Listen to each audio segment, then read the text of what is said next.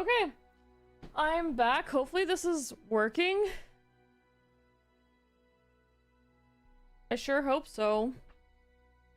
We'll go take a look. I mean, my camera's still running, so that's good. I was worried about this thing overheating with me streaming this long, but to be okay. Alright, did the YouTube stream work? It seems to be working now! Excellent connection, yay! Alright, let's get back to gaming. I want to try this Karma's Watery Grave again. I want to see if I can get it against a real person. Let me get the YouTube chat back out. There we go. Grab it. That. Go. We are back. Sorry, y'all.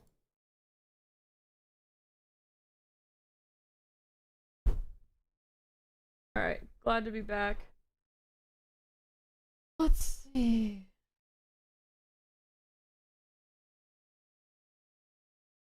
Okay, we'll go ahead, get rid of you. We're attacking on 3, so we'll keep the shadow assassin.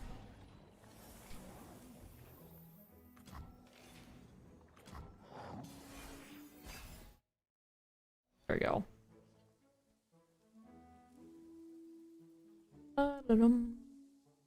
Do.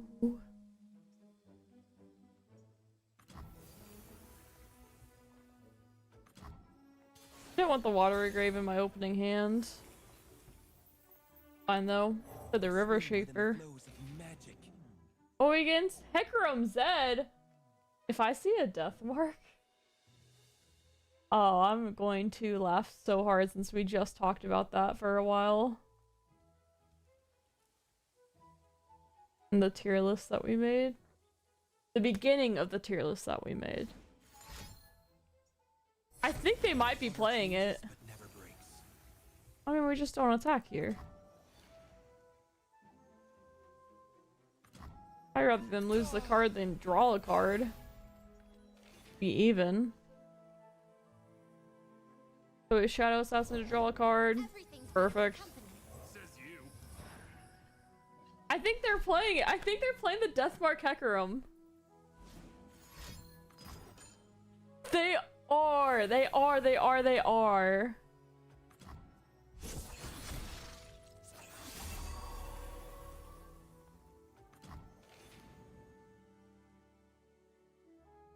They might have the death mark already. I have to message them.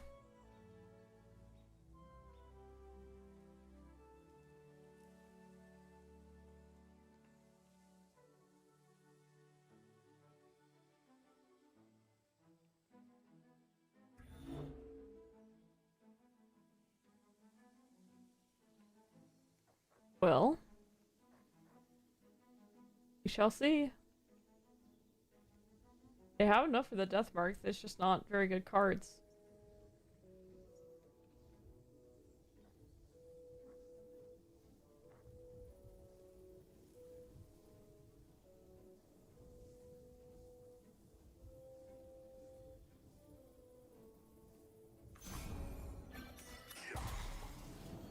Alright. Not sure what happened there. Sweep them away. So we have Karma, we don't have Dawn and Dusk, we have a Watery Grave.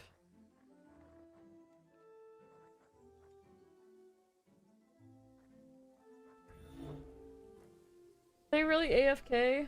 That's too bad. I was really excited to play against the Dawn and Dusk. Or, not Dawn and Dusk. It could be Dawn and Dusk. Or the Deathmark Hecarim Zed. I want 9 cards. I don't want to play a Karma.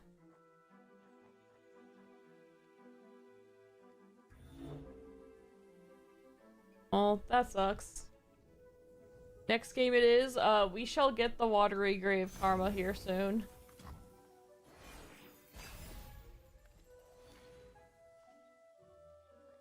Shadow Assassin's a good draw. We need to make sure that we're, I mean, the game's over. So we're make sure that we're not overdrawing, but does it really matter? No.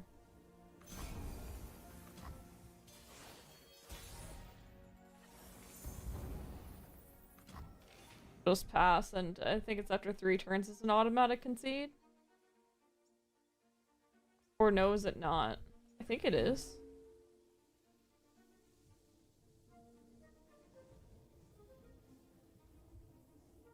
Yeah, there we go. Well, that's too bad. Next game.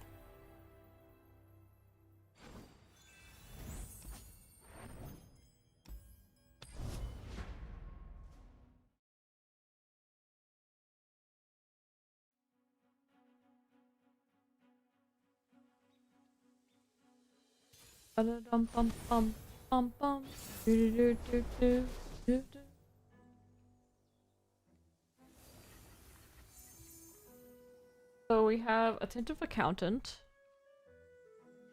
And we're on turn 1, not turn 2. Sadly. Only Nexus Strike, it's not just any strike, unfortunately.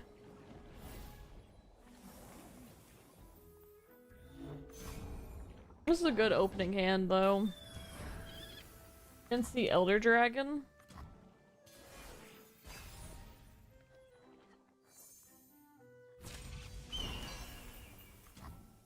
I think I'm going pinging this. The only thing that sucks about this deck is I don't like throwing a bunch of go hards into my deck. Hey Kuvi! How are you? If you want to join stream, you can. Just letting you know, invites open. Or we can do it tomorrow, it doesn't really matter. Whatever you want. Free. Do you like my deck, by the way?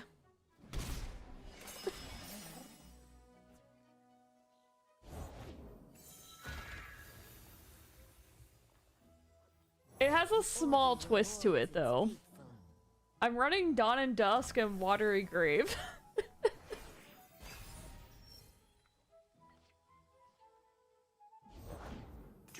Hey, Ben! Dream Elements, thank you very much. It's been so long, yeah, it's been a while.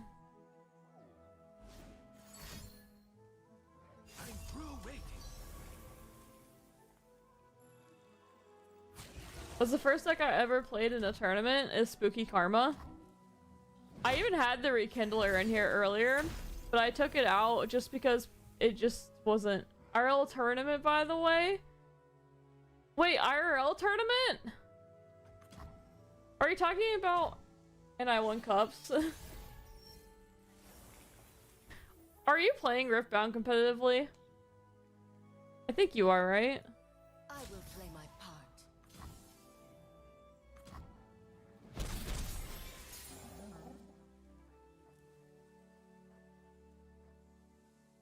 Mixologist. I called you on Discord. Oh, because OBS is up, it doesn't automatically do it. I'm calling you now. Or like, I don't know how to turn this off. The Halloween music is crazy. What Halloween music? The Discord Halloween. Oh, I don't hear it. So I don't know. Oh my god. It's so good to talk to you again. Been a long while. I just don't even know what you're doing or anything. Literally Riftbound coaching. You're coaching Riftbound? Mhm. Okay. So is it, have you just been doing it online client, or did you get early cards, or how are you doing it? No, just online. See, I don't even know what the online thing is for it. I haven't played it at all. There's I've done multiple. nothing. There's like There's a Pixel lot. One, there's like Tabletop Simulator, there's like a website. They're all kind of good. I think Tabletop and website are better than Pixel Porn though. Okay. Yeah, I need to try it. Are you gonna buy cards tomorrow? No. No, Sag. No. I'm gonna buy not- cards tomorrow. I want to, but I want to keep... I don't want to give back to Riot yet. We'll see Oh, about I it. get what you're saying. You have some feels about Legends of Runeterra that Well, the first set has LoR art, so I don't want to buy It that. I does. want to buy sets 2 onwards because that's original art. And I feel like I'm buying cards that I already own on LoR, which just feels weird. yeah, I get what you're saying. Coin buys drink or To me, I don't know. Physical, I've always liked the idea of having the physical card. Yeah. I'm gonna take 9 fine, to the like- face here. you could use a drink. I don't know, how much have you played of it? 0. Have another. Oh. I don't even know the rules. Oh. Yeah. I wanted it. I just want wanted the it to be cards. bad. I wanted Respawn to be bad, but guess what? It's Wow. it's bad. It's actually. Wow, really you're a good. real hater. No, not really. I'm just like. Mm-hmm. Whatever the you game- say.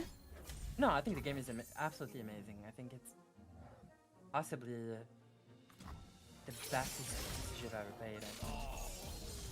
Haven't you said that about the last TCG that we were playing? Well, that I'm playing right Which now. one? This Legends of Runeterra game. Beckons. No. Oh. Wait, what's the best digital card game to you then? Oh. LOR for sure. Oh, I see. Night falls. If we're counting digital and physical, LOR is not the best. But if you're counting only digital, LOR is the best. Oh, okay. Wait, did you say that physical is Riftbound? Yeah, Oh, okay. it's really good. It genuinely is just really, really good. I want the game to do well. I mean, Are you gonna play gonna any probably local gonna be out there. tournaments or? yeah, I'm gonna play the big one. The big. There's a bunch of NA tournaments that are like coming up in Vegas and Houston and Orlando, I think. Are And you they're gonna go? all- I almost went, but I didn't. I don't have it. Houston is in early December, right? And then Also, you have one in Paris in December. some little birdies told me not to go to Texas, but Oh yeah, it's Texas. December, yeah, but December there's no tournament. It's just like the TFT Open. I thought they're it's a try thing, not an actual. I Yeah, see. yeah. The regional in EU is in February, In February. Okay. so I'll go to that. I'm in Kansas City, and despite being in the middle of the country, nothing ever happens here. At least not for gaming. It does for other stuff, but not for gaming, and it's really unfortunate. I mean, you could still go to these tournaments, just like attend and stuff. But there's gonna be a lot of old What form will the waters take? people who played LOR. Yeah. Compared to Riftbound, they are gonna be there, like a bunch of people. Hey, Professor. Yeah. I mean, I'm not saying I would never go. I'm not saying I wouldn't try either. I just haven't yet. I'm going to buy cards tomorrow, assuming that they're at the shop that I plan to go to. Yes. Mm-hmm. It's the first time I've ever bought physical cards, assuming that I follow through, which I plan to. Hey, thanks for the follow. Wait, first Welcome time to the ever? stream. Yeah, I never bought physical cards before. I've only done digital.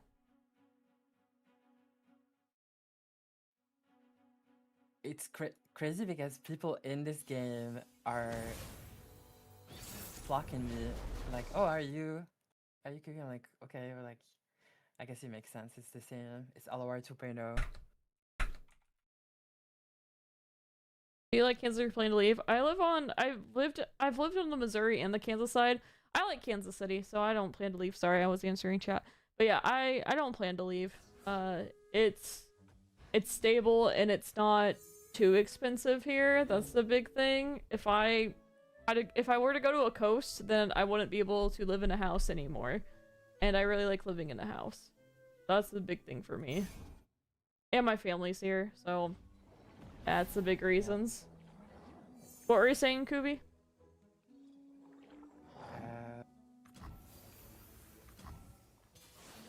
I'm sorry. Okay, No, no. Something don't- about it physical wasn't- it cards. wasn't I was important. opening physical It wasn't cards. important. It wasn't important. Hmm. Though,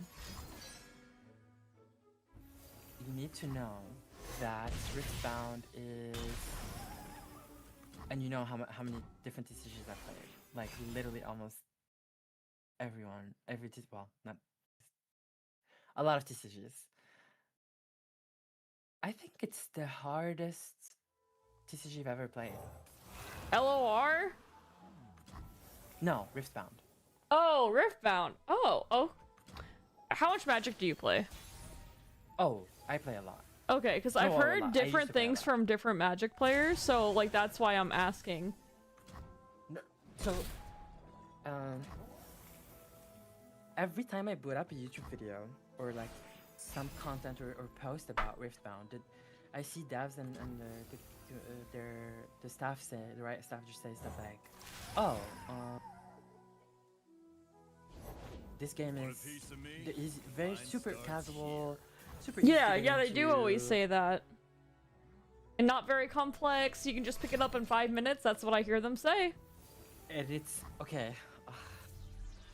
I don't know how to explain it in a way. It's yes, you can pick it up, but then you're playing a different game. You're not playing with the full rules. Like the actual full rules. Oh are yeah, I know so- that there's multiple versions of it for casual and competitive, right?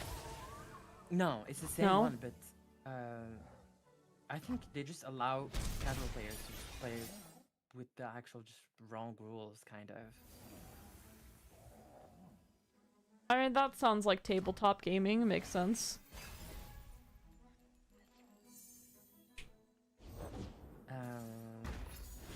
Yeah, the rules are the most convoluted thing I've ever seen. Super unintuitive. You know, that sounds like Riot Games! No, I don't think you understand. This one is not. I mean, we know how tough the text is. But this one, The Oh. dark beckons. the rules are crazy. Crazy. But when you get past that, I think it's literally the only negative about it that I have. Is I think the rules are the most convoluted thing I've ever seen in my entire life. Just opposite of intuitive. Oh, that worries me then. But also, maybe it could be good for me. Okay, my intuitive has like a little, you know, like pretty much like pinch of autism with it, where like I take things very literally. So sometimes like things that are intuitive for other people aren't very intuitive Yeah. for me. And so maybe is it that kind of, would it work out for me is what I'm asking, or is it actually just nonsense at times? It's nonsense in the sense that the card, like the card doesn't really do what it reads. Oh no. Well, I don't know about Like, that. they've been adding a lot of rules and they've been changing a lot of text and stuff. Yeah. So The world's a big place. Let's see all of it. Oh, I have. that Oh, so Prespic and I and Casanova were working on a tier list earlier about like just most iconic, memorable, fun Legends of Runeterra decks, and we started like from the beginning essentially. Not the not like the two closed like, you know, where you had to get the drop Dawn for it. Spiders. Oh yeah, Dawn Spiders was on there. Where do you think we put that on there? I don't think it was. I don't think you put it that iconic. 'Cause it's not. I think you maybe put it in. Wait, what's the what's the ranking? S, A, B, C, and F. Oh lord, I think you put it in B or C. We put it in F. Not because it Oh, wasn't I that knew it. memorable, but because of how bad it was and how it baited everyone on the ladder to make it. It was. It And was my then deck. just get So you put my deck in. There. and then get absolutely destroyed by Well- Fiora decks. It was mine and Precipic, so you literally. Yeah, oh, trash I did it talking with me and Precipic. No, Precipic agreed. He thought Oh, the deck Lord. was terrible. Cause it is. No, I was never trash talking. This is In fact, different. On the top of my head, if I'm thinking about most iconic, it would be Azurelia, War Mothers, We're also talking about fun. Thralls. Oh, I didn't even have Thralls on there yet. Fizz TF is on there, but we hadn't got there yet. Yeah. We only did Foundations and a little bit of Bilge. Hardly any of it. We didn't finish it yet. Oh, Zedfiora. We did do Hecarim and Zed Deathmark on there too. You remember that deck? Oh, yeah. Peace begins within. I remember accidentally almost every deck in exited the LoR. page, so I'll have to like put some of them back again. But I'll have to, yeah. I'll have to. I was in the middle of it. Oh, I did save it. Okay, cool. Here, I'll link it to you. This is What where. is that? Lux and A. Oh, that's only for me. I vetoed. Wait! They have a karma in here. How did that happen? Oh my god. Lots Like- bots. Wait, what? Oh, Slotbot? Oh, that was just to honor Mogwai. Oh. I didn't realize. Wait, they lost their karma. I killed it. Hey, can you give me my karma now? I would like karma. It took me so long to disconnect the effect of the card from the art, and now seeing it back is like I'm dissociating.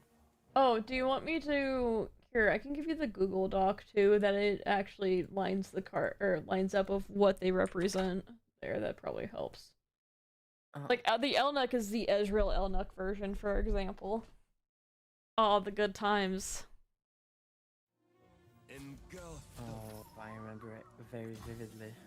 This would be a good warm-up. Oh, Lee Sin, Snapvine. That's for me. Some of them are just iconic of my channel. That's my most viewed video. Is Aziralia Snapvines. Oh my god, timelines. And it's me beating an Aziralia deck with Snapvine Aziralia. Timeline specifically is the Dreadway Ladros combo that was alive for a brief amount of time. Oh no, I remember timelines. You traumatized me. Oh yeah. Yes, I did. Hey Ian, thank you for the 5 subs, 7 total of the channel. Thank you so much. Really appreciate that, Ian. Thank you. Right, Ian. Yeah, Ian's a longtime friend. We met back in the Tesla days, and he's a good Tesla player, and we would cast and do tournaments together and stuff. I saw you looking at me. What is this game? Is it new? Yes, brand new game. It's called Riftbound, but this is the online version of it. Right, Kubi? Wait, which one? This game that I'm playing right now on stream is called Riftbound. Yeah, it's like Riftbound. Is your like the alpha version? Mm-hmm. Yeah, it's the alpha. It's the open alpha. Form will the waters take? A mist. Kubi, I have my combo. I'm watching. All right, you ready? I'm just gonna go for it. My spirit is an unquenchable fire. This is the new Riftbound combo, everyone. Hey, thanks for the follow and welcome to the stream. Whatever the cost. Oh, we got it! There's no way! There's no way they have it.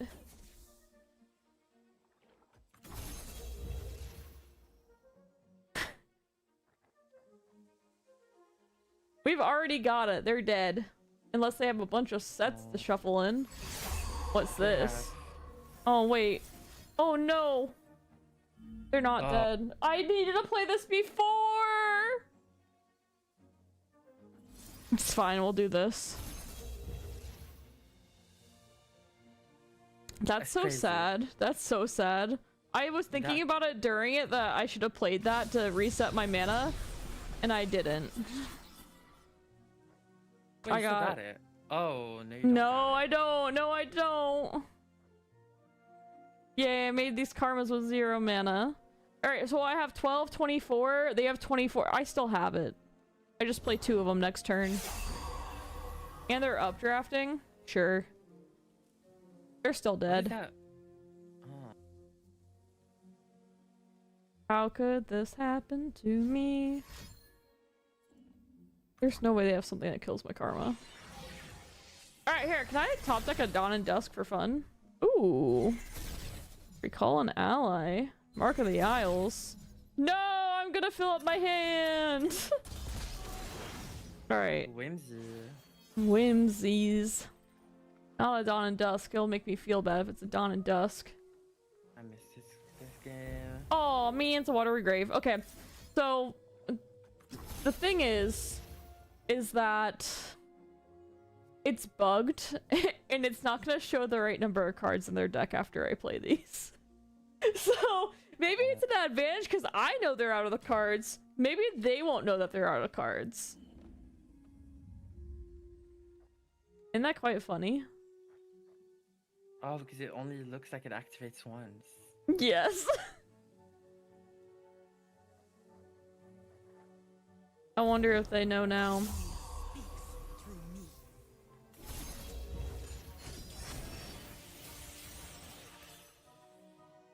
Transform a follower. Look, it's gonna look like they still have 4 cards left, but they don't have 4 cards left. Don't tell them though, okay? They won't know. They won't know. No! They know now. Oh, deny is a card in Earthbound too, just so you know. I know. I saw. And I overdrew Watery Grave. I'm so bad. This was a 1 game and I trolled. Now it's a lost game. Wait, no. Actually, no, it's not. Oh, no, it is. Or it's not. No. I don't know. Give me a second. Let me figure it out. I could have gone go hard and maybe have tried to get them to...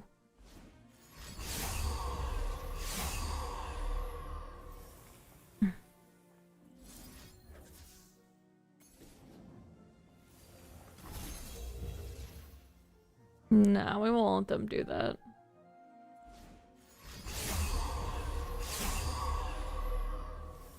Deal 2 to a unit? You played?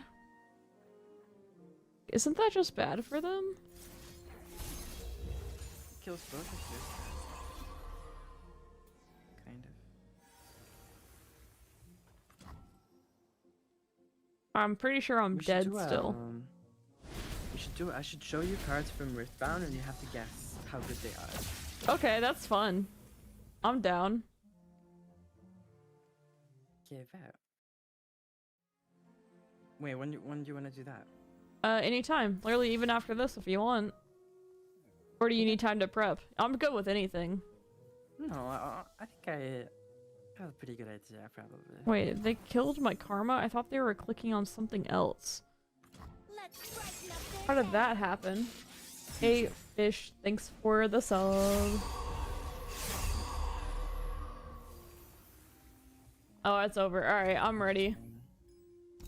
Okay, I'll show you. Are you just gonna stream on Discord? No, I'll send you the cards on Discord so you can pull them up on stream. Okay, that sounds good. I think it would be easier.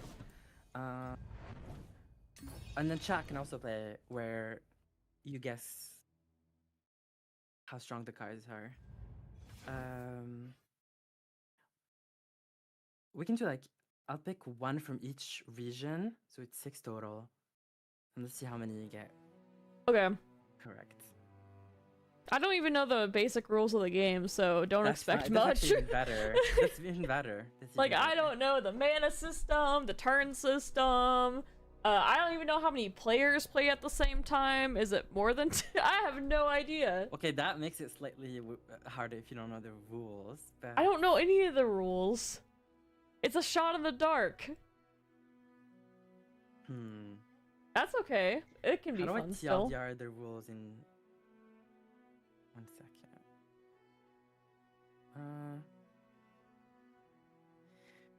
So you have cards. You have there's technically 4 zones on the board. There's like your base, the opponent's base. Is it kind of and like then 2 Snap? Yeah, kind of. Not really. There's your base and then the opponent's base, and then in the middle there's 2 battlefields. Those battlefields have effects, and that's where the action actually happens. To win the game, you have to get to 8 points. The first one to get to 8 points wins, and you gain points by either attacking a zone, a battlefield, and winning, or holding as in having units on that battlefield, on that zone, at the start of your turn.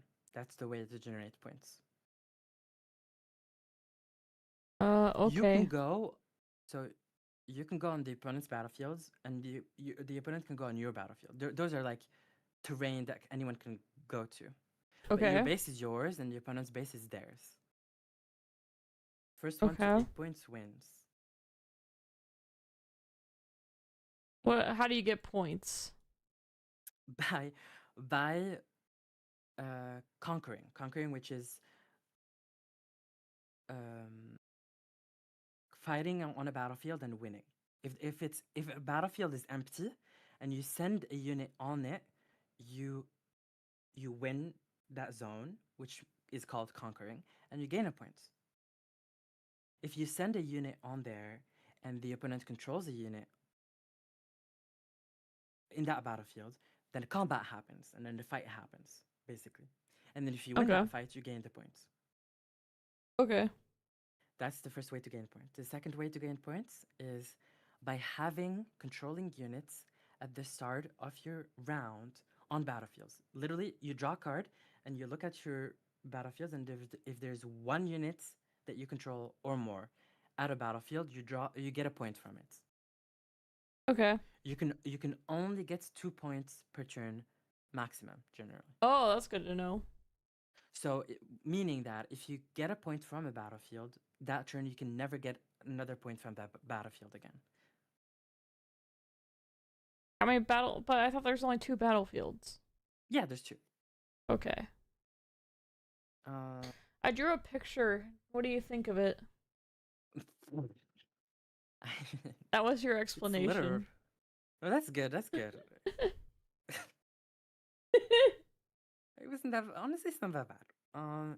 Okay, and then the other important thing that you need to, that's, 80% of the game. The last important thing is resources. So in this game, imagine MTG lands, okay? Basic lands. But they're on a different deck on the side. And at the start of the turn, from that deck, you get to flip 2 cards from that ruin deck. So basically the turns are, you start with 2 mana into 4, into 6, into 8, into 10, and 12. 12 is the maximum. Okay. Wow, that's the first game I've ever heard 12 being the maximum, man. Yeah, and last thing is, cards have... A joke. Wait, is that a joke? Yes. Oh. Because Okay, technically LoR, it has 13, but Tesla, had 12, but you can go above 12. Oh. Also, Prespic wants to play the game as well. Can he join? Oh, sure. Alright, I'm gonna add him in as well. I don't know if he knows the rules or not, but it's too late for him.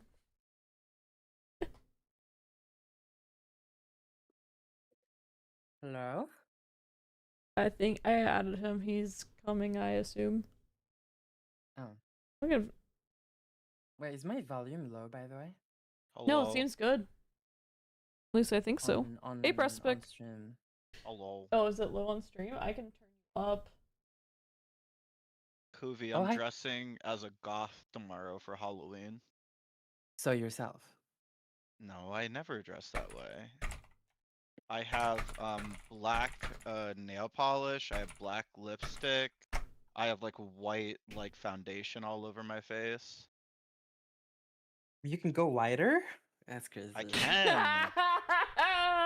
I can That go was a good whiter. It's one. crazy. That was a good That one. sounds fun though. Prospect, do you know any of the rules of Riftbound? I know the general gist that you're fighting over locations. Okay, no, more than me then. That's what Gooby just explained to That- me. I drew a picture. And I know that you're trying to like, and you get bonuses from fighting over those locations if you like own it. And that's about it.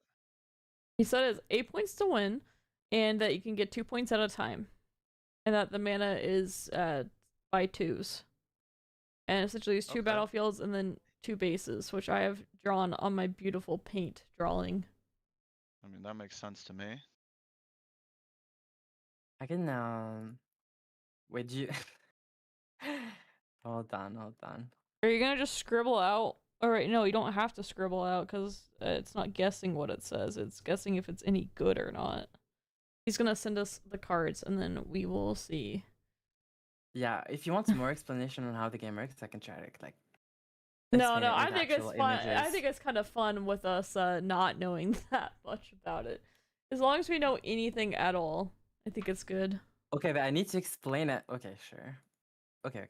So the resource system, I said you gain two energy per energy, which is the mana, per turn. Mm-hmm. So cards have 2 costs. Okay, the first cost is the mana that you spend to play the card, and the second cost is basically imagine. The second cost is basically you have to actually de-ramp yourself. You have to take that land and put it at the bottom of the land deck. You literally de-ramp yourself. That's the second Oh. cost of the of cards. Not every card has those 2 costs, but some cards have like can de-ramp you for 3. Some cards de-ramp you for 0. But that's like what's fun is the managing your mana is really cool. And there's one stat which is called might. There's no defense attack, and yeah, I think that's literally all you need to know about the game. Okay. I'm ready for card number 1. And I think what I said right now is why devs say, "Oh, it's a casual game. You can very easily get into it." True, but there's like, it's a lot more. There's intricate. nuance. Yeah. Okay, card number 1. Which color would you like to start with? I don't know the So in this game- colors. Red. In this game, there's There's always red. 6 Yes, true. There's 6 colors, and they're called red is fury, orange is body, calm is green, chaos is purple, mind is blue, and order is yellow. And if you notice something, there's opposite colors: order, chaos, mind, body, fury, calm. Those you cannot mix together. They will never be in the same deck. Oh. Okay, let me pick your red card. Which one was body? Body was orange. Orange. Yellow's calm. What was... No, yellow is order. Oh, order. What was calm? Green. And what was the last? I have Fury, Mind. Chaos, Mind. Who's Mind? What color is that? Blue. Okay. Like Mega Mind. Kind of. Yeah, Blue Mind. You get it? Okay, I mean, I have to start with this iconic card, actually. I Okay. must. There's an... No, it's- all the Riftbound events near me are sold out. No. Oh, it's already doing better than LOR. I think it generated them more money than LoR already, by the way. Yeah, I because think so too. yeah, in think so, pre-orders too. alone, it definitely does. Especially when they reuse the art, and the art is so freaking expensive. So do I just register for this one on December 1st? Akubi, how good is this game? It's actually really good. Actually, genuinely, actually really good. There's one on December 1st. I tried it 2 years ago and it was garbage. Oh. And How did you now try it it's 2 years ago? Tournament. Oh yeah. I meant a year ago, a year ago. Yeah, that sounds right. I don't think this event's gonna. I'm gonna be able to get to this event. I like the factions that can't go together and complementary color. That's a very neat design. Actually, that's literally one of my favorite things about Riftbound is those two colors basically allow some game design stuff that isn't allowed in other card games, in the sense that you can create a broken mechanic in one color. Well, a mechanic in one color that's very cool and interesting, but it would be broken with another one. But you can actually have both. You just put them in opposite colors, and I think that's really cool. Okay, so this card has to be good, right? Or what do you think, Presswick? Okay, let me read. I the was card. like literally looking at Riftbound tournaments when we were doing this. Oh, Let me see this sorry. card. So the Do this energy twice, cost. deal 3 to the unit. You can choose different units. You can't do this during the opponent's turn. You can only do You it. can't This is doing this. basically You can slow only speed doing spell. this during your turn. This is literally a slow speed spell, like almost 1-to-1. Okay. The two My that you see is energy, is the mana cost, and the 2 means that you literally de-ramp yourself by 2. Oh, you deramp yourself by 2. That's what the red little circles mean below Yes. it? Oh, okay. Yeah. my instinct is that this is bad. Or like mid. Either mid or bad. I have to commit. I'll just say bad. I just don't know. I So don't know how much other. Oh, so all right. One thing I do know about the game that I forgot to say earlier. I heard that going last tends to be better than going first in this game. Do you agree with that? wait, what do you mean? That like if you have 4 players, I just remember that I watched a little, like a tiny bit of it with on the Tolarian Oh, yeah. Community College. That the Yeah. guy was saying that going last felt like a benefit over going first. Yeah, but only because they get more runes. Yeah, true. That is true. That was what they said. Yeah, it was that. Yeah, That yeah. was why they said it. Yeah. Okay. And what are runes? You need to know also how damage works. Damage, we said there's one stat, right? The Yeah, mites. is that the Damage 2 in the doesn't top left? reduce. No, sorry. Let me give you an example of a unit that has like a simple one. Okay, this one is a good example. So if you take this unit here that I just sent you, if you see that number, it's the might. And might is basically attack and defense merged together. If you deal damage to this card, if you deal 3 damage to this card, it doesn't lower its might. It stays at 4 might, but with 3 damage counters on it, which means whenever damage happens on a card, it technically splits into 2, attack and defense. In this case, it would have 4 attack and only 1 health I'll be because right you back. dealt 3 damage to it. Do you know what I'm saying? Yes. Because you did 3. If you're saying if you split the star, it would only leave this at 1. It wouldn't kill it. And damage heals at the end of the turn, but it also heals at the end of So every everything has combat. regen? Everything has regen? Yes, even during combat, which is after combat, which is so during the turn it can regen. Okay. And you said every card has it?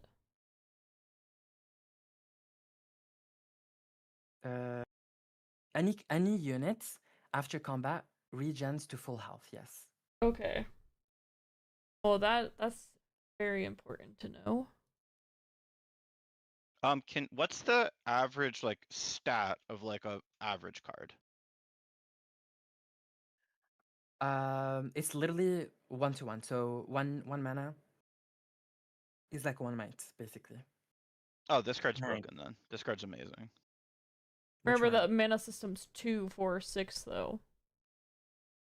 But you said it's like 1-to-1, so like the average is like. This is doing more than like 1-to-1. Yeah. Yeah, that's what I mean. This card's broken then. Yeah. I think Kuvi said the word iconic on this, so if it was bad, it would have to be iconically bad or iconically good. So True. I think it's one or the other. My first instinct was good, but that was without knowing anything about the game. Knowing that everything regens But this you can choose to do it twice to the same unit too, right? Like you can deal 6 damage. Yes. This you can 2 do mana 6 card can damage. kill a 6 energy card. That sounds like it would be Yeah. good, but you're deramping yourself twice. So I don't know. I feel like it's still Wait, good. one, we're gonna do 4. We're gonna do really bad, bad, good, and really good. So it's like 4 4 ranges. I'm gonna say really good. That's probably where I'm falling too. Are you sure? Also, Kubi's the kind of person that wouldn't pick a bad card first. Kubi, I'm Okay, you metagaming don't know really that. hard. No, You you don't know would pick that. you would pick a good card first. You don't know that. I'm locking in really good. I'm locked. I'm locked. It's the strongest card in the game. Yeah! Okay, my first instinct was good and I stayed with it. Good. That makes sense. Well, Kubi, what about that whole picking a good card and calling it iconic? Well, okay, let me give you. Oh, Kubi, We'll do I'm gonna 2. tell you, we were listing out all-time LOR decks, and we listed Dawn Spiders at F tier, No, and it was Silverfuse told me. it was unanimous. I hate that. And Kubi started going, oh, you know Precipic and I made that deck, right? Are you hating on Precipic and I? And I was like, Precipic agreed. And then they were like, oh. Alright, it's okay. Continuing, I didn't mean to derail that. Okay, let's see what you think about this very simple card.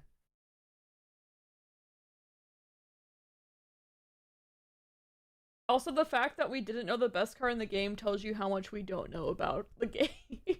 Yeah, this card is very toxic. Play me the next spell.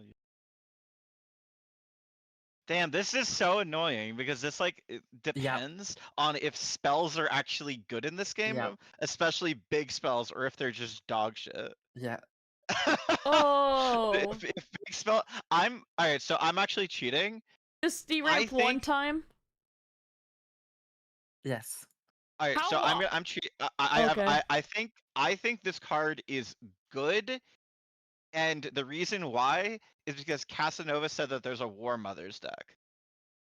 And I think that this is played in that War Mothers deck. Not to burst your bubble, but War Mothers is an artifact It's like a gear, which is like magic artifact. So it's not a spell. It's not a spell. Okay. Another question: how common is deramping? Is that common or uncommon? It honestly depends on the deck. Like obviously, decks that want to go late will not deramp, and decks that are aggressive will deramp more. Another question. This deramp, so you go down to 5 after? Are there cards that cost 5, or are they only 2, 4, 6, 8? No, there's any cost of there's okay. Any cost from I feel like we should just guess, and then Kuvi will give us the context after we guess. Yeah, I'm down. I think that's how we do this. No, you can ask for this one needs technical like. No, I know. So we're gonna take a shot, and then you'll give us context after, because we'll look like idiots. I mean, the cost reduction decks are usually broken, so I'm gonna go that this card's good, but only on the fact that the card pool is really small. I was leaning toward good as well, just because I think if it's deramping and then the cost reduction, and I'm guessing there's something, like, I'm guessing this is a first set card, I would assume. I'm guessing they made something with this in mind, and you know how Riot is with their pre-built strategies. Right. I don't know. So I'm guessing good. If it wasn't good, then I don't think it's really bad, is what I'm saying. And that could be wrong, but I'll throw that out there. I think it's good. And then the next guess would be that it's like, I don't know. No, I think the next guess is that it's trash. It's actually trash. Yeah, no, I thought about it after. Those are the two options are it's trash or it's good, I think. Yeah. Or it's broken. But we already got the broken card out of the way, right? Because we said we were going to do bad, or really bad, bad, good, really good. So it's either good or really bad. I'm gonna say good because I think that there's something that you like just power out with this thing. That's what I'm guessing too. Okay, it's probably has like close to 0% play rates. Oh, so it's really bad. Okay. Very close to, if not So, actually 0%. Do you think at some point in the future it will be good, or do you think this card's always going to be trash? Probably, yeah. It will probably be good at some point. Okay. So So what's it the makes context sense on that we this? would go in that It's direction. Me just thinking red that does Riot would not- give us something, and they did. So what's the context on this, Goofy? Okay, first of all, it's a dragon. There's no dragon synergy really that's viable. I mean, they're hinting on the cards that reduce dragon costs and stuff, but they're all bad. And it there's no actual spell that is worth reducing really. It's just That was a our card question. Yeah. No, it was Yep. you gave the right answer, but I was saying like we knew like it's either gonna be good because you reduce something really good, or it's gonna be trash because. And yeah, I try to go aside and be like, well, maybe it'll just be like okay somehow, and Mhm. Is I it, mean that's if it was possible, but if it was in a different color, would it be good? Wait, that's a good question. Because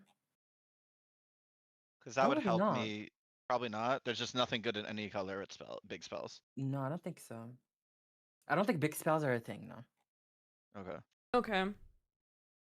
Yeah, because War with some Mothers is an exceptions, artifact. There's that's- big artifacts, but not big spells. Yeah. How's There's an some artifact played? exceptions to spells. It's Is it literally just like an a enchantment, or is it like landmark or enchantment? It's literally landmark, yeah. Okay, it's landmark. Got it. Okay. Okay. Uh, pick your next color. Blue. Well, you picked the most played combination of colors. Okay. Red and blue. Oh, we have to start with. Mm.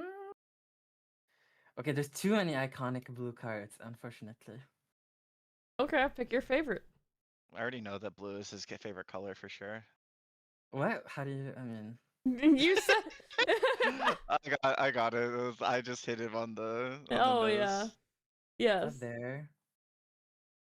Your voice changed when we talked about blue. I just said blue. It's like, Yeah, oh, that would be true, blue. yeah. My dream. Yeah, we can do this one.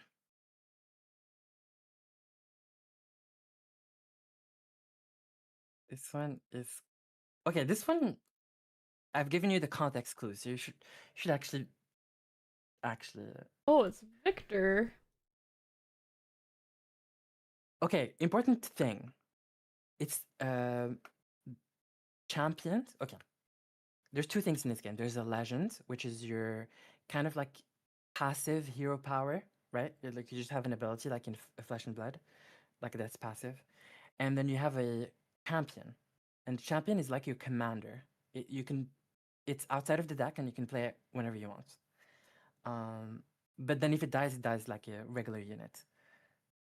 So Okay. Victor can go into the commander slots, so which means that you can have this card every time you want it, whenever you want it. Is there like a commander tax where it starts costing more, or No, it is just ever dies like a It's, regular. it's gone. All right, I have one more question about this, about mechanics of this game. So it says when you play in a card on an opponent's base, play a recruit token on your base. Does that count as playing a card if you No. play a recruit token? Okay, so it's not that's not playing a card. Also, no, it doesn't count as that. Yeah, I just like if I'm like saying there might be like things that count for like playing stuff on your base. Well, it's during the opponent's turn if they play something. Oh, sorry. Oh. When you play something during the opponent's turn, but the playing tokens doesn't count as playing cards. Okay, that's what I was asking. Like it was asking if like playing tokens counted as playing cards. No, these tokens, recruits are just 1/1s. Like yeah, just one might tokens. I have like thoughts going in my head about like if there are like buff things, and I don't want you to tell me because like that's like gonna give it away if there are. So,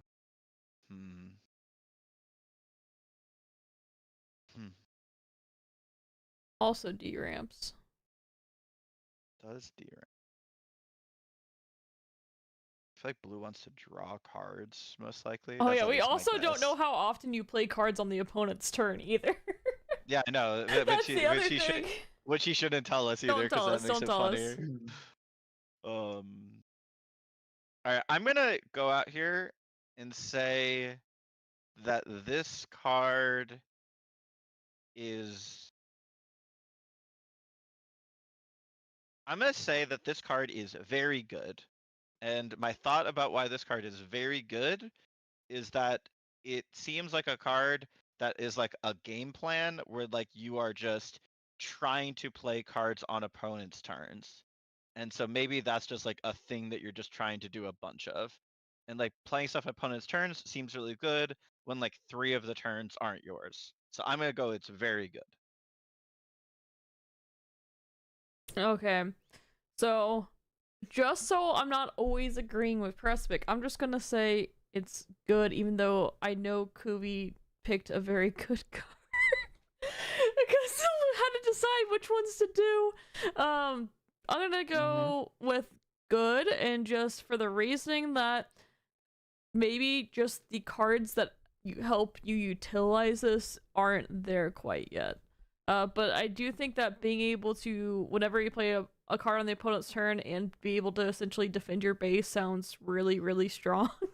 So I kind of feel like I'm lying here by saying good, but I'm gonna say it's a pretty strong card. That's my guess. So really good or good? I'm gonna go with good just so it's different. What did Precipic say? Really good? I said Yeah, really he said good. really good. Oh, but I by the way, I think Precipic and I are both low on the stream. I think. Am I? Really? I think so. I had when Precipic was talking, I had the volume up. Oh. I have my stuff at full, so I can't really do much Oh. else for it. To Turn you up like a tiny bit more. I mean, you're at 187 already, Kuvi. Prespic's now not at me. It's 200. mostly Precipic. Wait, why am I quiet? I thought I was fine No, before. I Chat, can't think you're good. chat, No am I one's- okay? Oh, okay, sorry. Okay. This. Yes. So this card is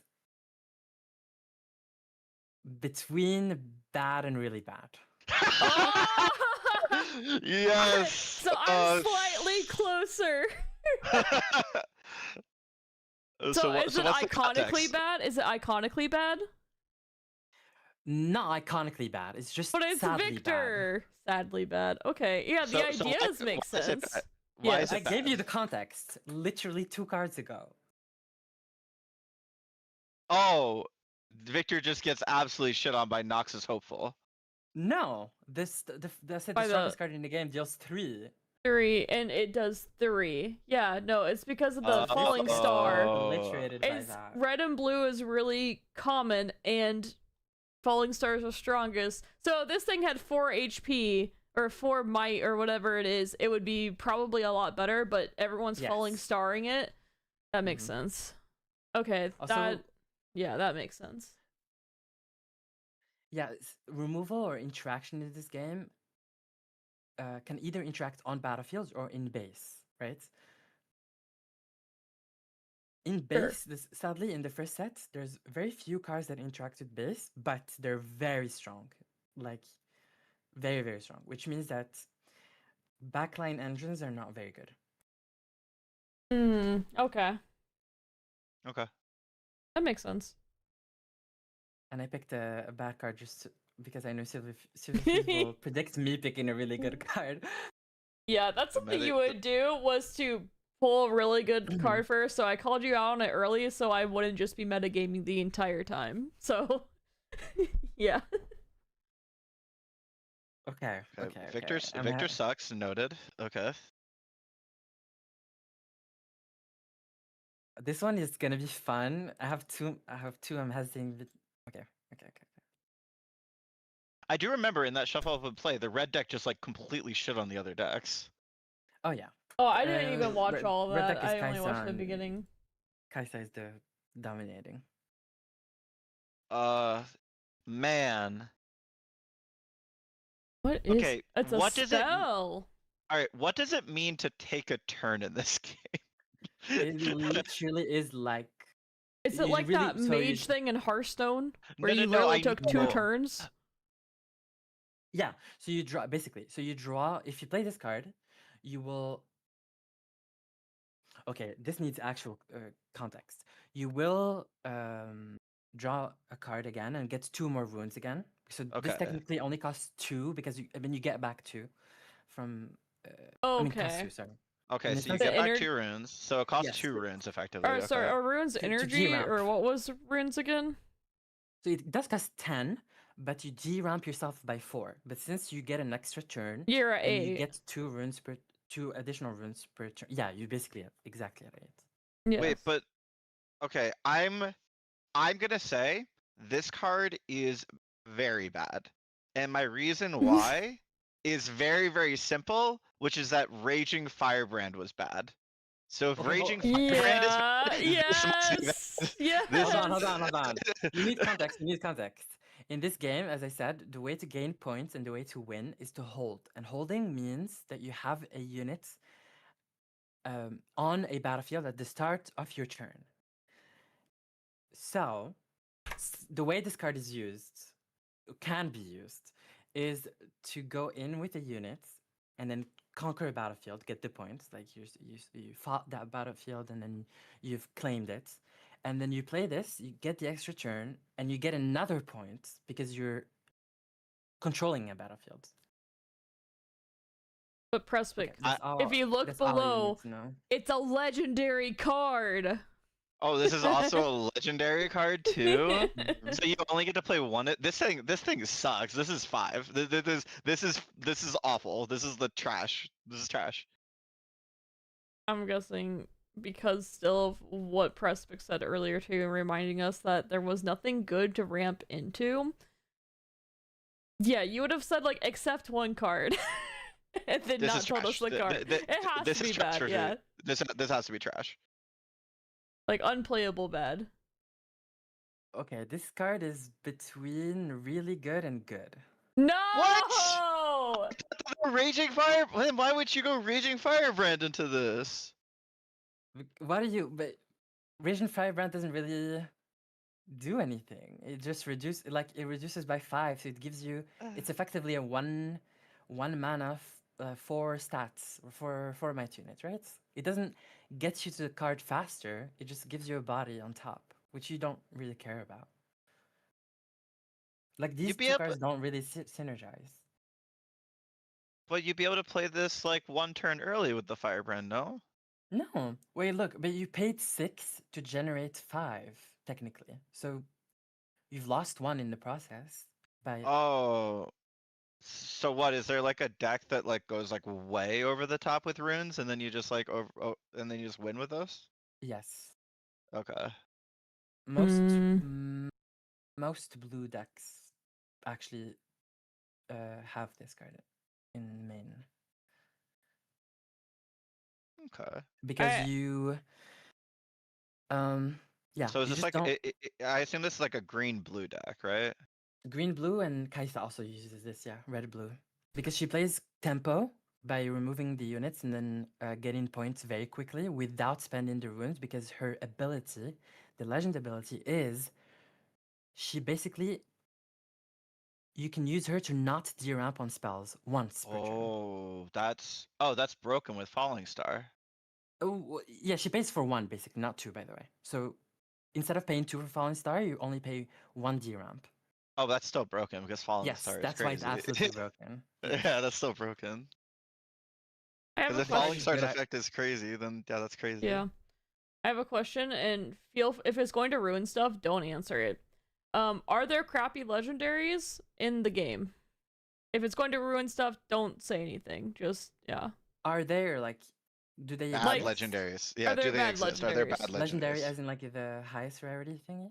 Yeah, because like Yes. the Firebrand is an epic, It's so called obviously there's epic. bad epics, but there's legendary. No, the Echo card has a legendary. It's got the little orange shim Yeah. at the bottom. Yeah, it's Yeah, got the but that one orange in gem. this game is called epic. No. Wait, what? No. Yeah, and the no, purple one Riot. is called rare. No. Is there Okay, one so higher than epic? Is it just champion? It literally is only epic and then skins. Yeah. Okay, Oh my so gosh. is there any? So do you only get to play one of epics, or you can play as many No, epics as you you can want? play as many rarities. There's three cards per deck maximum in the deck. Okay, so there's nothing. rare. There's nothing that limits it other than the outside of game champion slot. Yeah. Okay, and Echo, this is played like as a one of win condition if you've like Yes. just okay. Mhm. Okay. And Okay. are legendaries bad? Are there some bad legendaries? Or There's epics or like- Epics. whatever. I Well, guess. yeah, the highest rarity. Yeah, there are. But the ratio is not that bad. It's like 70 good and 30 bad, I would say. Okay. For a base set, you Okay. kind of, and there's stuff that could become good later, I'm assuming, just because Probably. one Yeah, print yeah, and boom. most likely. That makes sense. Okay, blue. I need to do this last one. Even though we're doing two per color, this is necessary.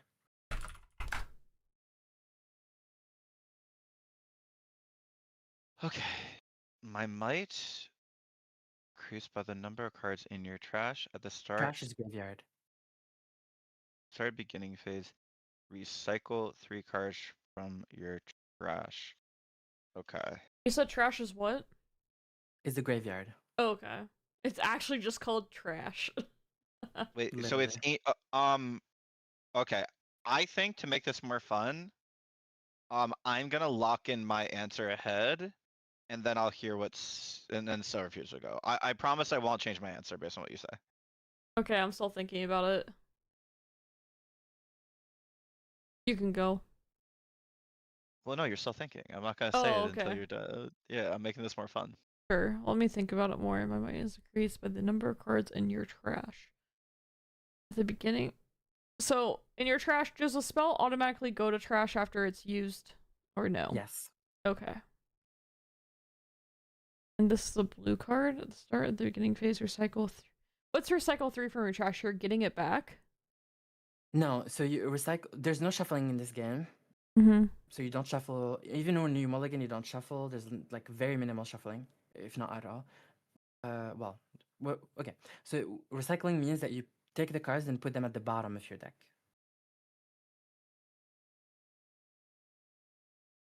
Oh. Which means you'll never see them again, basically. Well, because Oh. they're at the bottom, and you very rarely go to the bottom of your deck. Okay. But he basically is like big if you have big graveyard, and then the longer the game goes, the smaller he gets. Oh, so he's good. Oh, okay. So he's good for early game stuff. Well, early game he costs 8, so. Okay, I have it's not- mine. Oh, yeah, I have mine. Press pick if you want to go first. Sure. I'm locking in. This is very good. I'm Like, gonna. best of the best. Okay. I'm gonna lock in the opposite, and I think it's terrible. My thought of why I think it's the best of the best is that I think we said that like cost to power is like 1-to-1, and this guy's gonna be really, really large for an 8. And then in addition, I think that recycling 3 from your trash, although it does make him smaller, if there's like any access to like deck searching or getting things out of the deck, it could mean that you reuse like really busted cards like Falling Star again. I don't know if that actually comes up. And then my last thing I'm thinking is that blue's always already shown itself that like it wants to get to 10. So like I think it's reasonable that this gets to 8. Okay, I like the reasoning. So you said it's really good, Yeah. and so if you said it's really bad. Yes. My reasoning. Oh, let me yeah. go. Yeah, my No, reasoning no, I want to know. is I think that the game, I think it's going to be strong at that 8 part, but I think you said later in the game as it goes on, it's not very strong. I don't know anything about the background of the decks or like who it plays with, but I just feel like it's going to either be too slow or get out tempoed. That was my guess. Okay, that actually makes sense. if you want another hint, there's no real big unit kill apart from in one color. Okay, which that is just gives it away. Silverfuse. Just so Okay, just yeah, that just gives say it it. Just say away. it. Yeah, just say Okay, it. so the card is when the card got released, when the set released, everyone thought it was really, really bad. And Like me, like what I just thought, a long probably. while. And then it turns out, so the card is not broken. It's not really good. Not It's like really okay, good. It's good. good, It's literally yeah. good card. Okay. And that's because there's nothing big to kill it. Mostly, yeah, basically. And it actually shuts down a lot of late game stuff in a lot of colors. Okay. Okay. That makes So sense. like the recycle 3 is like beneficial. Beneficial as in, Like it helps you as a player who's playing the Mundo. well, recycle 3 means you're just losing 3 in stats because he No, I gains more know. stat- But like, is it like I was beneficial thinking 'cause that it was shuts going to it be down, too bad. or is it like an ups? Is it like just like it's a really really big thing and people can't kill a really really big thing? Yeah, that one. It's a Okay. really big thing. People can't kill a very big thing. Okay, that makes sense. We're gonna do green. This one's gonna be fun. Okay. Mystical reversal. 1 second, let me open up for chat. There we go. Mystical reversal reaction, play anytime, even before spells and abilities resolve. Gain control of a spell. You may make new choices for it. Okay, I have mine locked in already. I have mine locked in as well. All right, let me hear it. Best of the best.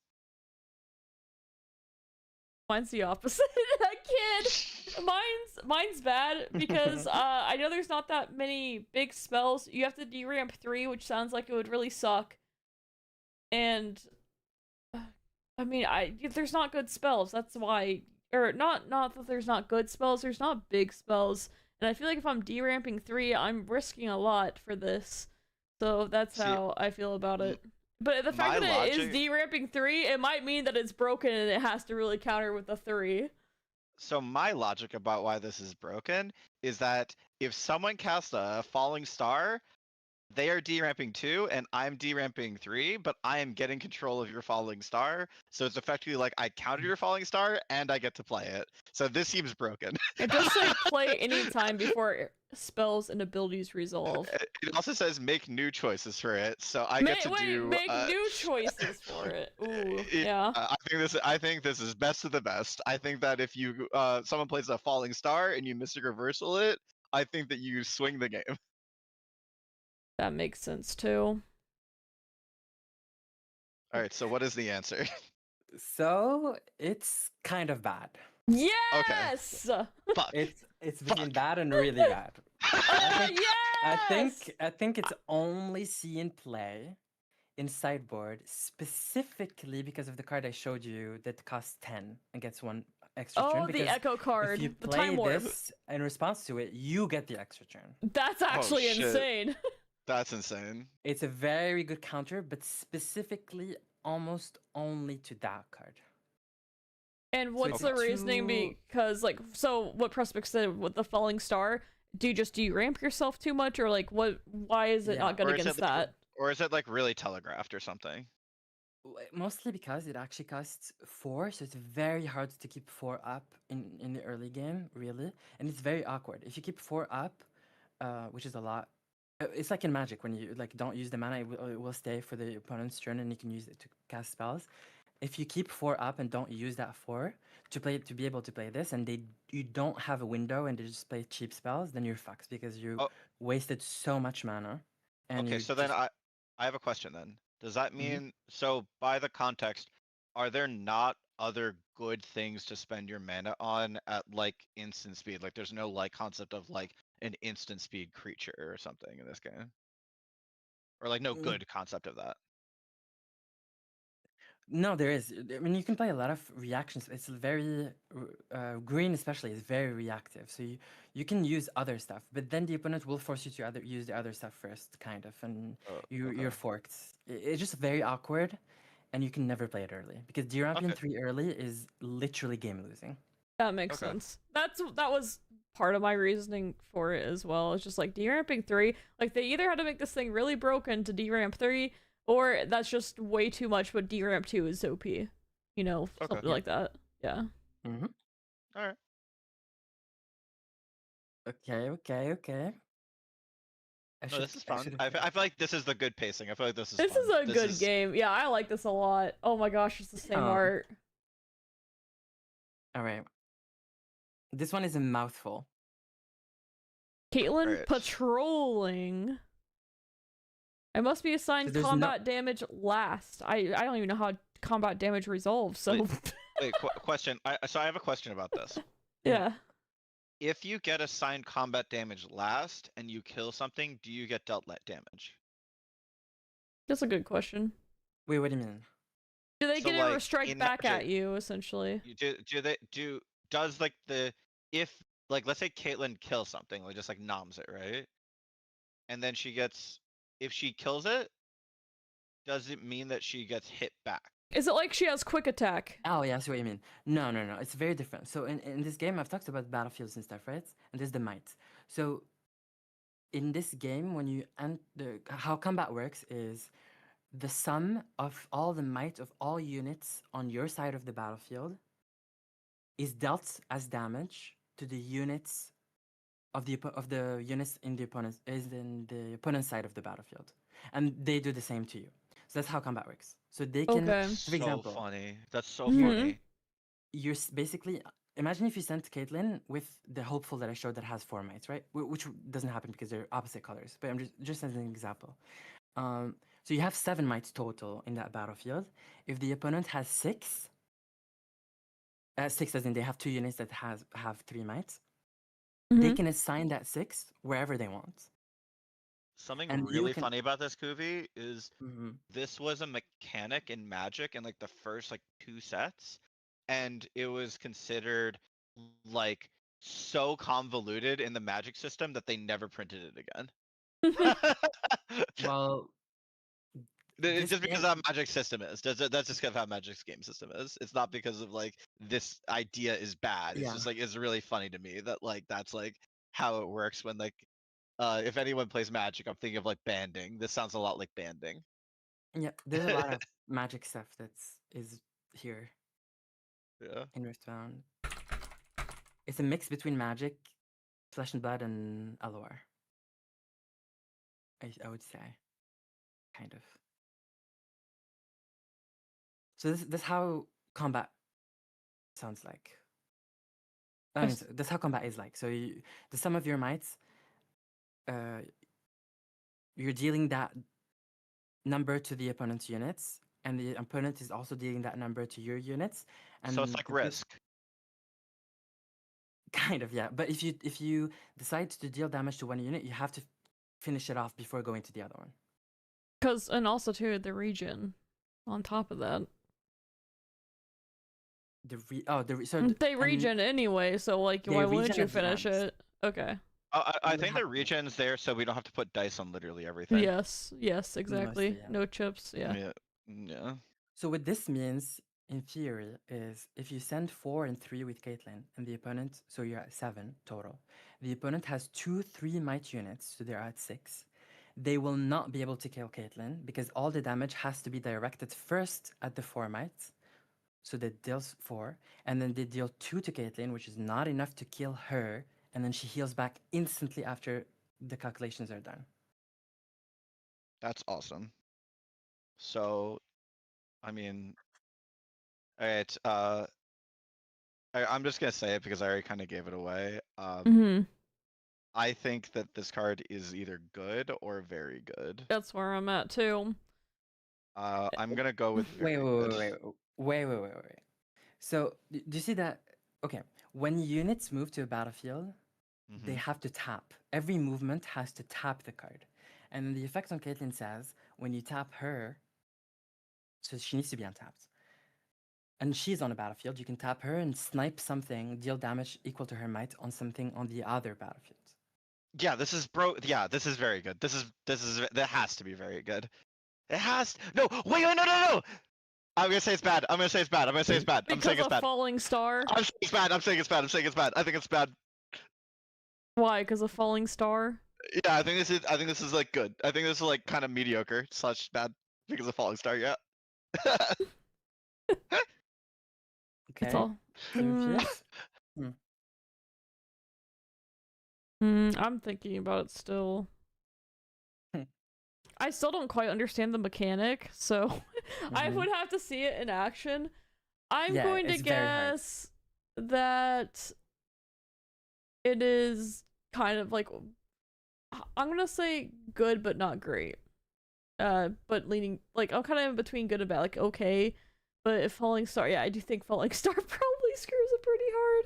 And I don't understand the tap and untap system, so I don't know. Like, does it essentially have a snooze on it or no?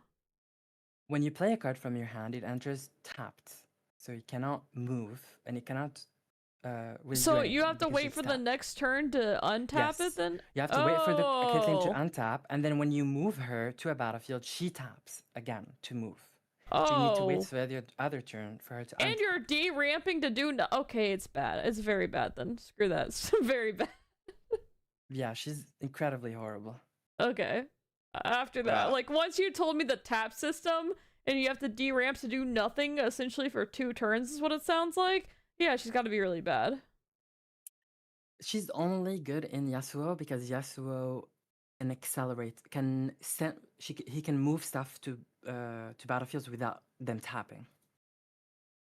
Is there Don't. any way to cheat her out to be untapped where she just It's immediately gets to do her thing? literally what I just said. Yasuo. Oh, is with Yasuo? Okay. Yasuo. So Yasuo does that. Okay. Yeah. When But there's other Yasuo is she types. considered good or bad? Like No, still somewhat bad. bad. Still bad. Still Still bad bad. because Yasuo is bad, but she's still kind of bad.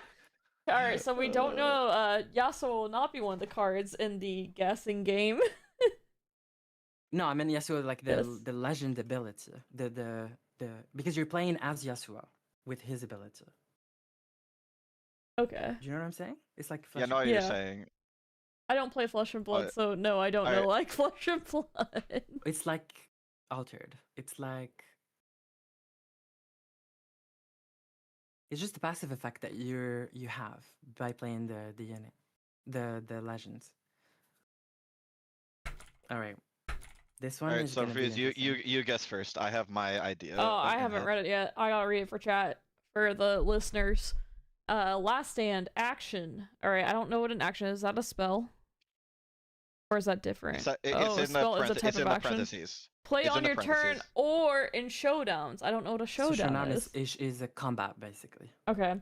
Double a friendly unit's might this turn. Give it temporary. Kill it at the start of its controller's beginning phase before scoring. Before scoring! So this is a takedown spell. Well, you can only use it on your unit. And then can you... But it's before... Wait. Kill it at the start of the controller's beginning phase before scoring. So it doesn't let you be part of the scoring, but it lets you kill something. Like, you attack, and then it Yeah, boom. basically. It's kind of Or like... defend. Is it kind of like ephemeral, but you double? Yeah, it literally Okay. is. You give ephemeral, kind of. It's like better ephemeral. But you double the stat on the card. Okay. It costs 3 energy ramps one.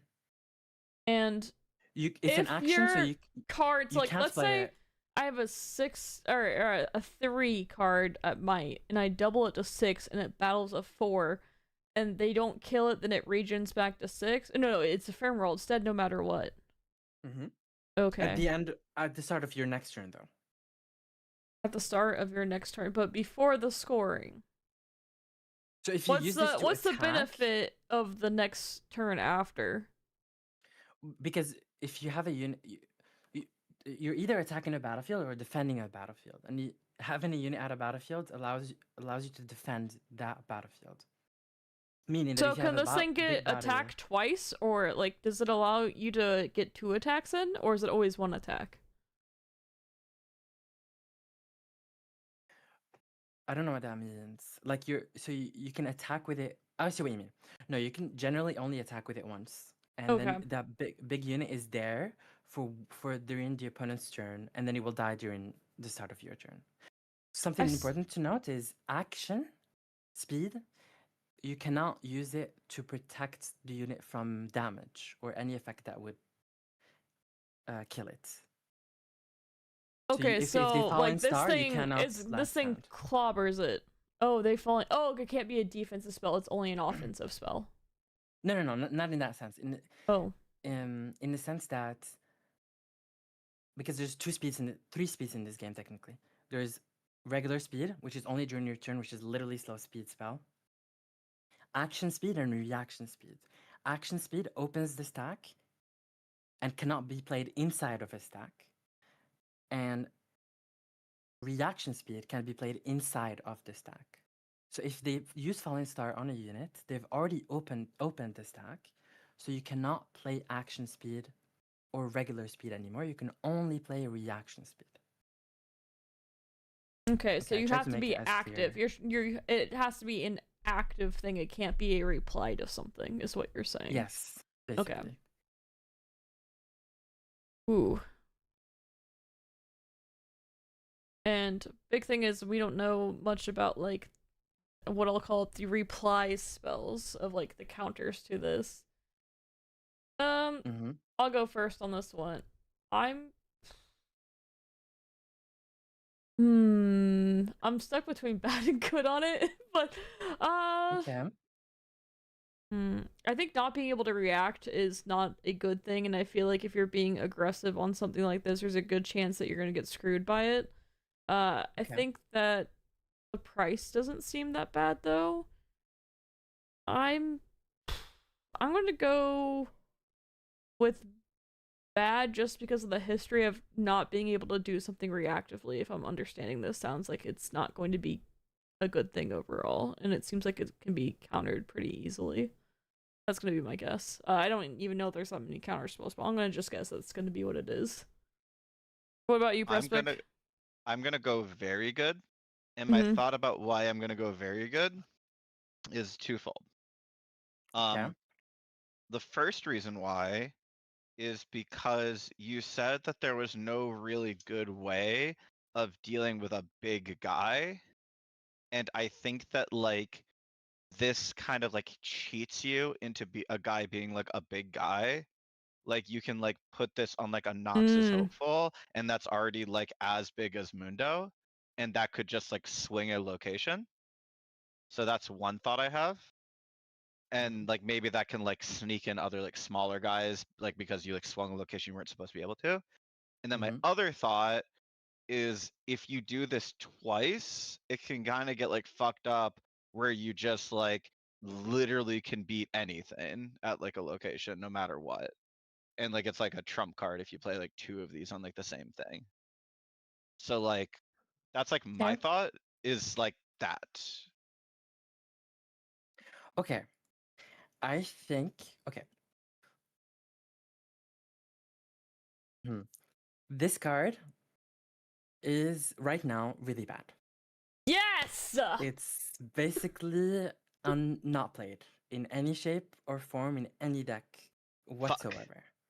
Fuck. However, my hunch is, and what It'll you said, become Pacific, is good. very good. I think Yeah. it's actually slightly underrated. I think it's not that bad. So you think me saying bad and not very bad was right on the money? Yeah, I think it's exactly bad. IMO. Okay.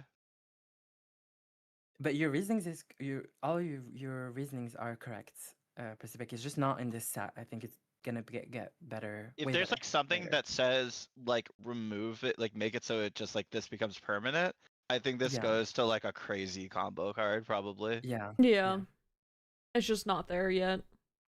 Yeah, like if we have like our fucking like death mark or something at some point, Uh-huh. Take away its then like ephemeral. yeah, we can like take away the Literally. ephemeral of it. It would be... There is death mark in this game. Oh, Kind of. But okay.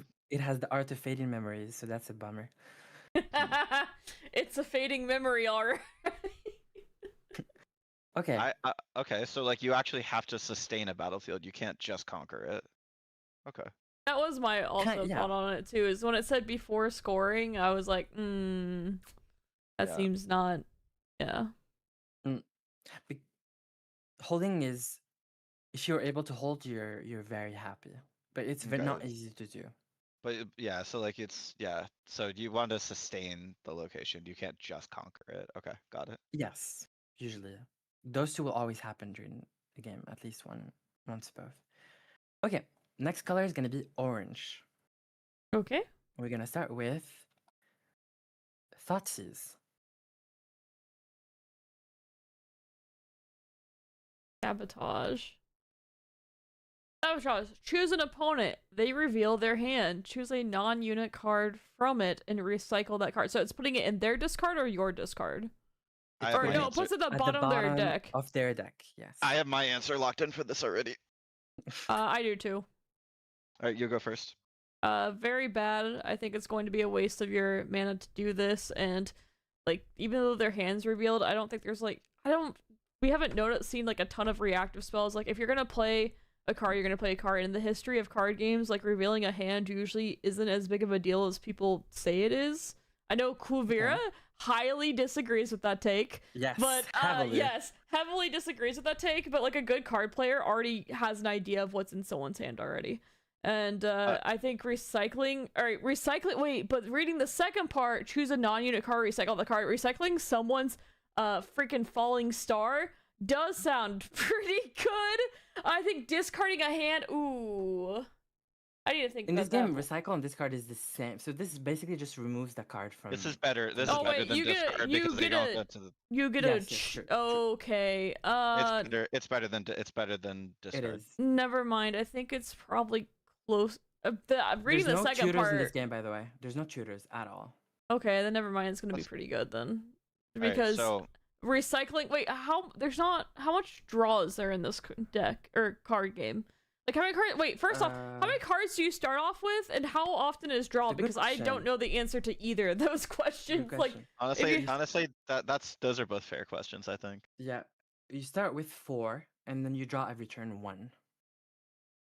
You can mulligan Okay. up to 2 cards. So only. you're so they're yeah. revealing 4 cards, and they're destroying 5 at least. five technically. cards. And I don't know don't answer this question. I don't know the ratio of units or non-units to units, so that's another big thing that would change this, because there's a chance that you just True. freaking miss on this. I'm gonna still go I'm gonna go with very bad. I'm gonna go with my original thought.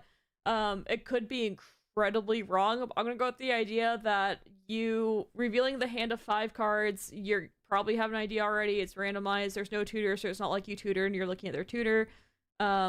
And if they have some of those cards anyway, I think if you hit like a falling star or something, like you're correct and you're in a really good spot. But if you hit nothing, then you've just lost a mana and you deramped. So that's gonna be my take on it.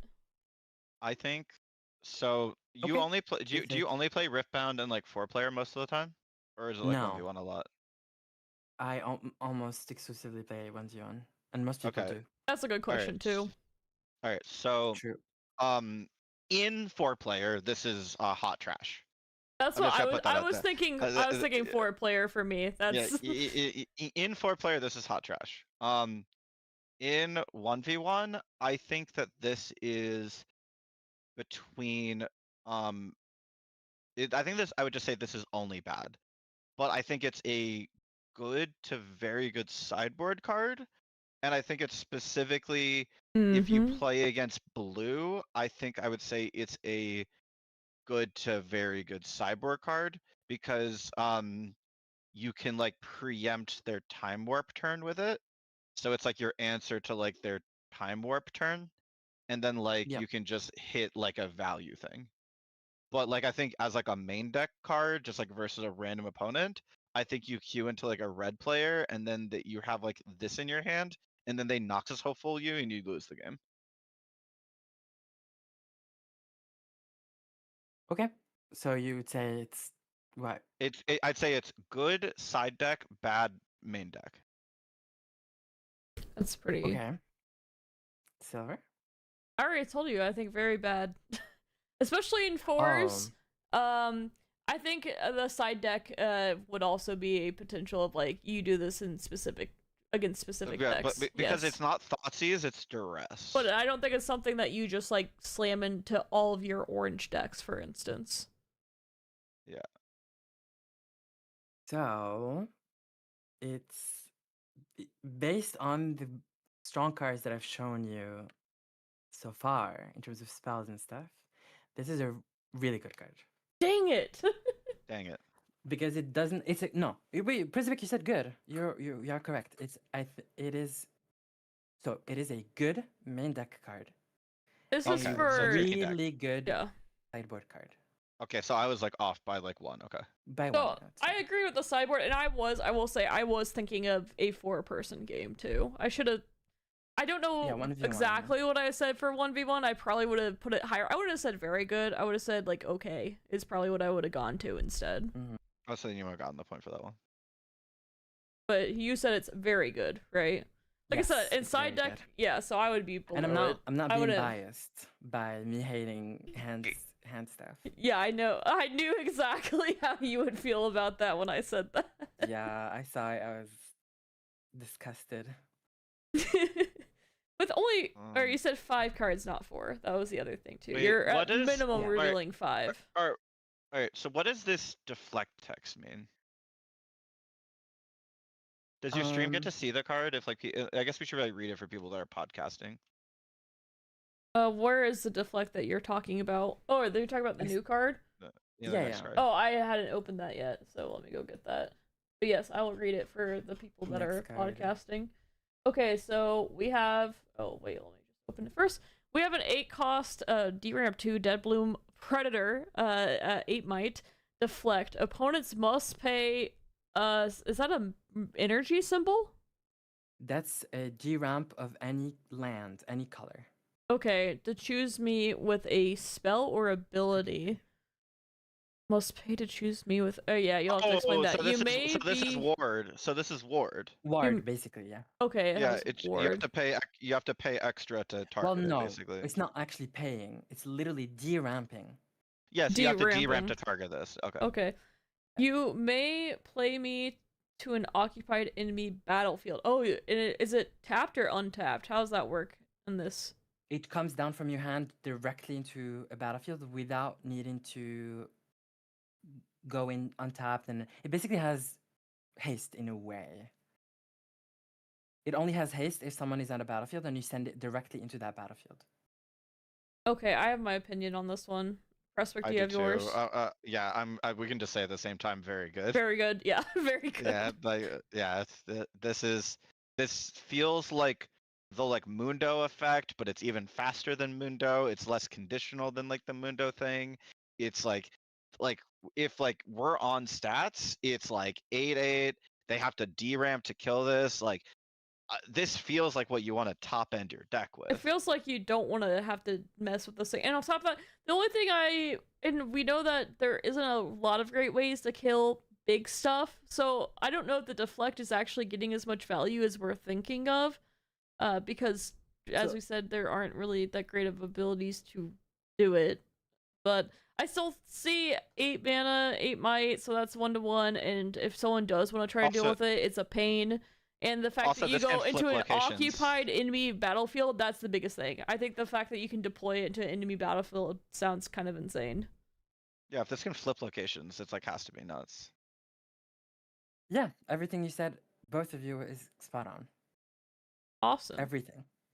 It is really good, and it's literally exactly what everything you said. Also, if you target this with Fallen Star, because it targets twice, they have to be Derek twice.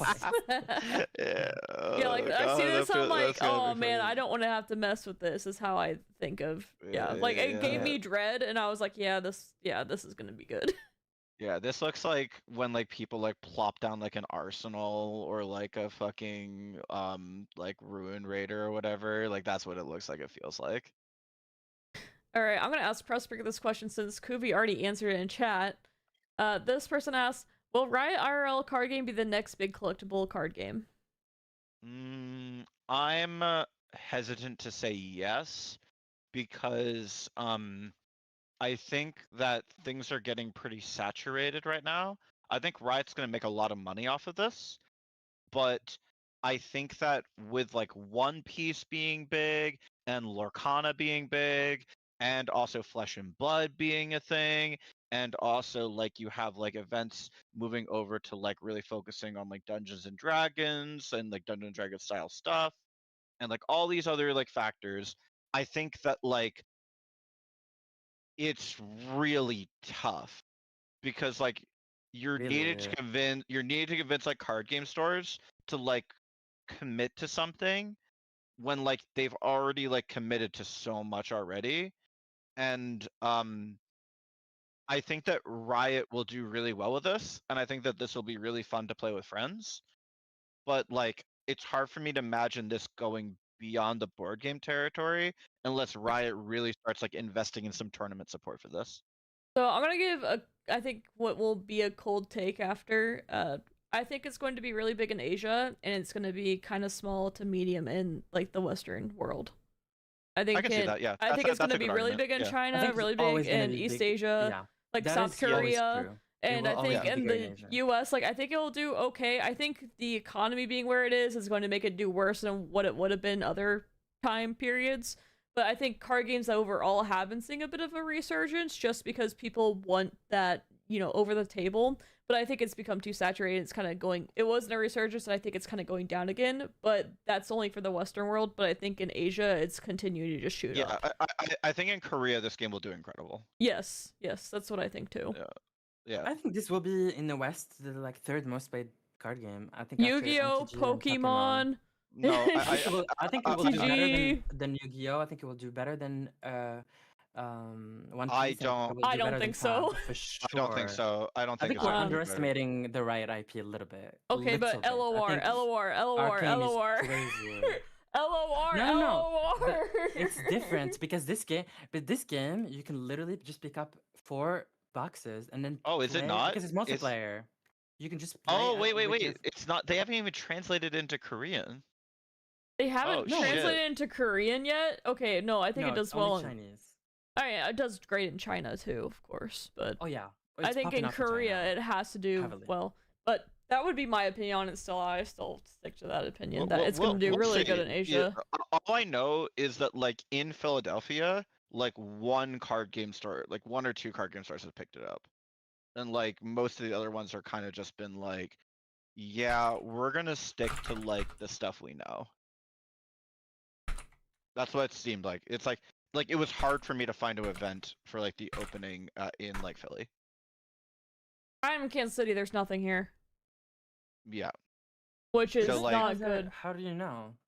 because I Because looked. we Googled it. Where? Yeah, we You should- literally we looked at like I've looked in like both Googling it and at all the stores in the store locator. There is one store that's Oh, okay. opening it, and it's like a Oh, 10-person one event. store got it, yeah. Yeah, there's one store, and it's like a 10-person event. Mine's a first that 6. one- Mine's a 6-person event. I just checked. The amount of tournaments and money put into I've seen literally like 3 different 10K, 20K, 30K tournaments Artifact. in the US, and the game isn't having. Yeah, I think the game will always do well, especially post sets 2 because of the new arts, and especially with Arcane. I mean, not Arcane, but the Noxus new show, whatever. The game will just never do bad. I think, especially with all the. Yeah, no, tournaments that I think they're- Riot's gonna make a lot of money off of this game. Like, I think that they like, but you're like asking, is it the new big like TCG? And like, It- my thing is, it's hard for me to see it overtaking Yu-Gi-Oh because Yu-Gi-Oh literally has like 15 like years worth of cards in it. I don't think that will ever happen. And it's also hard for me to see it overtaking Pokemon for like a very similar reason. And Magic, that's like literally never gonna happen. Yeah. I and- disagree with so you that- completely. I think this could take Magic almost instantly. Yeah, Better rules. Okay. We're moving on. We're moving on here. We're I moving wish on. I had this think- optimism. I We're moving- wish I did. We're moving on. We're moving on. I don't think it even takes over Yu-Gi-Oh! And Yu-Gi-Oh's on a like Yu-Gi-Oh! In the Western world's definitely on a downswing too. No, Yu-Gi-Oh's on an upswing right now. not They not in literally the just- Western world. Not in the No, Western even like. Western world, it's on an upswing right now. They just did a thing that's like revitalizing a lot. Oh, okay, Like, but I they didn't know about literally that. Then. just did a thing that's revitalizing it, where like a lot of people are excited about it again. Hey, I will say, Kubi, Randy TCG agrees with you that it will be the biggest competitive TCG. So you got someone on your side. No, I mean, I think it's. I mean, I've tried like Fab, I've tried Pokemon, I've tried MTG, I've tried. They said like One Piece. Like I feel MTG like is gonna either die or go through a big rework. Player base is getting scammed on repeat. Yeah, and the thing is, But they the keep EDH doing players it. have such a fucking sunk cost that it doesn't matter. They're always gonna play EDH. So like, True. there's no way. Like those players have so much invested into that. They have like So much 20 years money. worth of shit. They have 20 years worth of shit invested into it. True. They will never switch. Oh, the founders ever. effect is a big thing for sure. True. Yeah. Like it's do hard you to get think that the people. guy- Some of those do you think people the will guy- have their cards until they die, and yes, they will do you think be. that the guy with like beta Black Lotuses and like beta like duels are ever going to like leave Magic? They're never Literally gonna devalue. They'll Literally devalue never. a little bit, but nothing like it's not gonna ever leave. Yeah, I agree with that too. The only thing I could see like causing Magic to die is if Wizards did something really, really dumb, like reprint stuff They've from the done first lots two of dumb sets. stuff, but Yeah, yeah. no, but that's the thing that actually kills Magic is Oh if they yeah, like reprint stuff from the first two black. sets. Yeah. That would do it. Yeah, that would hurt a lot. I don't think they would though. I think the they're people not that on dumb. beta cards are like only in like their 40s. Yeah, no, they're at like 40s, 50s. Yeah, Yeah. they got time. All right, next card. We have Confront a spell that does not deramp. Finally, we have something that doesn't deramp. Action, play on your turn or in showdowns. Units you play this turn, enter, ready, draw 1. So you give everything haste. That you play after you play this. Yeah, Sadi, Okay. that's exactly my take. Yeah, that's exactly my take. It is kept in by a hive mind of sunken cost fallacy, 100%. Yes. Alright. Confront. So 2 mana, give stuff haste, draw 1. Basically, what it reads. Well, the stuff that you play after you play this card. Yes. Okay. Alright. I have my take. Okay. Hmm.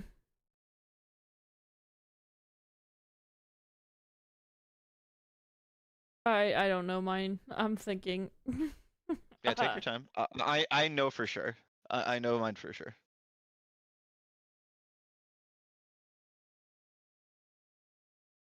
I'm thinking it's either really bad or really good, and the reason being, I'll decide after I talk it out a little bit more. The reason being, drawing cards usually good. It's 2 mana. You don't deramp. Entering ready seems like it's really good because it's about conquering and keeping things on the board still, but it's not something you play onto. So like, it's not something you want to draw early. It's almost like a combo card. So it's something you want later. I'm gonna go toward really good. But I'm going. Yeah. Oh, sorry. Go ahead. I Go was ahead, gonna say, go ahead, but go it could easily be the opposite if like this, like I have a fantasy in my head of what you would do with this card, but it could be wrong. But also, drawing 1 doesn't seem like the worst thing ever either, especially when you have 12 mana. So, yeah, that's my thought. All right. So I'm gonna say this card is good or really good, but I'm gonna say it's really good for one really, really important reason. I think you play this and then you play Noxus Hopeful. You bring that card up a lot, and I don't even remember what it is. It's the card that says Legion. I cost 2 less. So that's get the effect if you played another card this turn. So I think you play this, then your Noxus Hope on turn 4, and then your Noxus Hopeful costs 2, and then you have a 4/4 with haste, and you just get a location. Wait, can you play orange and red together or no? You can. It's Okay. Volibear though, but you have Volibear's effect as like like his hero power passive effect is whenever you play a unit that has more than 5 might, you ramp once. Oh. I'm still locking in my answer. I think So that he it's doesn't really play hopeful, or yeah, he doesn't really play hopeful. Almost Fuck. never. fuck. It's like, but fuck. Why'd you say that? You should have just let me be wrong. You should just let me be wrong. No, but yeah, but the legend's context is important. Ah, fuck. I think that combo still is good. I think you just play it with like a different champion. I'm just gonna say it. I'm just gonna. I'm locking that in. That's what I had the same, or not for that reason, but for yeah. All Okay, right, so the card Kubi. is neither bad or really bad or really good. It's not on the extremes at all. So it's like okay. It's okay-ish. It's usually used for just the ramp, the cycle. It just cycles itself, kind of. Like what I said And- earlier. Yeah, basically. Okay. So right now it's on the fence of more bad than good, but it is very strong effect. It is a very good effect. Methinks. Okay. The next color, which is the one before the last, is gonna be purple, and purple I have a lot, sadly, or happily. There's 5 purple cards that I want to show. Zodi, I haven't played the game for sure, so I mean, if I'm going to get cards tomorrow, so I can let you know more when I play it. So I don't have a strong recommendation either way, because I gotta play it before I recommend something, you know? I have friends that like it. It's a IRL card game. Physical Yeah, but card like game. I'm comparing it to like a board game because I'm like, if you want to play it with like 4 friends, then Yes, you it's can a just like multiplayer. yeah. Oh yeah, if Sadi, if that's not your thing, this is not the game for you. This is like IRL very specifically. You can play it online still, though, with all the cards. You don't have to pay anything. Yeah, you can play it online and see if you like it. Like in tabletop sim and stuff like that. There's a website that's really good. Like, so really, really, Oh, really. you'll have to link It's it called. to me. I'll check It's it out. called TCG Arena. You can even match against random people. It has like a matchmaking. Oh, that's Dang, nice. I'm gonna do that. Alright, when you do Okay, what? for podcast listeners, cemetery attendant. It's a 3 mana 3 might D ramp 1 purple I'll be card. back. I'm gonna go eat dinner. Okay. Bye. When you play me, return a unit from your trash to your hand. A unit you don't get a pick, it's just random. No, you pick. You can pick. Okay. And it's a unit. Mhm. I'm gonna go with good, but yeah, I'm gonna go with good. And the reason being, I think I'm gonna go with good because it's 3 mana 3/3. The D ramp 1 is why I'm not saying very good on it. And I think being able to pick the unit you want from your discard just gives you a lot of flexibility and utility that you want. And that's my idea behind it. Okay.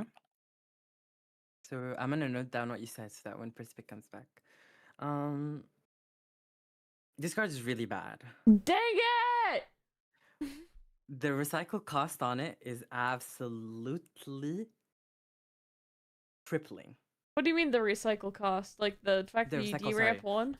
The fact that you jump one is actually horrible. Okay. It's just too low tempo. Yeah, you can never play this early.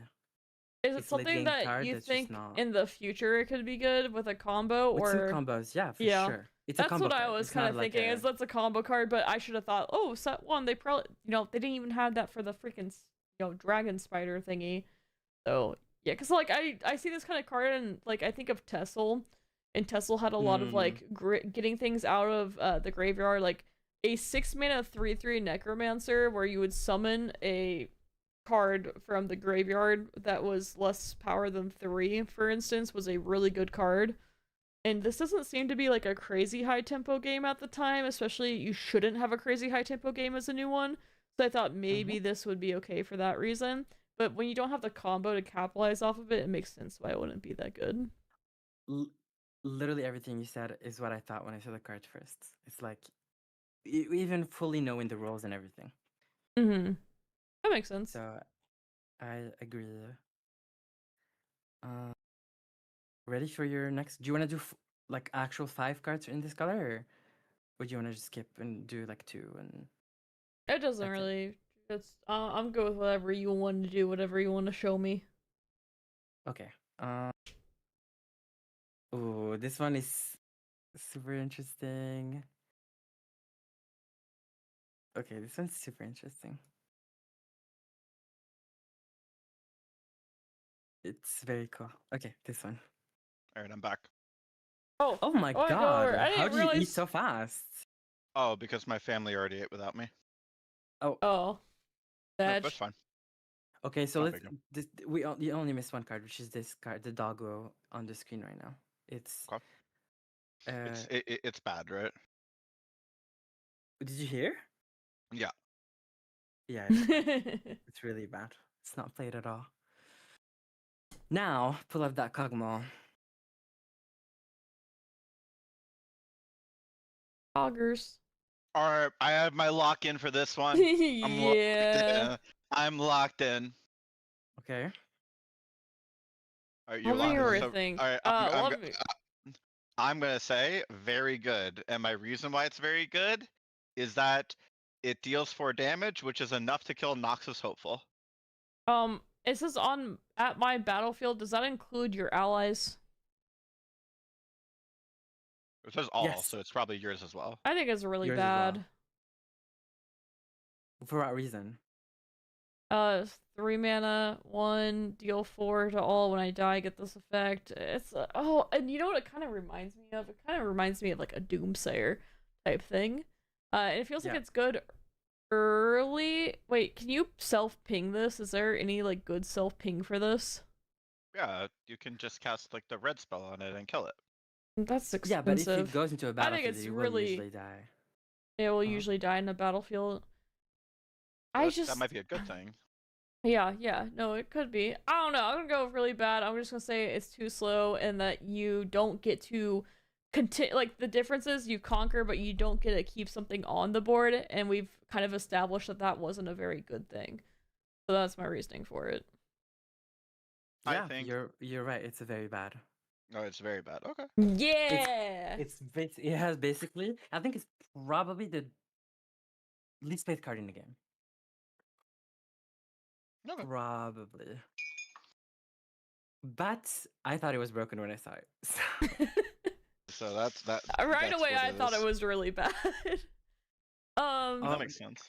Purple Yeah. is the fun. Is like the PNG fun, weird color. The so there's a wacky lot of- weird. Yeah. So there's a lot of this one. You're gonna love. I think you're gonna love this one. Yeah, that was a hard one.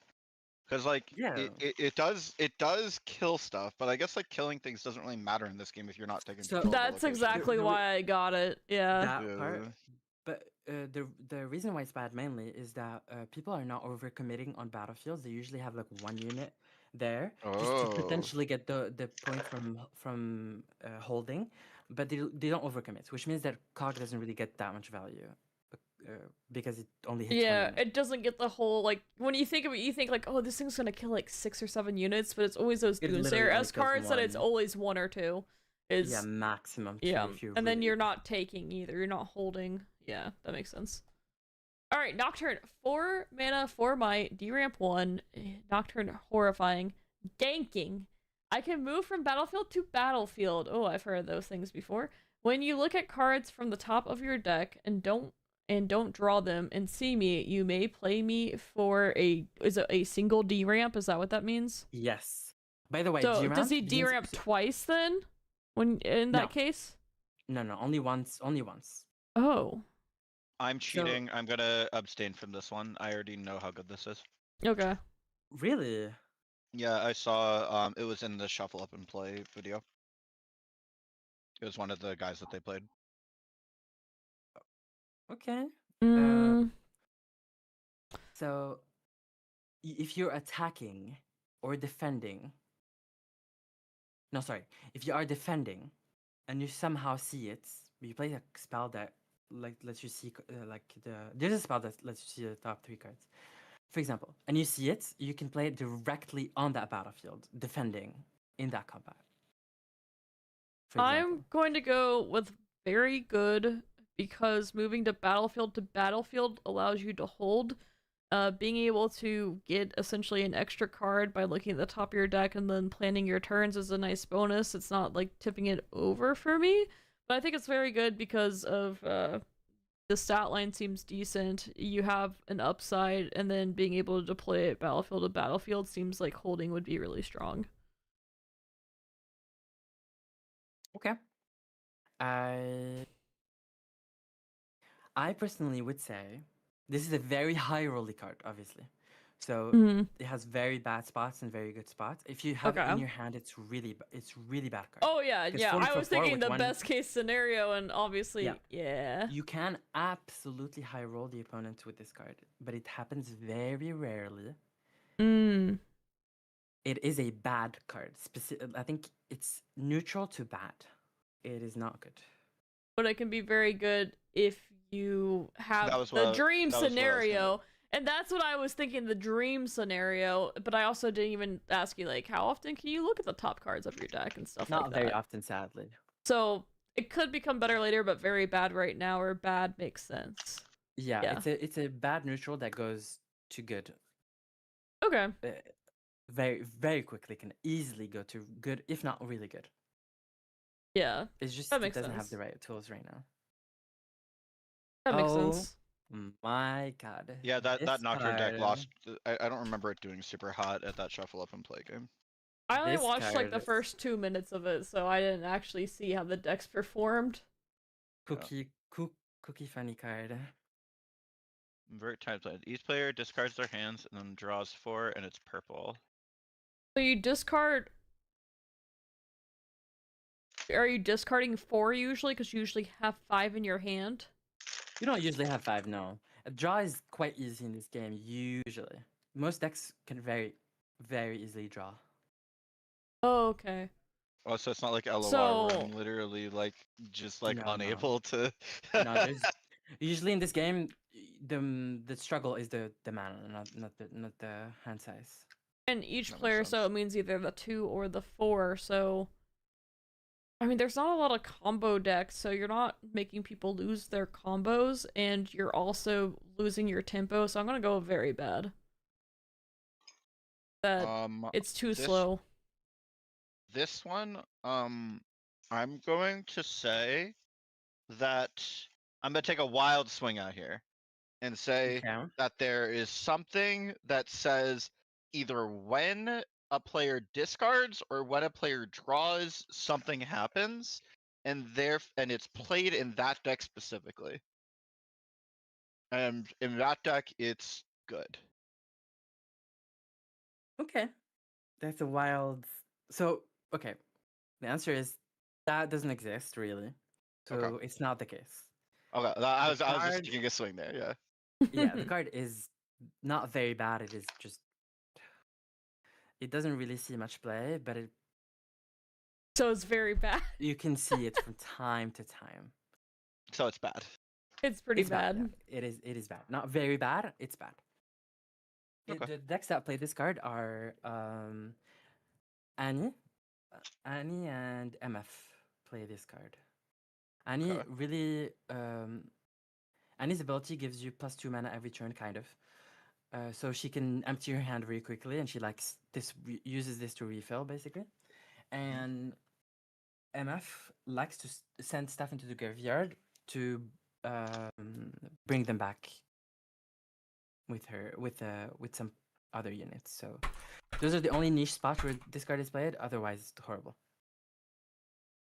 Okay, that makes sense to Makes me. sense. Also, Precipic, I liked your idea, but also they didn't make anything for like high cost unit or high cost spells to kill things. So I was like, I wasn't putting that much faith in them for something like this. For sure. I was throwing it out there just as Yeah. like a that was like I was like, oh, I can get a point here by doing that.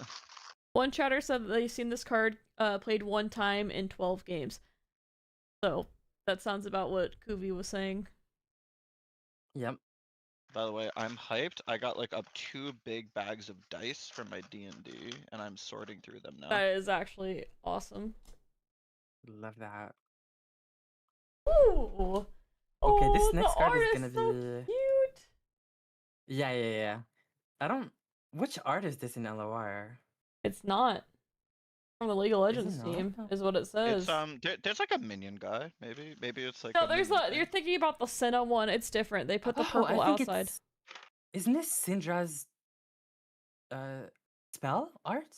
Like Oh, her ability there is a minion No, it's card in not. LOR that I think y'all are thinking of, and I think it's in Shadow Isles. I'm not 100% sure on yeah. that, but I think it's in Shadow Isles. And I don't think it's called Possession though. I don't know. Let me.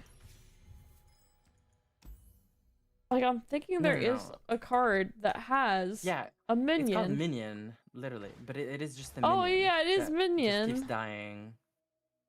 Yeah, there's something. I thought there was something else too, but I guess not. Okay. So we got this little minion. Possession. Alright, it's an 8 mana DRAM 3 purple spell. Action, play on your turn or in showdowns. Choose an enemy unit at a battlefield. Take control of it and recall it. Send it to your base. This isn't a move. Somehow. Or, yeah. Okay. It's literally mind control priests. Oh, mind control priest. Okay. And send to your base. Does that mean it can or can't fight? So if it is tapped, you can't do anything with it. If it's untapped, you can send it somewhere. Okay, so it's flat out mind control. So like, if it had charge, you would Literally. have charge. You know. Yes, Okay. Yes. So haste if it had haste, essentially. I don't Mhm. even know how So you much can stuff play this has during your haste. turn, or you can play it during the opponent's turn. When they like send in something, you can grab it. Alright, can we? Alright, so my initial thought is that it's bad because purple seems bad. It does seem So pretty can we, bad. so can we say Oh it? my Can we, god. so can we say it outside of the context of purple? Like, what if this was like in a different color? The fact that you guessed purple is bad is so funny because purple is bad. Well, it's the Yeah. wacky. Yeah, we've seen some of the It is. cards from It's it. like how you remember how PNZ was kind of garbage because it was all over the place and then it got broken. I think that's what Yes. will Yeah. happen. That's what that's the vibe I'm getting right now. Is that this just seems like all seems dog I think shit because deramping this 3 region is so. seems really bad too. I mean, it doesn't. It feels like if you had like the dream scenario of getting something that was it untapped, you said, or like had haste or whatever, like that would be pretty sick. But it feels like this would just be stuck in your handle all the time and too low tempo, and you're deramping a lot.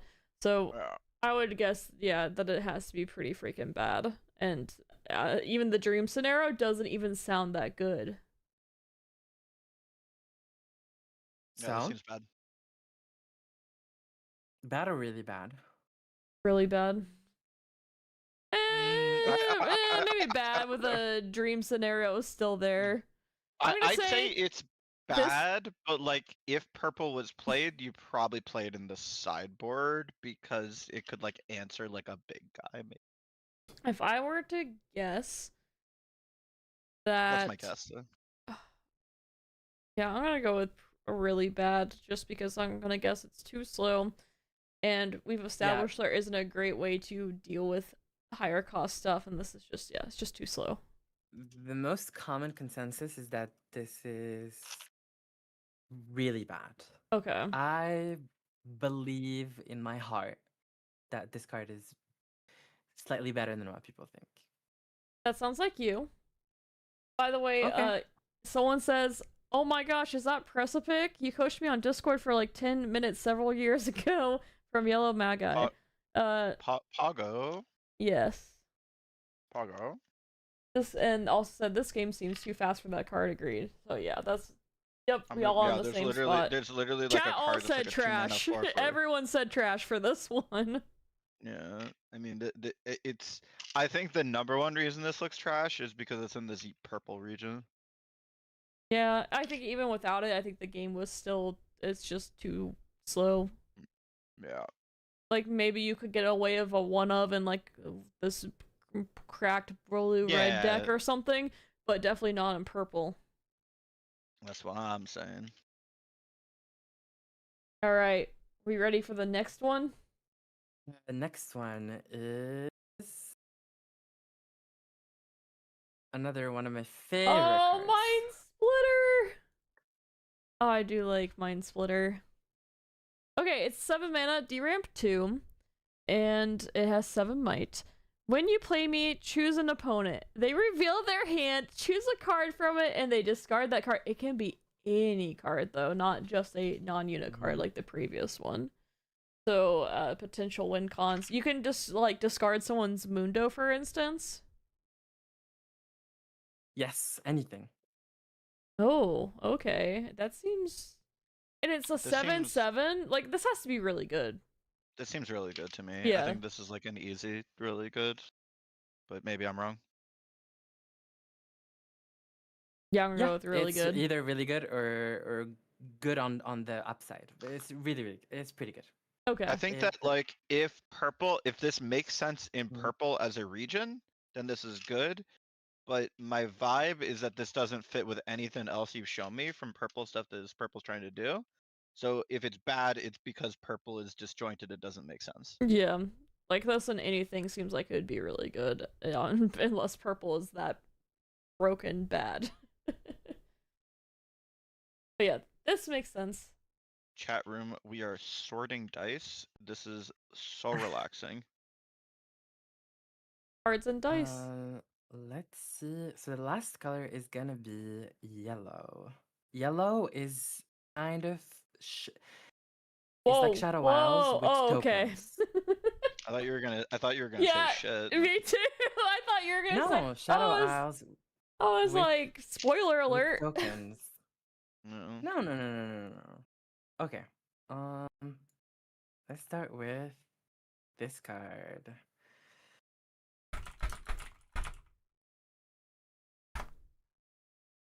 Wow, Hide it's for Bowling Strike. Ooh, so you can just burn. Ooh. Alright, it's a 2-mana, deramp 1, spell, Hidden Blade. Hidden, hide now for deramp to react with later for 0. Oh! And you can use it in showdowns. Play on showdowns. Kill a unit at the battlefield. Its controller draws 2. Oh, it's like naturalize. In the Yeah, magic card? it's- Yeah. No, the Hearthstone card. Oh. Where you have a 1-mana kill a unit and then they draw 2. Isn't natural? I think that's what naturalize did. No, you're right. That's what Yeah. naturalized So does. how hidden works is you can deramp yourself. As in, by the way, deramping means that you just take the rune and put it at the bottom of the rune deck. So you don't have to spend the mana associated with it. If it's a land, okay. If it's a tapped land, you can still deramp yourself. Do you know what I'm saying? You don't have to pay Yes. the one. Okay, that's good. So so you can hide this on a battlefield that you control. You control means that you have a Dude, unit how in are you there. ever getting above fucking 5 mana in this game? You're You deramping do, so I promise. much. No, you don't. You usually don't early.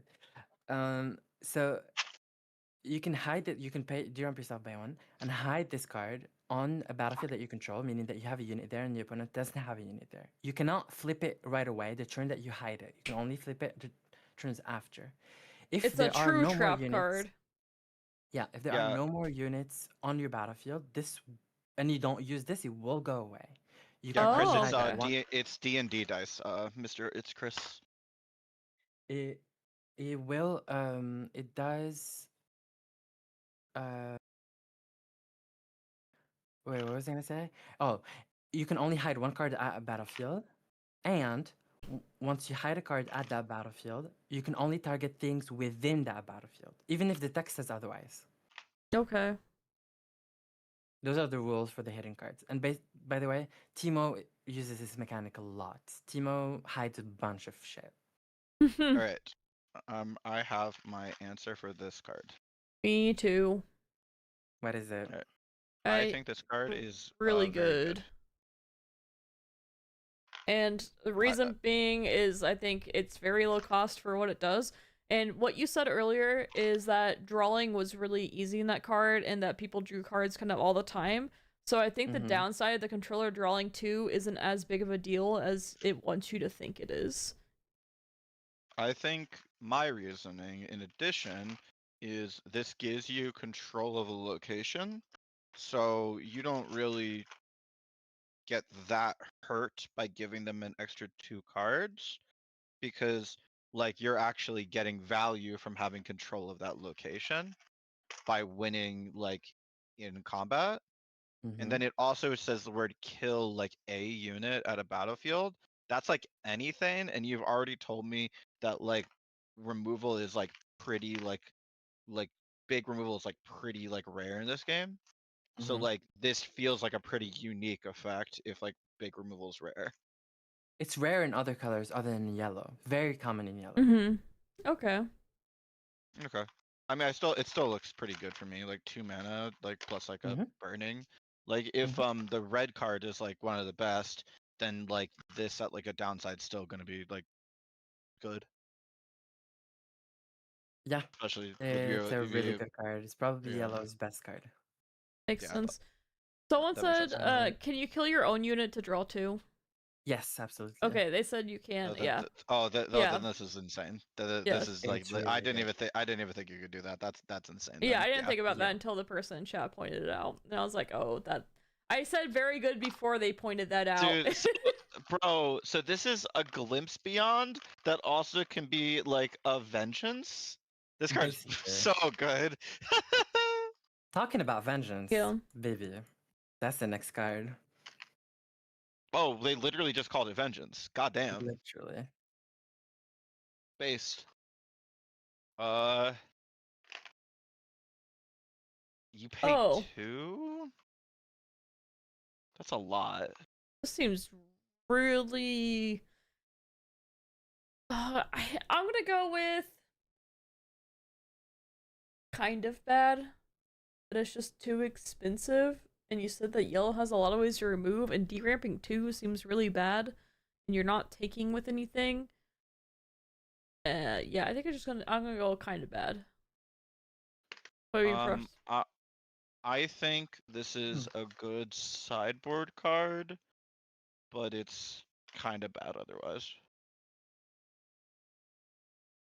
Yeah, it is pretty bad. I would say bad on the spot exactly. I think Yeah, it can be played in certain metas, but right now it's just not for it at all. Yeah, it looks like a sideboard card, if Mhm. anything. Mhm.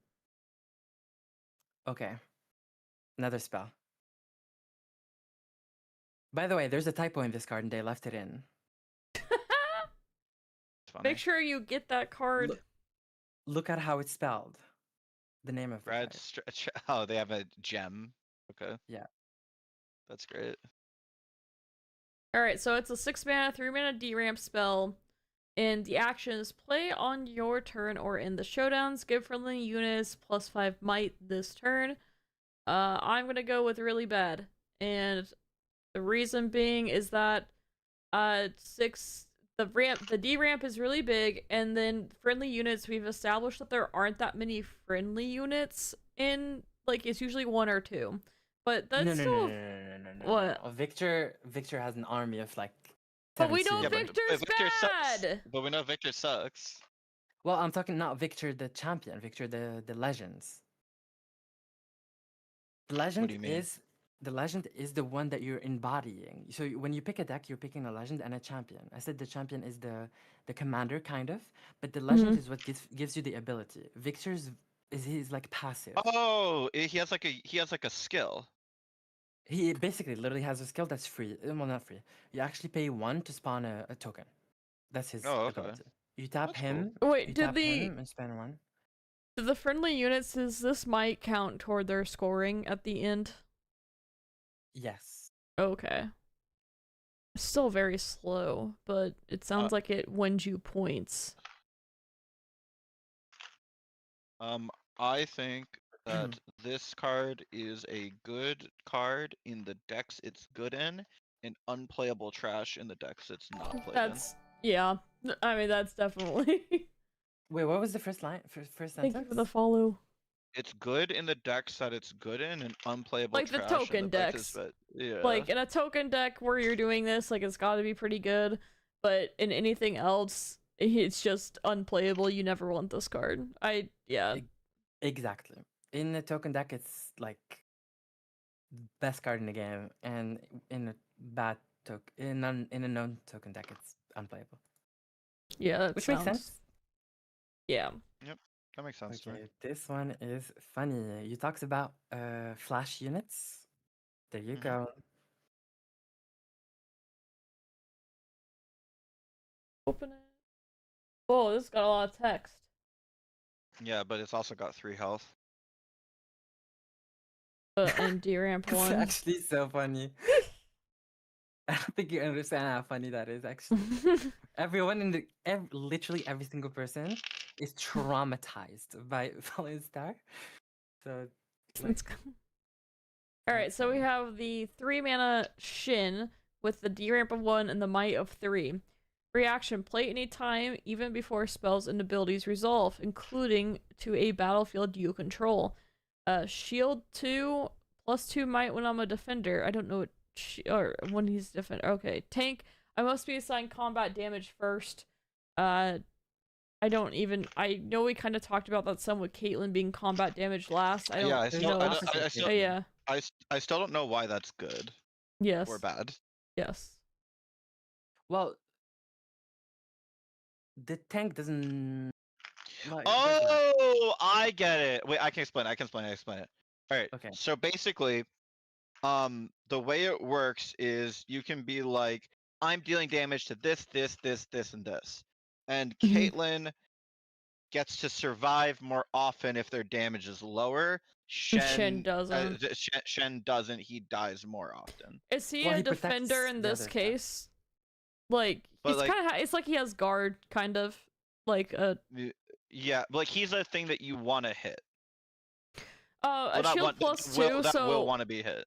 you're getting a. Whenever someone's attacking you, does he just have +2 might? Essentially? Yes, Okay. essentially. Okay. Play anytime, even before spells and abilities resolve. Can you take things away that are already being targeted? Like, can you redirect stuff or no?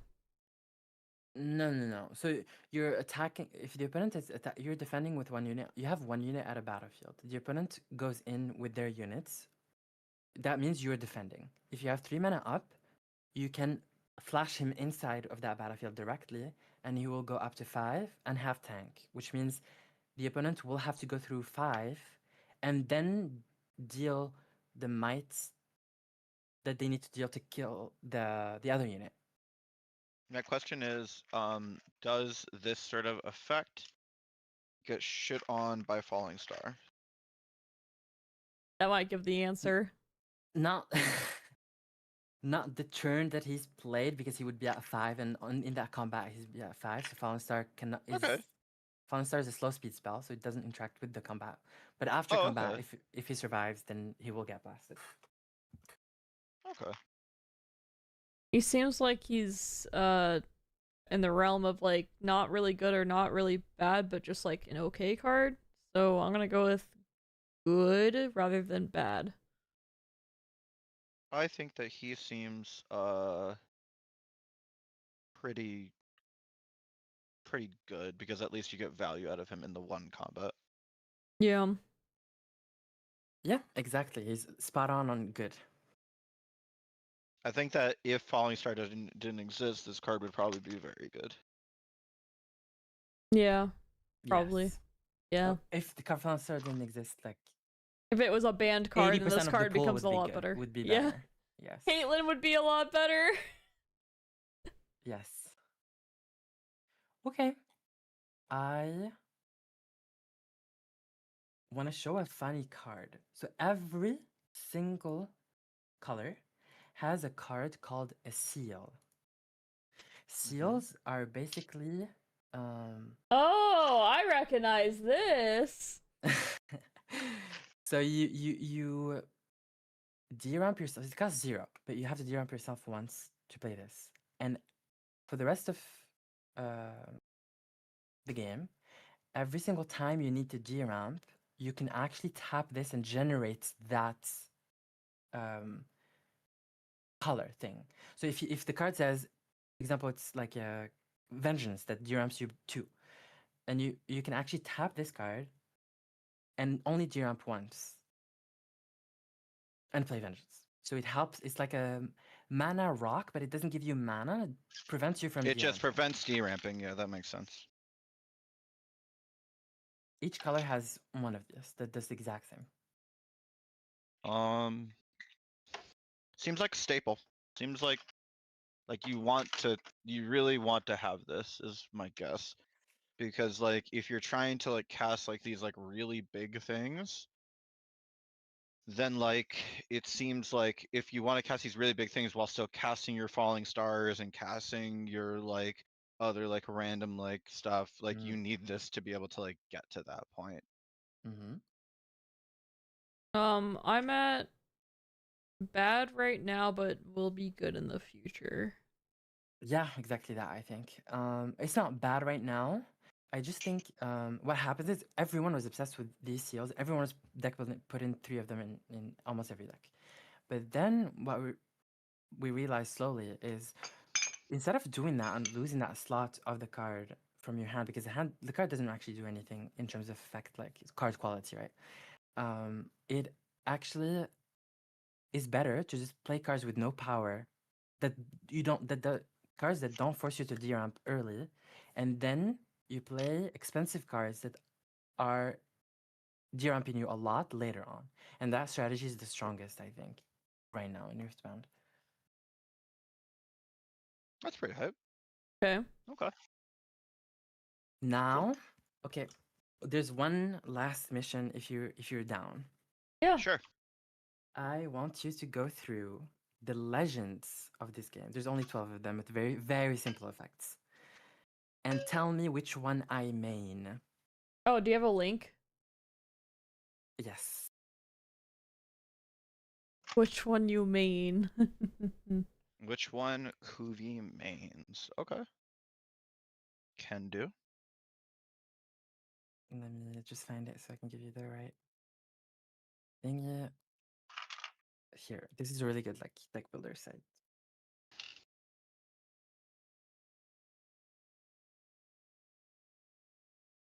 And then Alright, go to all card legend. types, Oh, found it. type in legend, yeah. Period. So Oh. these dictates the colors that you play. So if you want to play red, yellow, then you have to pick Darius. If you want to play blue, green, then you have to play Ari. But I guess you can go the other way around. You pick a legend that you like, and yeah. If So you want like to there's zoom on the card, Kaisa, there's click on Volley, them. there's Jinx, there's Darius, there's Ari, there's Lee, there's Yasuo, Leona. Is this the ones I'm looking at? There's like Yeah. The there's ones that 16 of them. there's 12 main legends and then 4 proving grounds. Those are for the just to teach the game. Which ones are the proving ground ones? Yi, Annie, Lux, Garen. Spoiler alert, 2 of them are one of the best legends in the game, even though they're just meant okay. Let's talk another episode of balance incompetence of Riot games. Is Okay, it Annie? These 4 No, are because it's got purple. literally no, Annie's actually quite good. I was gonna say that at the end of your turn, ready to ruin sounds really good. Annie, sorry. So these 4, Annie, Yi, Lux, Garen, are literally made just to teach the game. They're purposefully weaker than literally everything else. Their legends and their cards, everything about them is weaker, designed and balanced weaker, but they're very simple. However, somehow, 2 of them are, one of them specifically, Master Yi, is easily top 1 or 2 right now. Oh, Even- when a defense long game +2 might. That does sound pretty good. It's just free stats for Yes. no reason. Free stats on a thing that doesn't have good removal. But in the future, I could see how it won't be as good. Yes, absolutely. But that does make sense.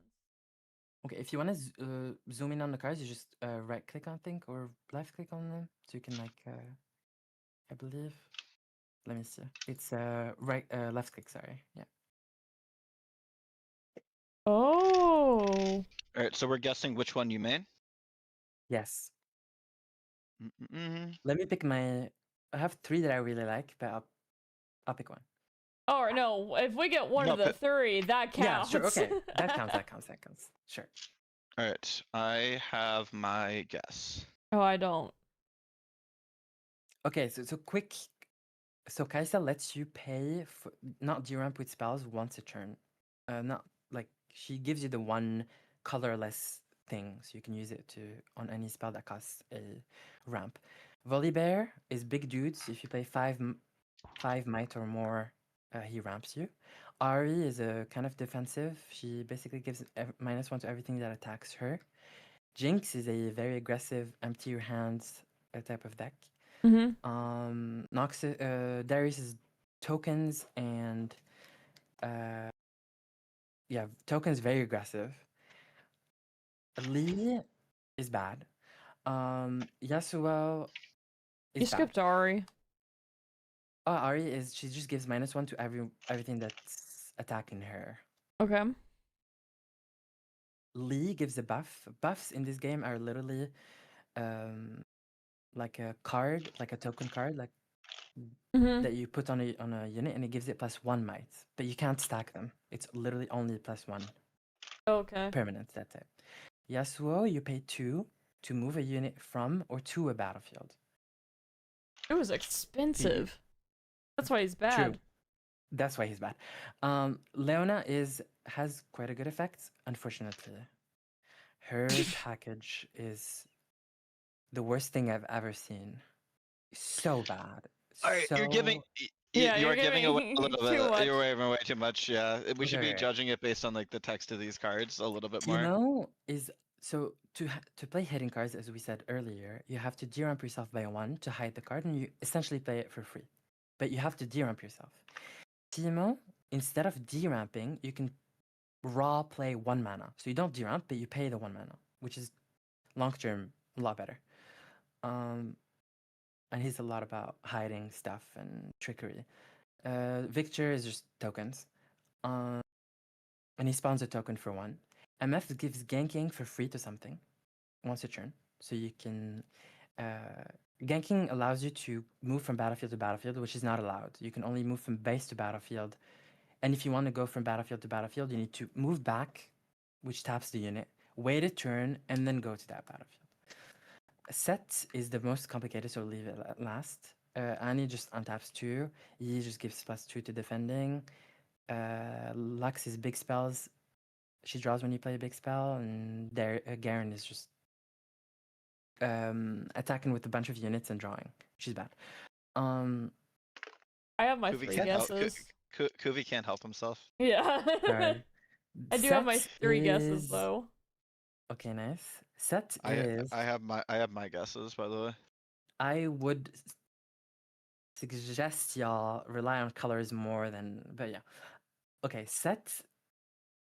When a unit is buffed, when it dies, you have the choice to deramp yourself by 1, and you actually save that unit. You remove the buff, and you literally just bring it back to base. Okay. Roswick, it. do you want me to Okay, go first, or you- do you want to go first? You know everything about. I mean, we know what's locked in, so we can just like say them. What is All it? right. Oh, I have. All right. So my guesses are Kaisa, Volibear, Victor, with an honorable mention of Ari. All right, mine are Ari, Victor, Kaisa.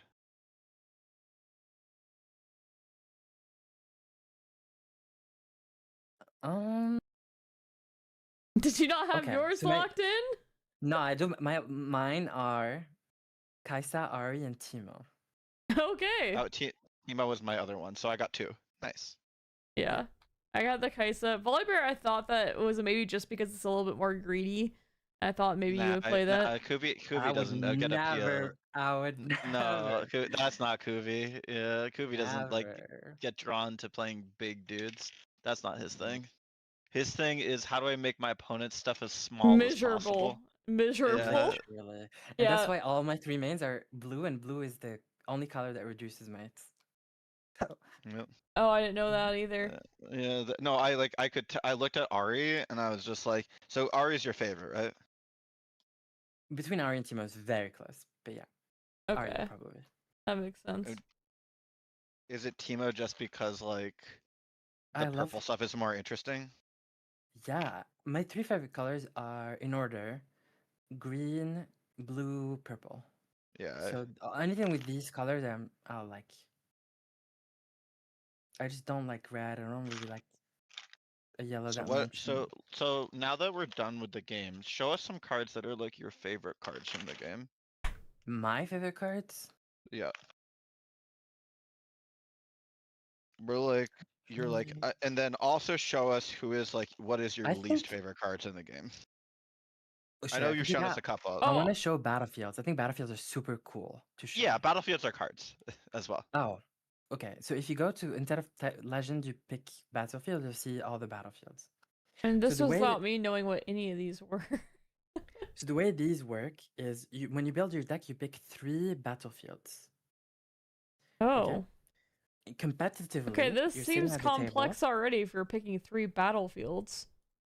Yeah, you're picking 3 for a best of 3. You sit down and then you play, and it's conquest. You play with a battle, not conquest. Sorry. When you play a battlefield, you can't play it again, and then you go to the next game with a different battlefield, basically. Oh. Okay. So it will always be a different scenario. That's why games are very, very different and very not repetitive. Yeah, no, I get it. It's It has good basically, variance to it, but it's a skilled variance. yeah. They got this from Marvel Snap. That's like what Yes, like it Marvel is. Snap does. That's Yeah. why I said earlier, I was like, oh, like Marvel Snap.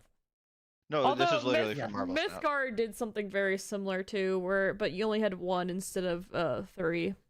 I would bet money that they did not copy this from Mythgard, but they copied it from Snap. Probably. One of my favorite battlefields that I think are really cool.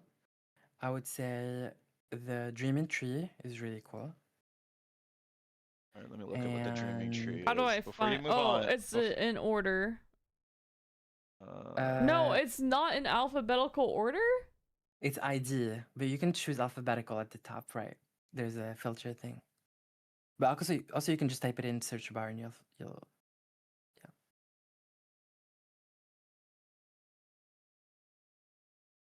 oh, I Not see it. what I. The first one you choose, you choose? Player chooses a friendly unit here with a spell. Oh, it's the. Yeah. I was looking for a dreaming tree. That's why it didn't show up for me.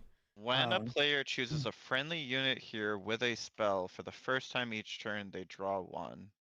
Mm-hmm. So, if you like target, wait, no, but when they choose a friendly unit, so like Mhm. this would be like I target something with like that card that draws 2 if I kill something, and And you then I draw draw an 3. extra, and I draw 3. Yes. Okay. But then Anything like, really. but then don't you like lose control of that location? You do, but when- you go back to it again and then just yeah. Okay. I mean, Control is fought over constantly. Okay. Okay.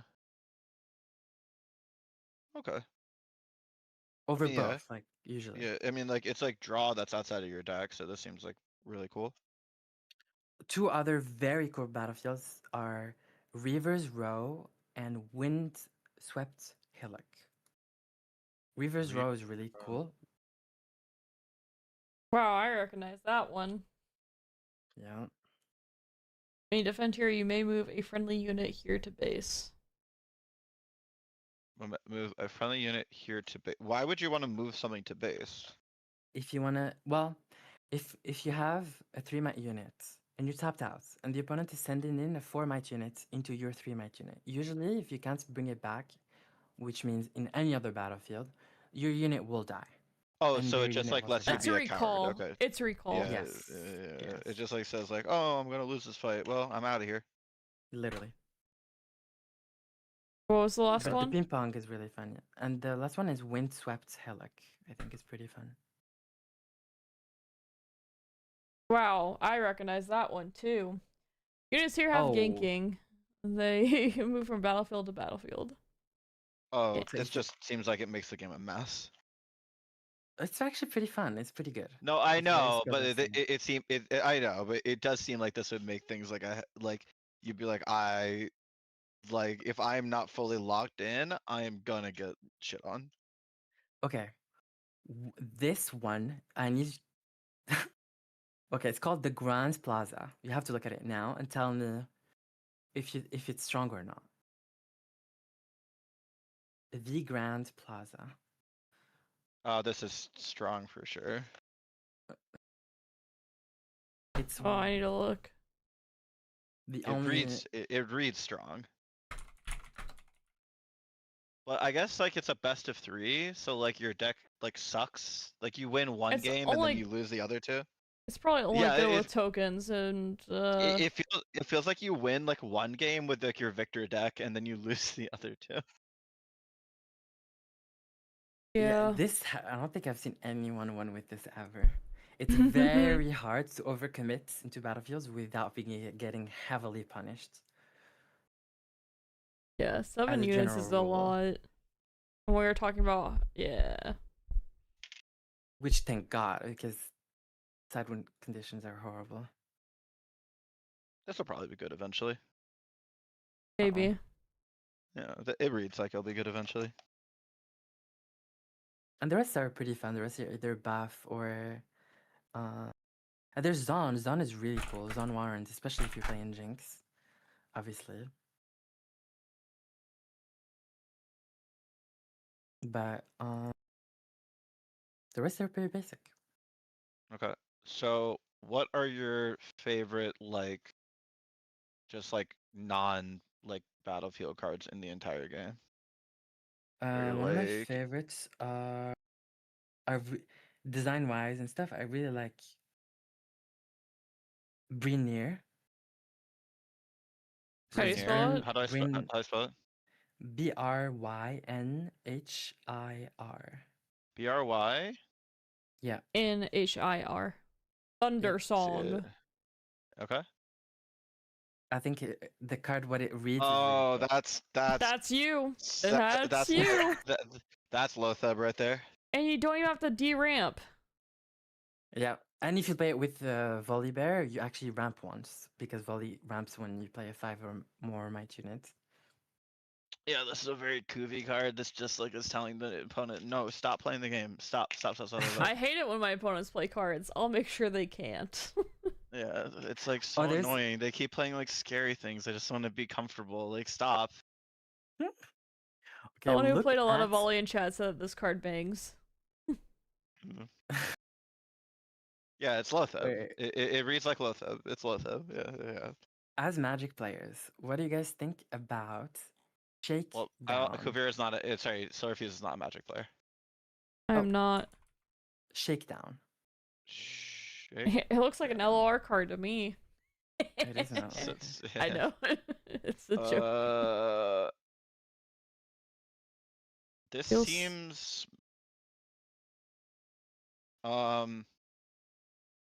This reads really bad as This a Magic reads- player. This reads as a Magic bad. player. It This reads Magic- bad as a Magic because player- drawing 2 isn't even, from what you've said, isn't that big of a deal either. Oh, like, it just reads bad as a Magic player because It's it gives your just- opponent an What? option. Yes. Yeah. No, that Kaisa does pay for that little red symbol. Hmm? So Kaisa does pay for that little red symbol, so she doesn't G-ramp. It just reads bad as a Magic player because it gives your opponent a decision. Giving your opponent any decision. Yeah. Yeah. Magic players are like terrified of giving opponents decisions that they don't get it. It's not that I don't think it's bad to give the decision. I think this card is only not as played as much because there's much better options for draw.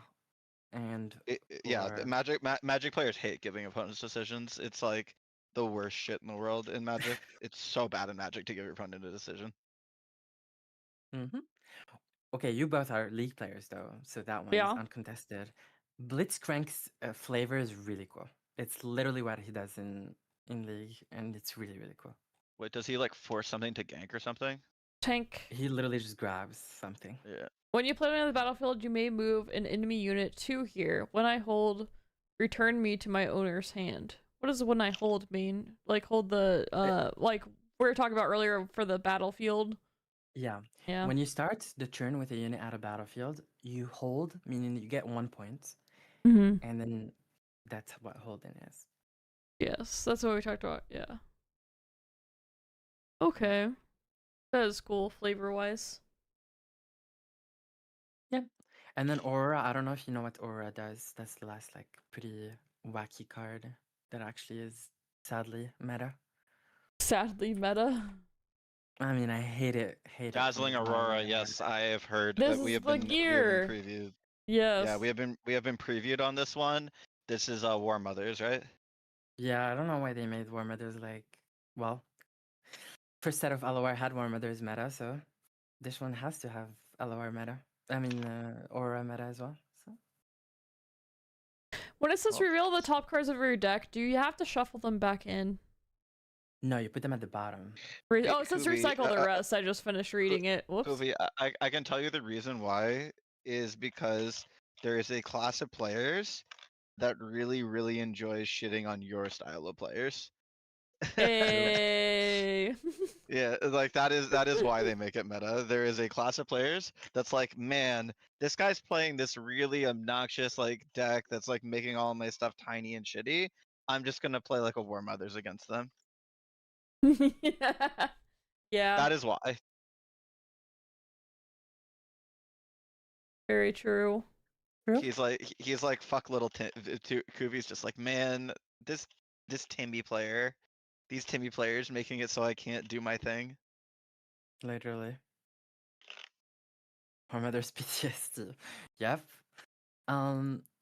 There's one other type of card in this game. It's called a signature spell, which is technically a champion spell, but it's different in the sense that you can only play this signature spell if you pick.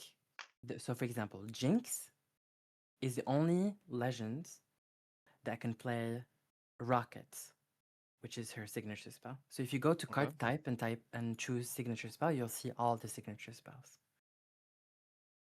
in the card type. Chat room, we are almost finished sorting our dice. Nice.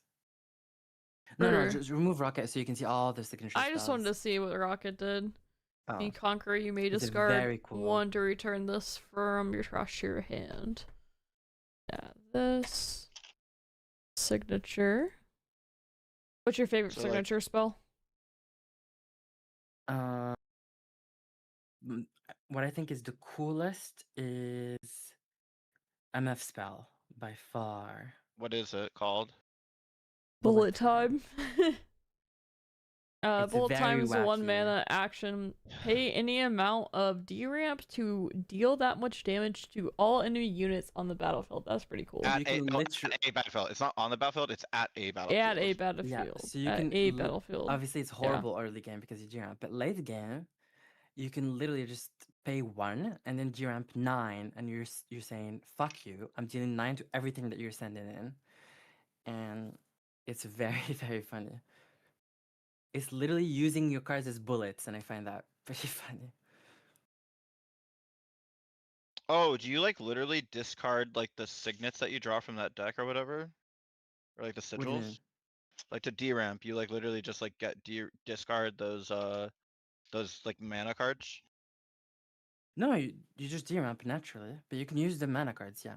No, but I mean like do you use the mana like when you're D-ramping, is it like you're using those mana cards to like you like discard them or something? So, Like where does the D-ramp like how do you signify the D-ramp is guess what I'm asking.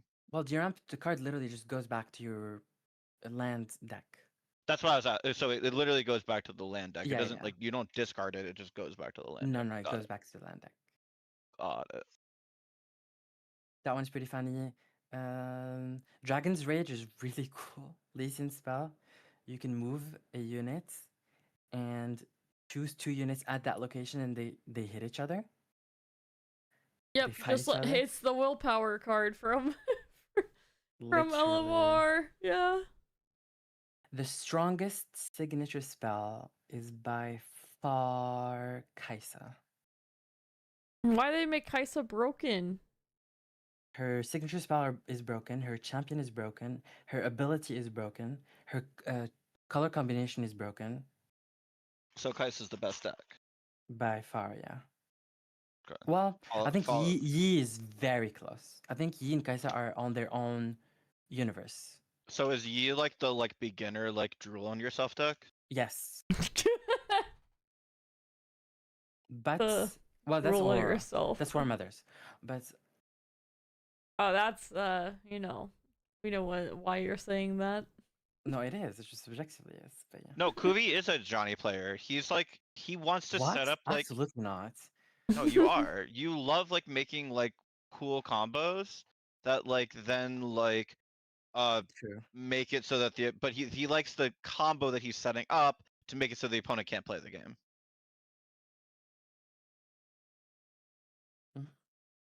Yep.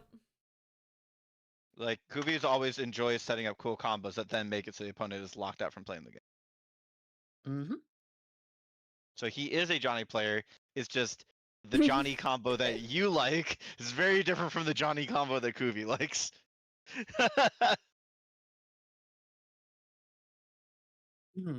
Stacked player.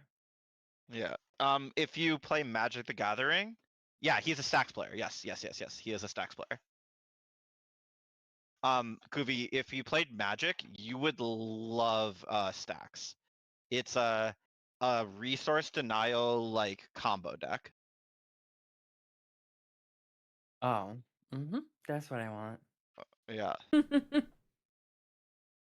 Showstopper is also really good. Showstopper is very, very strong. Yeah. Kuvi likes I think- resource denial. If I had It- to pick a legend for you guys, okay? Kuvi, if there was a card that was like destroy one of your opponent's sigils and then you had the ability to like rebuy it repeatedly, how would you feel about that? Amazing. Okay. Yeah, so Zarlan, that's your name? Yeah, so the idea of going like repeated land destruction to Kuvi sounds amazing. So like that's where like yeah, that you, sounds. that, Yeah. yeah, that's where you should that's where you can like think about where he's at. Mm-hmm. Like Ash was like your favorite deck, right? One of your favorite decks because you just like made it so all their shit had like no attack. Ash was my favorite. What was my favorite deck in LoR? I thought you really liked Ash. Well, I like the deck that won me a seasonal, to be honest. But, Well, yeah, obviously, but like just in terms of like how it is, like you did like I remember you liked like Ash yeah, I versus liked like Ash a lot. Frostbase. Yeah. Yeah. Ash was definitely one of my favorites. I like all the spell champions. Karma. Yeah, Karma, Seraphine, all the. Well, Seraphine was forced to like her, really. I mean, she was just 2 mana Karma. Yeah. Yeah. Yeah. I think Silver, you'll be an MF player. That's And your you see what legend. Misfortune does. And I think Precipic, you'll be a Just say it. I'm a red player. Just say it. I'm a red player. Darius. Yeah. Just say it. Just so you can say it, dude. No, there's a I'm very Darius. funny. There's a very funny Darius deck called Darius Hook. If you look Uh-huh. at the Hook card, it's very not easy Hook? to understand. Hook? Yeah, it's called Baited Hook. Kill a friendly unit. Look at the top cards in the main deck. Oh yeah, I love this. This is You Tortured would love it. Existence. Yeah, You would yeah. love It's just this card from Magic that I love. Yeah, I feel like that would be literally your playstyle. Let me get it. What about Misfortune would I like? Despite what you see, the most popular Misfortune deck is Aurora, and she goes ramp into very funny, wacky, like blow your opponent out type of cards, and I think that's like yeah, that makes very sense. you. Oh wait, no, it's literally this card's sick. Wait a minute. This is literally Birthing Pod. Or like the fucking monastery, like the vaults of like whatever. The 3-mana shit SI landmark from LoR that all the Yeah. It's called what was it called? Baited Hook. Yeah, beta. Yeah, I would play Baited Hook. Yeah, Baited Hook's sick. Yeah, I think you would be definitely a Baited Hook player. Yeah, I would play Baited Hook. That's pretty based. I ain't gonna lie. War Mothers does kind of speak to me. I like seeing control players really just have a conniption. yeah. I've always been a Seeing combo player. So no, it's not quite a combo, but yeah. I think you would also probably play like enjoy playing War Mother Silverfuse. You like playing Probably. big idiots. Big idiots. It's Yeah. not even. She loops a lot of stuff. She has like some. That's something I wish I had more in LoR was like a freaking discard pile where you would loop stuff. I like looping stuff. She does that. Yeah. But Silverfuse, I think that we should like play this Riftbound game, and like we both like seemed like we would like War Mothers a lot, so we should just play that with Kubi. Yeah, Love that from you.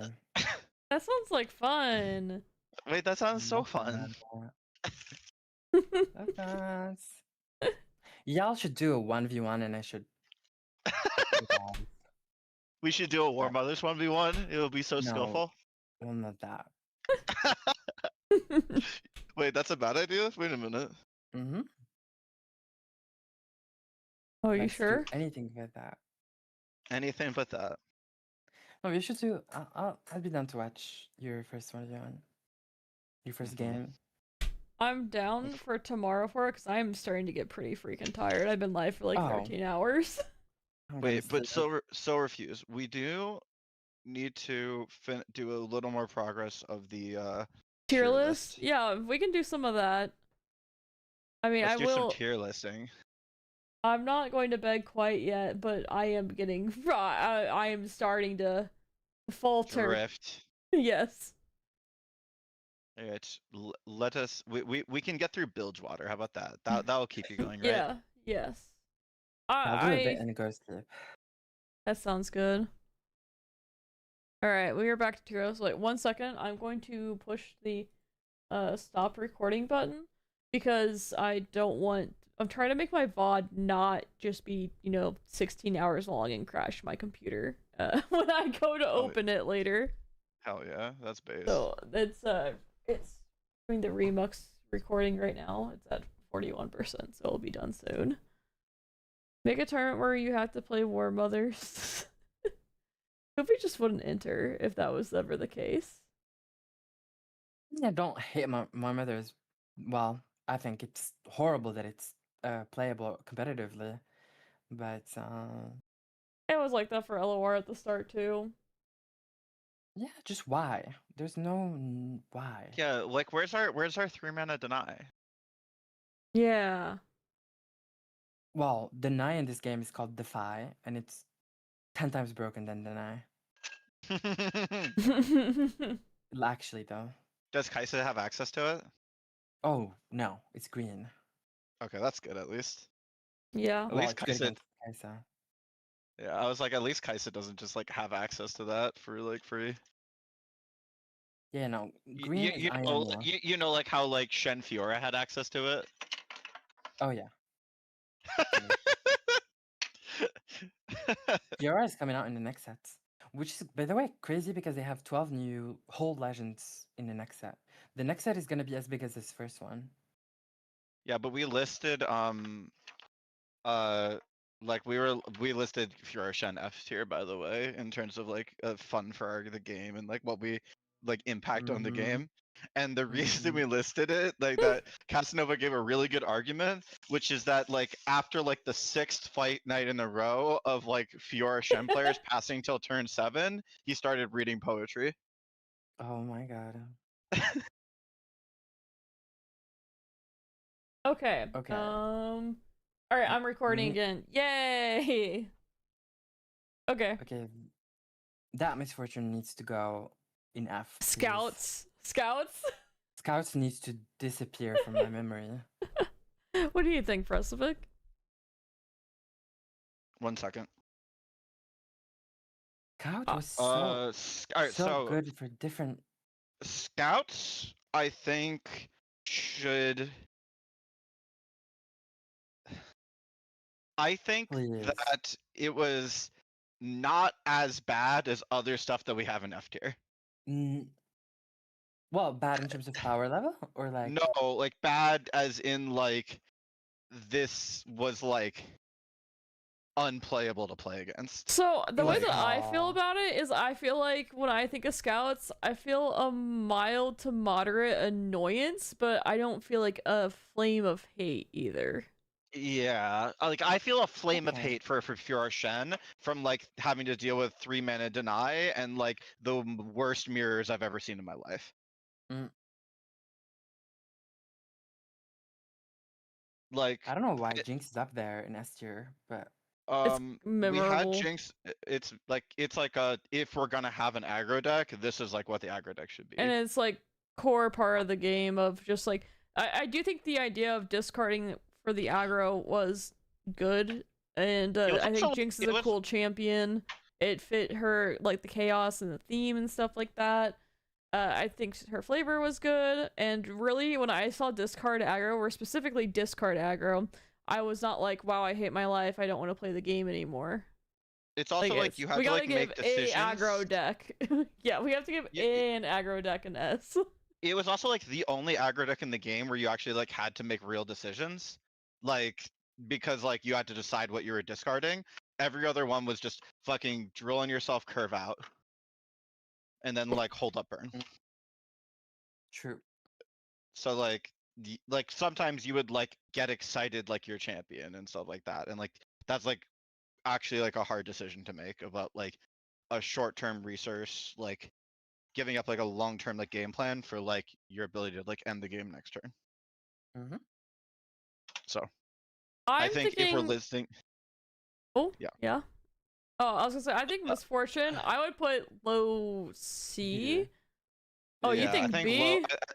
I think the B's- lowest of I B or think C? lowest is C. I think low C. I'm, because, like, I still didn't like playing against that deck. I don't think Scout, the mechanic itself, is particularly innovative, especially when we already had a rally and stuff. Like, I don't like how it broke those core pieces of the game. And I think Misfortune's a cool champ, and Scouts, I think, lets her down, but like you also kind of had to have him to activate her the way that you wanted to. But yeah, I think that's why I have it at C for that reason, is my thought, where I don't look upon it fondly, but I'm like okay with it. I kind of do feel similar to the other things in the C list, where I'm like, okay, it was a deck that existed. And like I never was like excited to play with Quinn in my life. Like Quinn is like the most No. C tier card in the world. Yeah, Yeah. Misfortune definitely cooler than Quinn for sure, but Yeah. did need to be activated by the scouts. So that's why I agree with not quite F tier, just because I hate Fiorishin so much. Not like that. Like I do feel that flame of hatred against that deck. And how you just couldn't deal with it. The mirrors were terrible. It made the game so long for no reason. It was just so annoying. At least scouts were pretty quick. Like and then like if you like tried to go long, like just the experience of playing against like a top deck like Fiora Shen was like the worst experience in the world. We were like, all right, did they top deck the Brightsteel formation? Oh, they did. Guess I Yeah. lose. Oh, did they top deck Golden Aegis? I did. They did. Guess I Yes. lose. The second Fiora for repost. Ages. Are you getting why we listed it at F tier? Like you're getting the feeling of hatred, right? You're getting like the like true like spark of hatred. No, I love Shira personally. I mean, we got the But- Mono Fiora Yeah, as an A. No, we have Mono Fiora in A. We have Fiora Shen in F. Oh, yes, Fiora was absolutely cringe. Okay, then we're good. Then we're good. Okay. All Yeah, right. no, like for like what the players want, like Mono Fiora is an A tier deck, no matter how much I hated playing against it. Mm-hmm.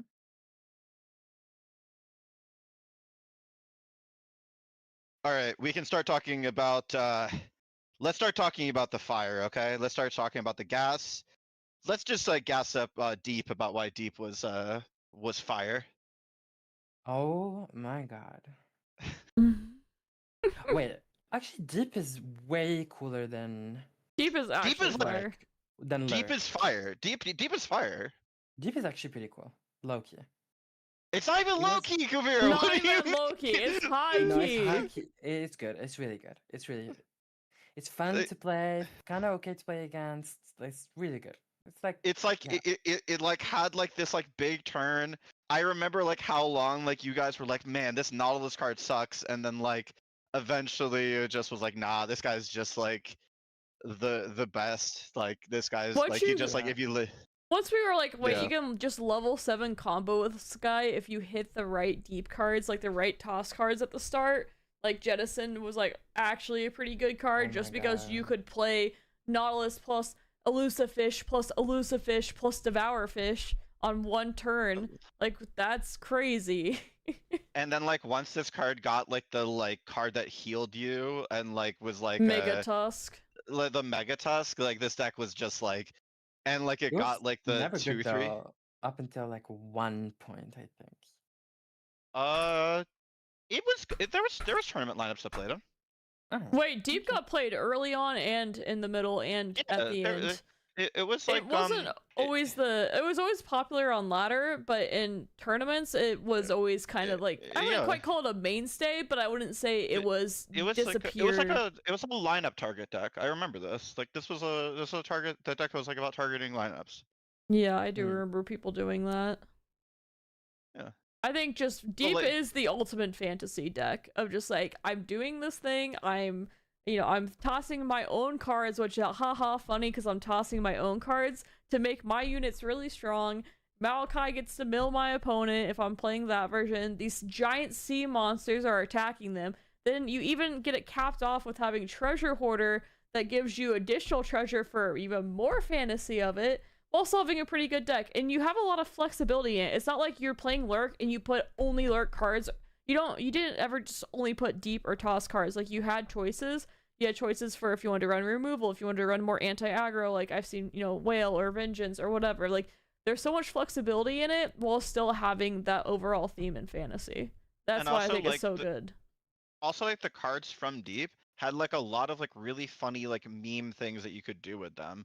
Like I remember like Teal Red had like like a turbo like Nautilus, like it tried to pop off with Nautilus deck, and then like we tried to build like a mill deck that was like A just, Turbo like, Maokai deck that would beat the Yeah. Nautilus decks, and it would do that.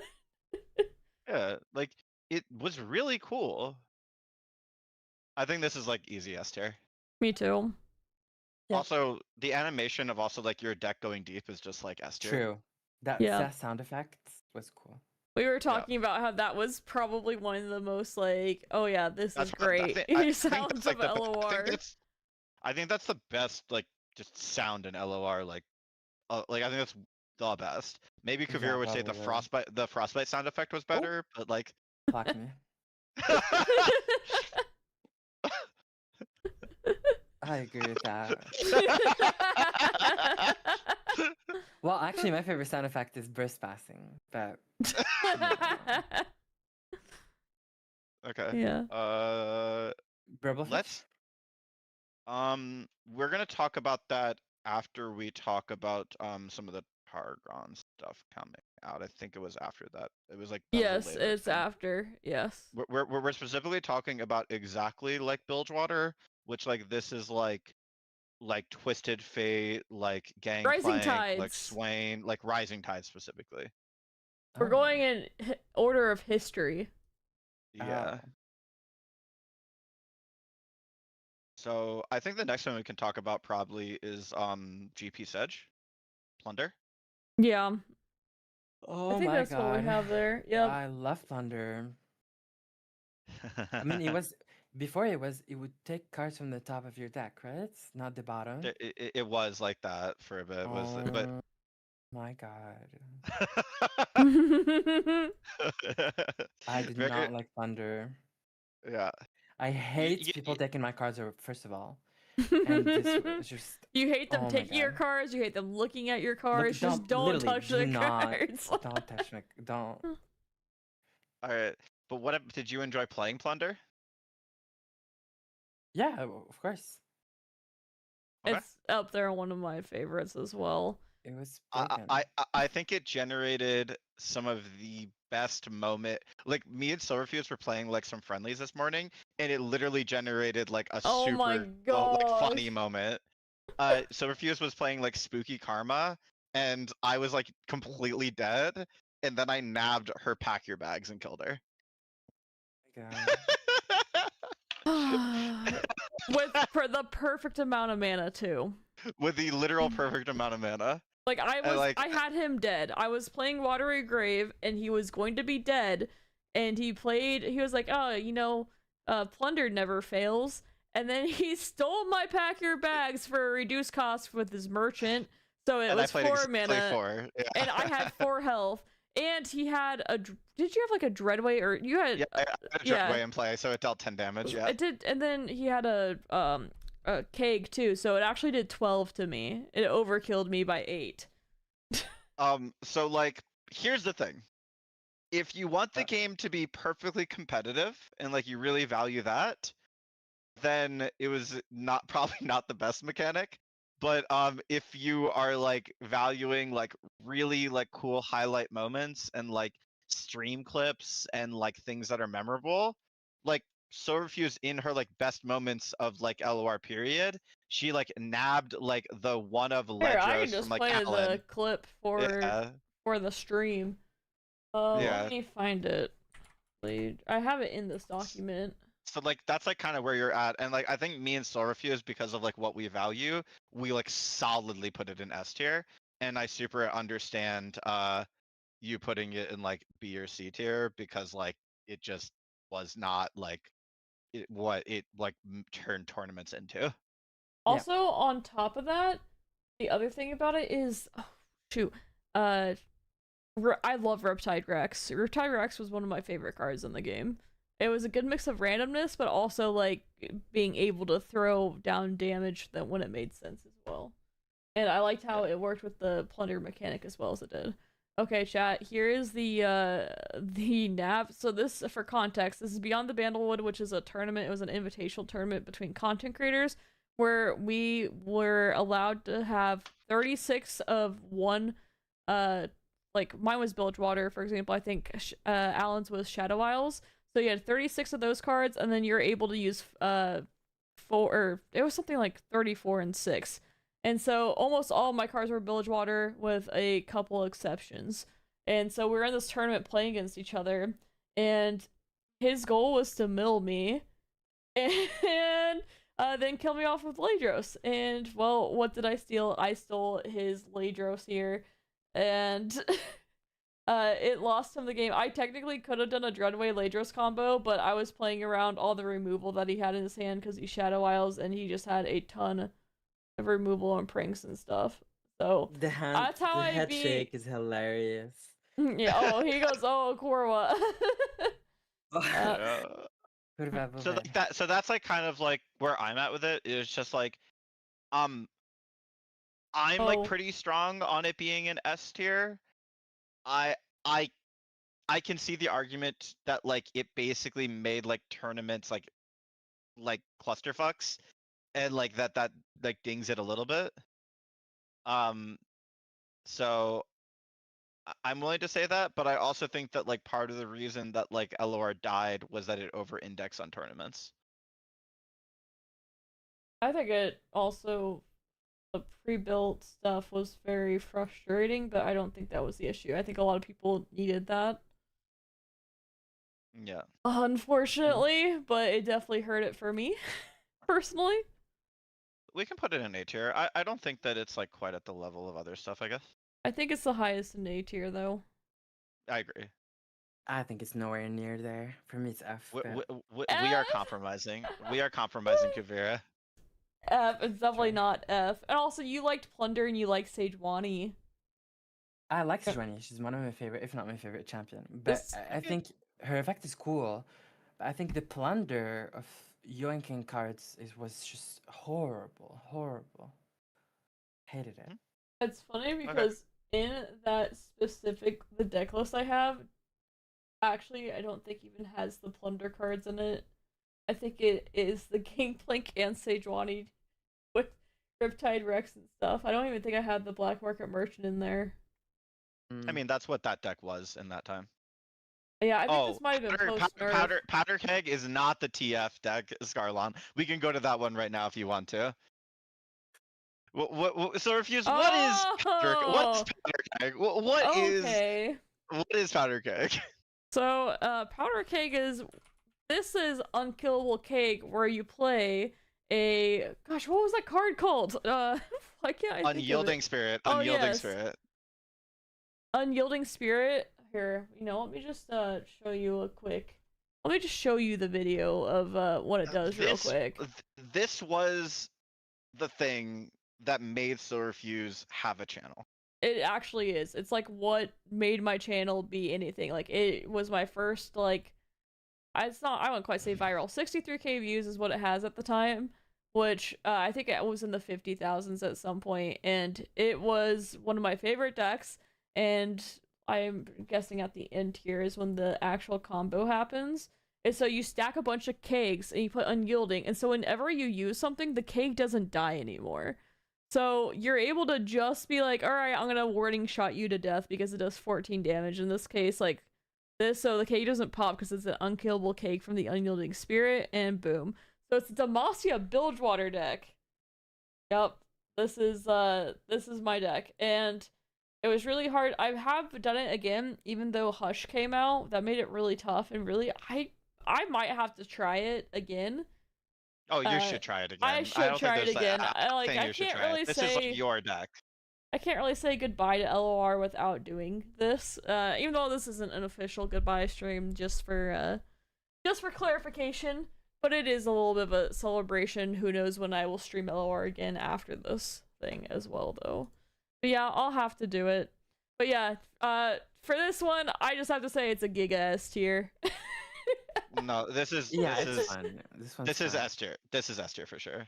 It's a Giga S tier, because it holds a special place for me personally, and I know a lot of people, like, when they came to, like, my Twitch, they're like, you're the person that did the Unkillable Keg, or the Unyielding Spirit Keg, or the Keg combo. Like, that's what I became known for when I was, like, a small channel of, like, 1,000 subscribers just trying to grow and, like, make a name for myself. So the next deck that I have a really strong memory from this era was definitely Swain. I have like a really strong memory of Swain from this era. I remember Leviathan just slapping people. Yeah. Tell us about it more. So in And this this is Swain time, TF in particular for anyone in chat wanting to know. yeah, Oh my Swain God. T. Yeah, in this time, Demacia was a really annoying color. Like, not like Yeah. kind of annoying, it was really Always. annoying. And the best card against Demacia by like not even like a little bit, Flock. was Flock. Ravenous Flock. Yeah, it was the best card against Demacia by like a lot. And Swain TF was the best Flock deck by a million miles. Yes. And if you stabilize the game ever with this deck, then and you landed a Leviathan, you won the game. Oh And yeah. that's not like an understatement. That's not even like a small statement. That was just like straight up true. And if you played like 2 Leviathans, then like you could never lose. And then also the fact that Leviathan turned on your Riptide Rex without any effort was so good. Going TF into Flock was amazing. Oh yeah. And like also this was a NAB deck, which like Yeah. which was like that was probably a little bit toxic. This is probably the deck where like NAB was the most toxic as Oh well. yeah, and the TF NAB stuff was ridiculous. Yeah. It was definitely ridiculous. This stuff, the leveling the champions to this deck was super impactful. It happened a lot. A guillotine was like really sick in this deck. Going like the sentry into Flock was like the best way to kill MF in the entire game. Yeah. This deck was gas. It was. There's nothing else to say. But this deck was gas. It could beat scouts. We love Yeah. beating scouts. I loved stunning up all the scout units. Oh my gosh, that was so much fun. Attacking into a house spider felt horrible, and also like this deck was really skillful. Like setting up your powder kegs to like have like a really good plop off turn. I think one of my really good friends back this time was Rattling Bones, and he was the Swain TF player. Yes, he was. Yes, I agree with that. That was his deck, and like so many people like lost him in tournament with him playing this deck. Uvi, do you have things to say? No, I agree. I think Swing TF was pretty toxic, but only because of Flock. I think Flock is probably, in my opinion, uh, the strongest card that just never got nerfed in Yeah. LoR. Oh, I was literally thinking that today when I was playing. I was like, wait, this card is still deal 4 to a damaged unit? Oh, It is okay. crazy to me that it's fast speed. It's crazy to me that it deals 4. There's so many questions. I always thought that card was absolutely broken. Oh no, it is. But it was like Yeah. it was like how they wanted the color pairing to play. It was like your reason to play the color. Like, why else would you play? You wouldn't play it without control? it. Yeah, why else would you play Control Noxus without it? It is definitely that card. Yeah. Kree should be burst. Anyways, where are we putting it on the tier list? I think it's like an A tier deck. Would be my guess. Yeah, I think it's an A tier deck. I like, personally put it even above Gangplank. I love Swain. Swain, for me, it's almost an S, but I don't know. If it was my personal list, for me, it would be an S, but I understand if you all say A, I'm like, yeah, I can agree with that too. I mean, I just don't think it withstood the test of time like that well, to be honest. Like, that's true, and when you ask people, like, what do you think about on LOR, no one ever says Swain, except for maybe me. I want to talk about another fun deck that I actually remember like streamers for. So I put Slotbot on here very specifically because I remember specific players who were Jinx TF mains. Who like that was like what they played on ladder for like the entirety of Bilgewater set. Where like the only thing that they were trying to do was like play every single draw spell that existed in PNZ and Bilgewater and then kill people with like the biggest slot bot you've ever seen. And they would like cast like rockets and TF would be leveled, and like when this deck popped off, it was so annoying to play against. I was gonna say, and Mogwai definitely popularized it. Like he definitely popularized it, but some people stay with it, some didn't. But yeah, this deck, I do remember people playing this, and this was pre-Poro Cannon. I want to point that out. This was like the thing I think that's like underlies what TF Fizz became was like this deck. I think this is like the groundwork for like what that deck became. Yeah, this was like the first like turbo level 2 TF deck. Yes. What's gonna happen here? Oh yeah, yeah. So I think Mogwai has it where he is leveling TF on turn 6. Yeah. Yeah, he's turn 6. We're not gonna talk. We're not gonna talk about how like we're gonna talk about that later with like another deck. That level TF a little bit faster than that, and probably shouldn't have been. Probably wasn't okay. Yeah. But this is like deck was pretty gas. This deck had 0 longevity. This is not what people remember LOR for. No. But this deck was really fun in the time. That means it's like a B tier? I think it's a B tier because I think that like this thing existing in like this era was part of like what made this like set fun. I think like it made people think about. It was never played really. No. It was by a group of people. Yeah. In tournaments, no. In tournaments, no. It was never played in tournaments. I love this like tournament. It made people think about. It made people think about deck building a little bit differently. Yeah. It was like, what if I am just like fully all in on leveling up a TF and that's my entire game plan? It was cool. It was a cool deck. Alright, Dreadway, this was this your This like, is Dawn and Dusk Warning Shot OTK. Literally, or any Dreadway deck of mine, but I think the Dreadway OTK is one of the more memorable ones in my opinion. It only has 14k views, but I did this more than once. I think that this was probably the deck that like for your content really dictated like a large subsection of like stuff you were trying to do, which was like I'm gonna take like a card and like really push it to like the highest possible top end of it.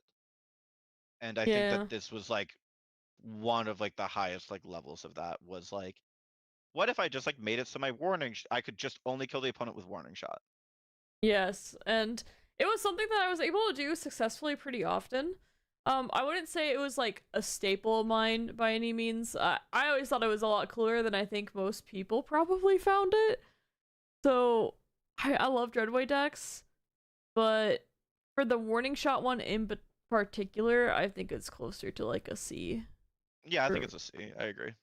But I do like, think that this was like a pretty like this was like the start of your love of like Dreadway decks. oh yeah, I love Dreadway decks so much. All right, Kubi, would you like to talk about Kubi- the next one? No. Yeah, you don't want to talk What's about the next karma? one? Oh Spooky God. Karma. We're talking about karma specifically, like you know, Kubi, choose in your head what is the best non-Lee Sin era of karma that you remember. Oh my God. Karma Ezreal was We a already talked feat. about that one. Sorry, we already talked Yeah, about that one. sorry. It's already an S. It's already an S. S. Oh my God. Yeah. That deck was so toxic. Oh yeah, we So said that, toxic. but we said it We was said just that. a staple. We Like we said it was iconic in the way that Freeze Mage is iconic. Right. Yeah. I mean, I'm Karma. true or true. Literally. Go Hard Karma is interesting. I mm-hmm. think Spooky Karma was very fun to play. It was literally the first deck that I played in a tournament. I told you, like, I literally won cups, like water cups that I still use today from a tournament that I won 6 years ago. 7 years ago. Like, So talk. yeah. Go ahead. Go ahead. Um, so the first iteration of Karma was Spooky Karma. It was just with the spiders and the fact that Karma generated spells and she was able to double like Val Feast and stuff like that, and that was already broken. So that iteration is good. Then we got the Karma Ezreal period, which lasted forever. Then we got the Go Hard Karma, and then we circled back into the Ezreal version, something close to Ezreal with Karma Set and Karma Seraphine, which is a deck that I brought to Worlds. So I'm very familiar with that deck, unfortunately. So I think that the one that seems like probably the most interesting for where we're at in history is probably the Go Hard version. Yeah. So what were your thoughts about like the Go Hard version of Karma? It was really fun. I think it was really cool. That combo is cool. It was never that strong, and it was just like so epic. I thought it was a fun combo. I never thought it was like bad to play against or to play. Where would I would you rate say- it? Like A or S. We can do A. I don't think me or Silverfuse have that much of like a connection to Karma or Spooky Karma. Oh, I So like we can the do Spooky A. Karma. Oh, you do? Mm-hmm. Okay, then we can list it Oh my as. God. You know how like playing big dudes can be fun? Playing lots of spells also fun for low mana.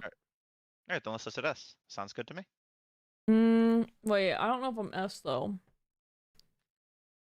I like Swain better than Karma. I never liked Spooky Karma, so I would not be listening at high. But that's me. I'm at like an A for her. Okay. I mean that balances out between 'Cause me and Kuvi then. we have Ezreal at Karma at S already. On top of that. Fair. Yeah, just don't put Karma next to Ezreal. What? Alright, so with Trundle, are we saying specifically FTR Trundle, or are we saying which Trundle are we saying? Timelines Trundle was This, this is I should have. We put should have a Lysandra concurrent timeline. for instead. I do have concurrent timelines. It's right here. Oh, that is concurrent Wow. timelines, Trundle? Oh god, no. this deck was miserable. Fuck this deck. Oh no, No, we're not 'cause- doing that one yet. We're not doing that one. This one's Trundle Lysandra first. Alright, Trundle Lysandra. Okay. Yes. I'll listen to y'all Sti- before I Trundle is go on still- about it. Still fuck this deck. Literally. Literally. Yeah, I don't know. Trundle This is is like the practically most like overstated that like a control tool has ever been in this game. amazing.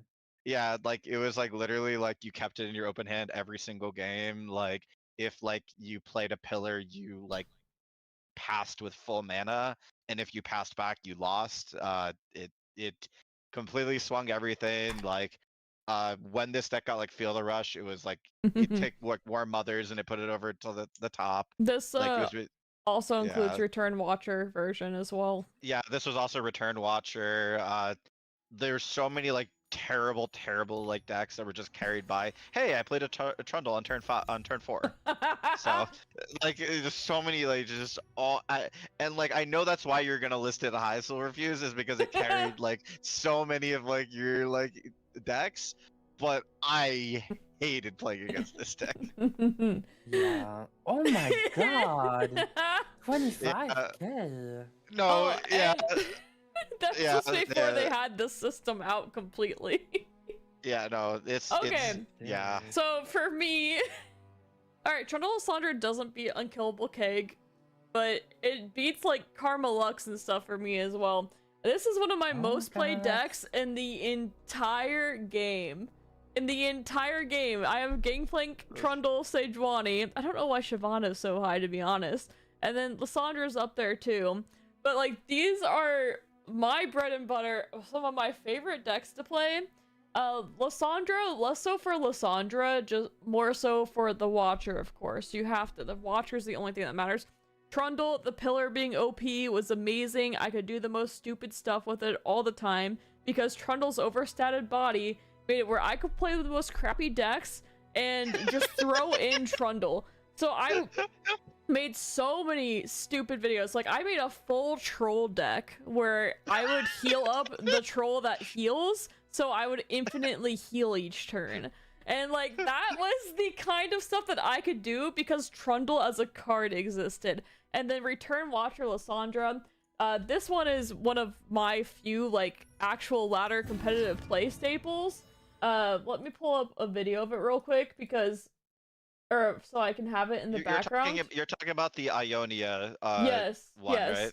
So this was a stupid idea that I had right at the start, and I played it, and it ended up being better than I expected.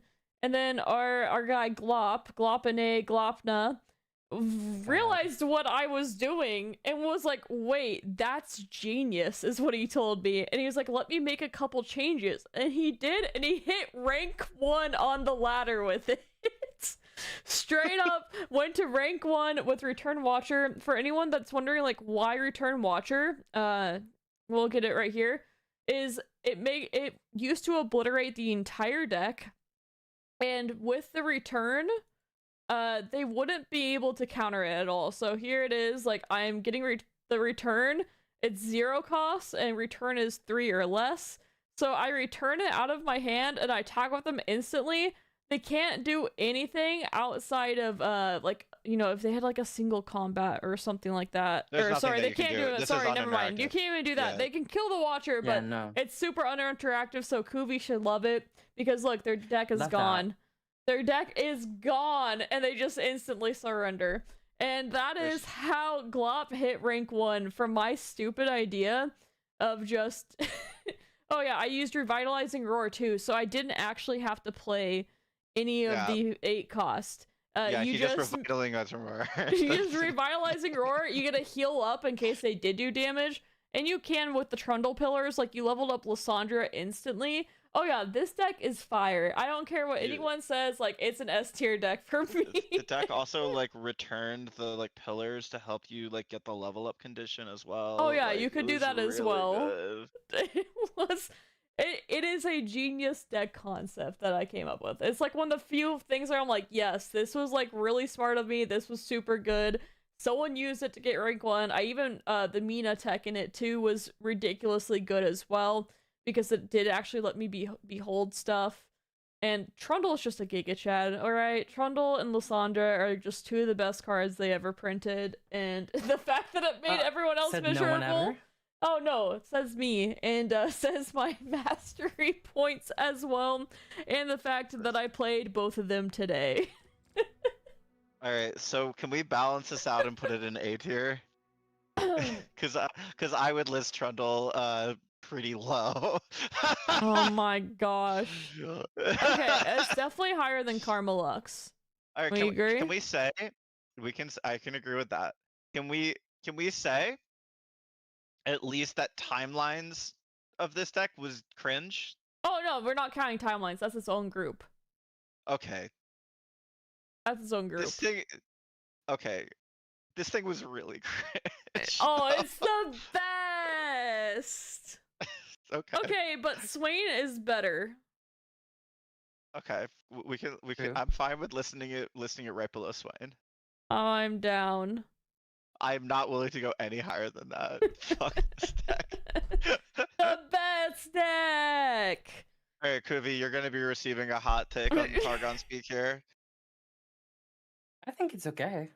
You think it's okay? Okay. We're Well, the I have 5-mana Targon friends- Speak. I have friends that literally quit the game after Targon Speak got nerfed. That was me more or less too, to be honest.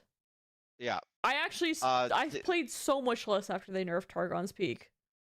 I think that Targon's Peak is unironically, for casual players, one of the hardest S tiers in the game.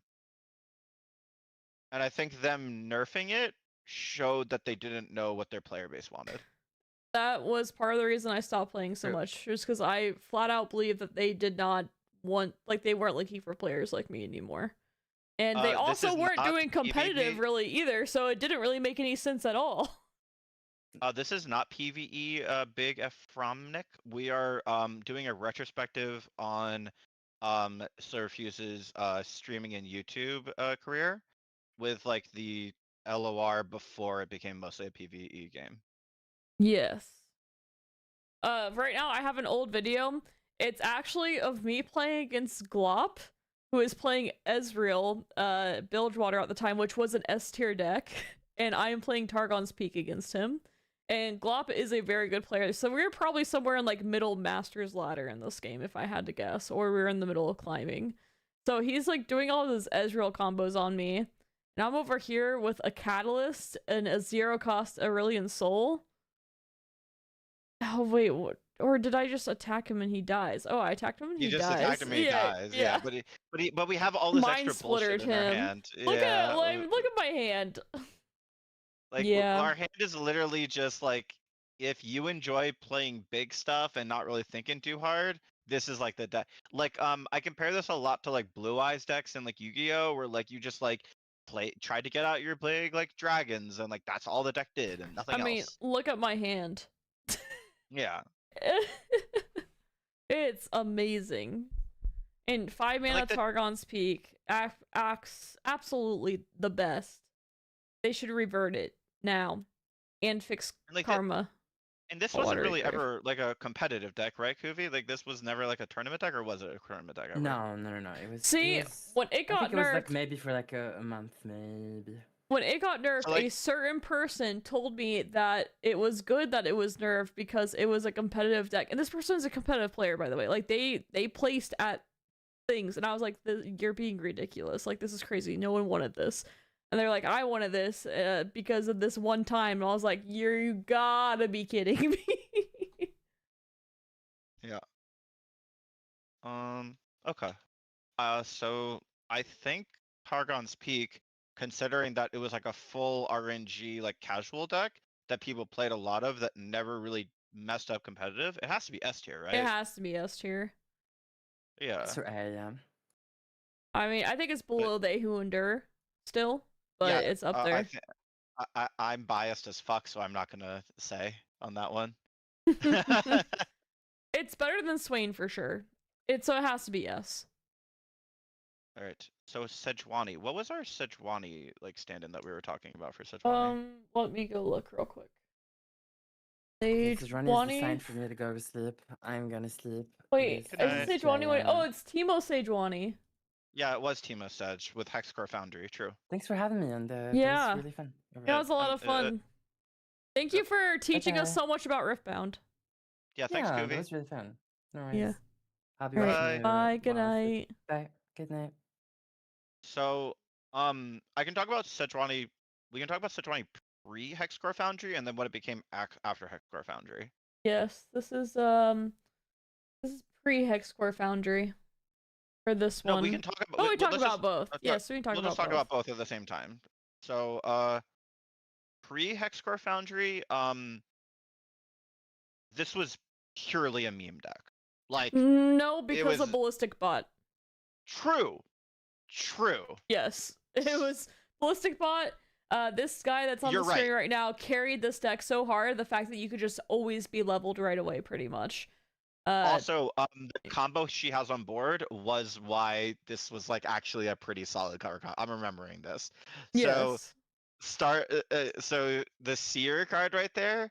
Every single time that you cast one of like these ignitions that came off of the Ballistic Bot, your top of the deck would just get like turbocharged, and you could race like so much stuff, and your cards were basically immortal, and so you would like just win any mid-range fight because of that.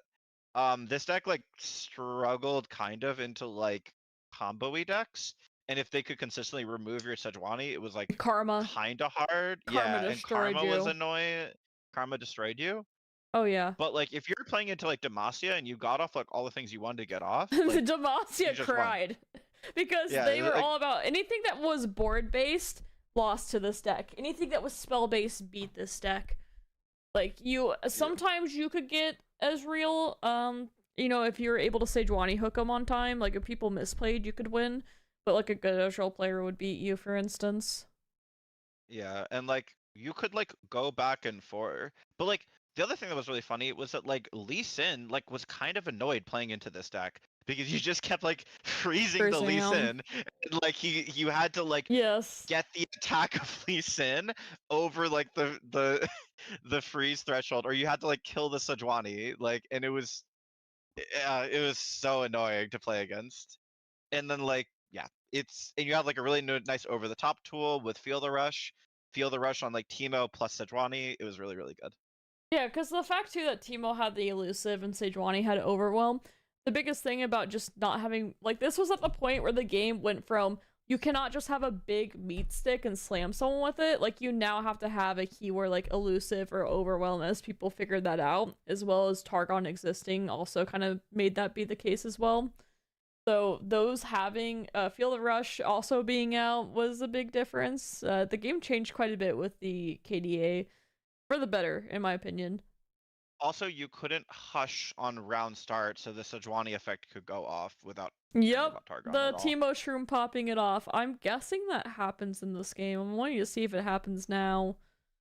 Am I against I'm not sure. Lee Sin in this game, actually? I think so. I am. You are against Lee Sin. You are against Lee Sin.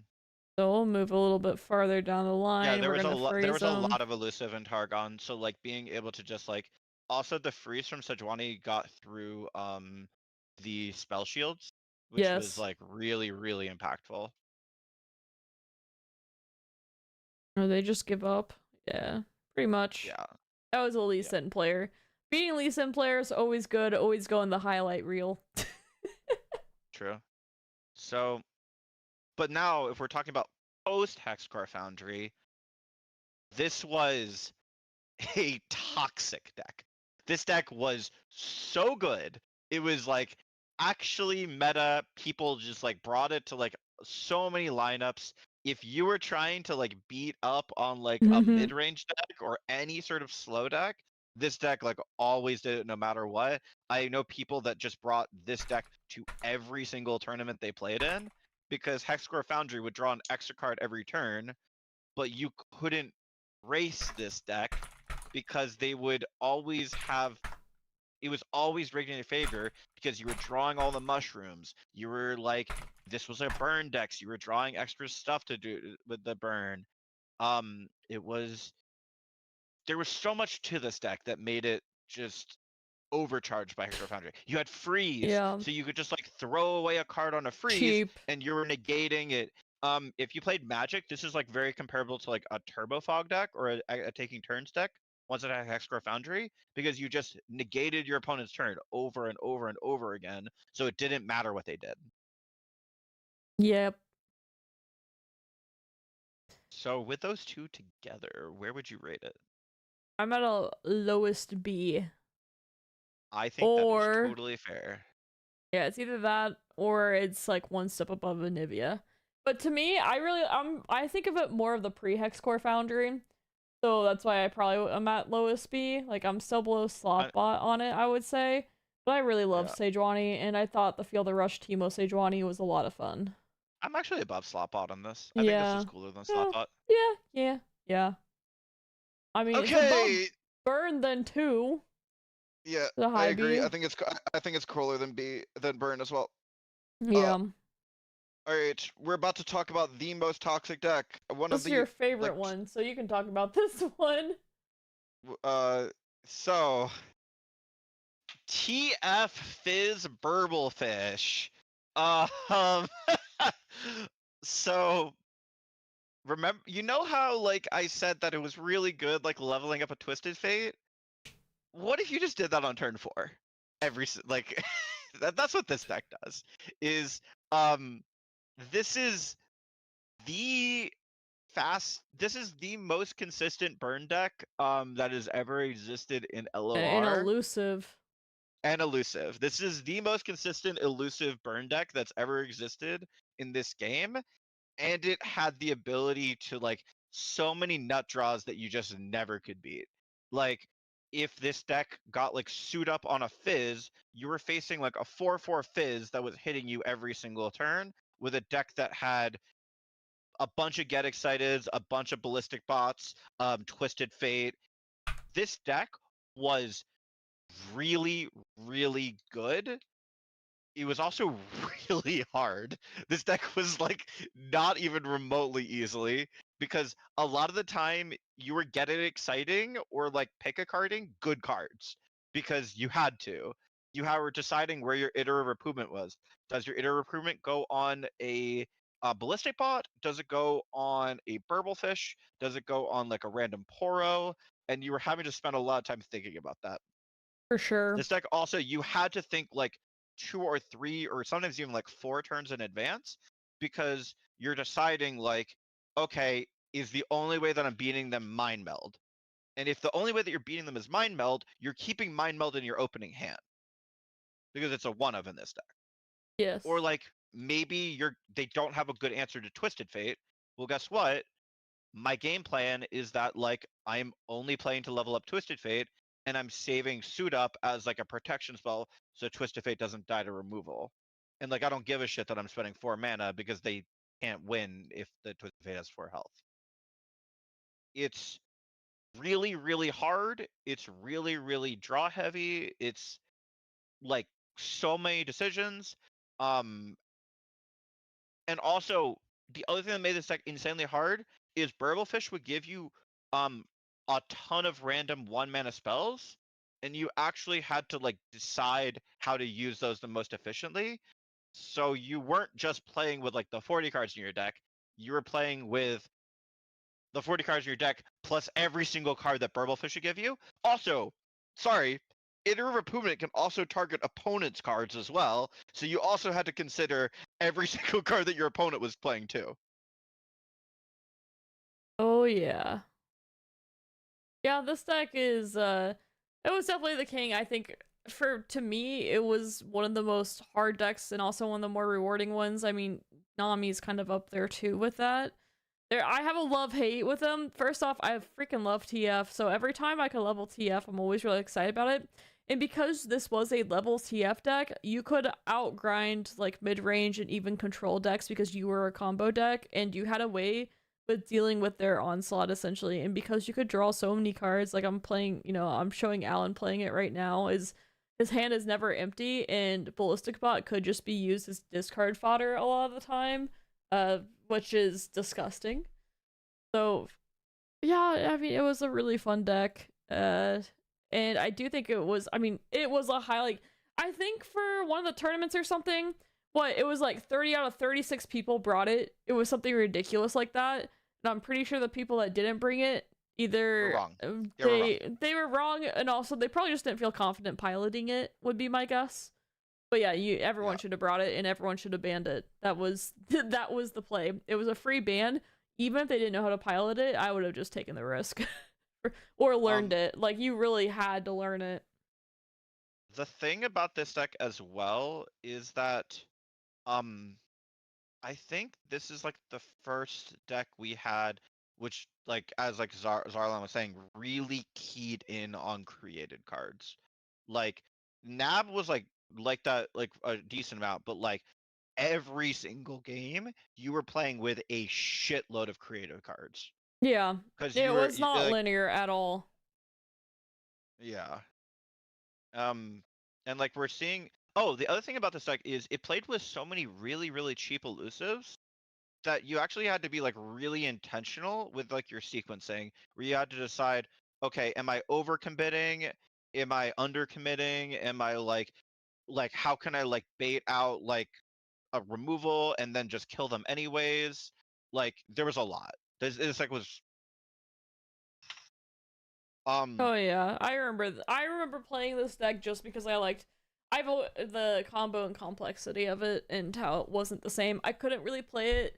I didn't stream it really because one, when you're streaming, you don't think as well, and you really had to focus on this deck. And two, most people were not interested in seeing someone play this deck outside of like the highest level players who were studying other high level players. And despite me being pretty freaking good at the deck, that wasn't what people were coming to watch me for, which is understandable. I was more focusing on my next meme thing, but I did enjoy playing this deck. I hated playing against it. I would concede against this deck when I saw it when I was playing, but it was just out of respect of my own time, not because, like, Azir earlier when I conceded against it, it's because I hated the deck. I absolutely hated everything the deck stood for. With this, I was like, okay, people have to actually think about this and not just plop down cards and hope that it works out for them. like I want to point out this game, right? Look at just pause the video right here. Look at this. Just pause. So Alan did not just pass into his opponent so he could draw an extra card so that he could beat double deny. That's what he played around this game. Which is insane foresight, because that's literally what he beats this game. Is he literally beats double deny because he does that play. Like, he discarded TF here. He discarded TF. Like, no one does this but Alan. Yeah, he discarded TF to beat double deny. We'll see him do it. Because it gives him an extra play. So, and that's him playing 3 turns in advance in this aggro deck. Yes. Combo deck. It's really an aggro combo deck. I don't call this an aggro deck. Yeah, this is an aggro combo deck for sure. He goes like Mystic Shot here. His opponent denies it. And then he has everything set up so that he can beat the second deny.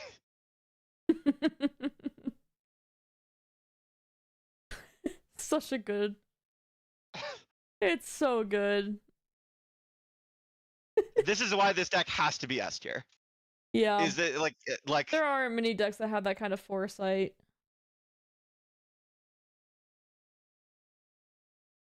And if he misses any damage, he does not beat double deny. He misses loses even a there. single point, because the opponent is not forced to deny the Mystic Shot. If he doesn't discard TF, he loses the game. That's crazy. Yes. Like, you're discarding your champion who's one of the best champions in the game. Yeah. Yeah, I mean, Like, it has to go in S. Yeah, this has to be S tier. This is above Ezreal Karma. This is above Jinx. Like, yeah. Oh, behind Deep, do you think? It's behind. I think it's behind Deep though. Yeah, some people in chat were saying how this was one of their most played decks, and yes, doesn't surprise me at all. Give me 1 second. It's behind Deep very specifically because like the casual appeal. I think that like really talking, like being aware of the fact that like people are still playing deep on ladder when LOR has died is Yeah. why I think that deep has to be above it, is because like people still come back to play this fucking LOR game to play deep I on played it today. yes, that's And what I'm I saying. enjoyed it. I enjoyed it too. It was fun. This is what I'm saying. Yeah, so like deep has to be above it because of just that fact that people are still booting up this like damn client to play their deep deck. Yes. Yeah, deep is enduring. Yes, deep is like if LOR was like 20 deeps, the game would still be alive. 20 deeps. Well, and No, if like they made you genuinely. pay for cards. Yeah, if they made you pay for cards and all of like like if you had to buy like the deep structure deck and like it Oh, was all just like various like decks that had the amount of thematic like depth that like deep had, this deck would still be alive. This game would still be alive. I would have As like bought. I would have bought. Yeah. I would have bought stuff to play deep 100%. Not you would close. people would have still been like buying upgrades to their deep deck and like we would just have a bunch of archetypes that are like that. Okay. Oh yeah. All right, you Are you remember who do you Pablo stands for, right? Yes, Pablo stands for Boxtopus. And this is very, very specifically Boxtopus Aphelios. This is Oh Aphelios TF yes. Boxtopus. Back when for some reason Crescendum let you take a 2-cost from your deck. So it was the only 2-cost you played, so you had 100%. And because it's a play effect and not a summon effect, Pablo would come out as a 3/4 just like you see on the screen right here. And I mean that's just broken. Why do you get a 2-mana 3/4? And of course, me being me, I also played it with the doggos because why not? The whole idea of it was just really broken. That's why they had to change it. It's really Crescendum was the reason why the guns got nerfed to 3 more than anything, I would say. I mean the 2 was still broken at the time too, but the guns getting nerfed to 3 cost was partially because Crescendum being able to tutor a 2 cost and then one that was overstated was ridiculous. Yeah, I think when people think back to like their fond memories of Aphelios, I think they're very specifically thinking about this deck.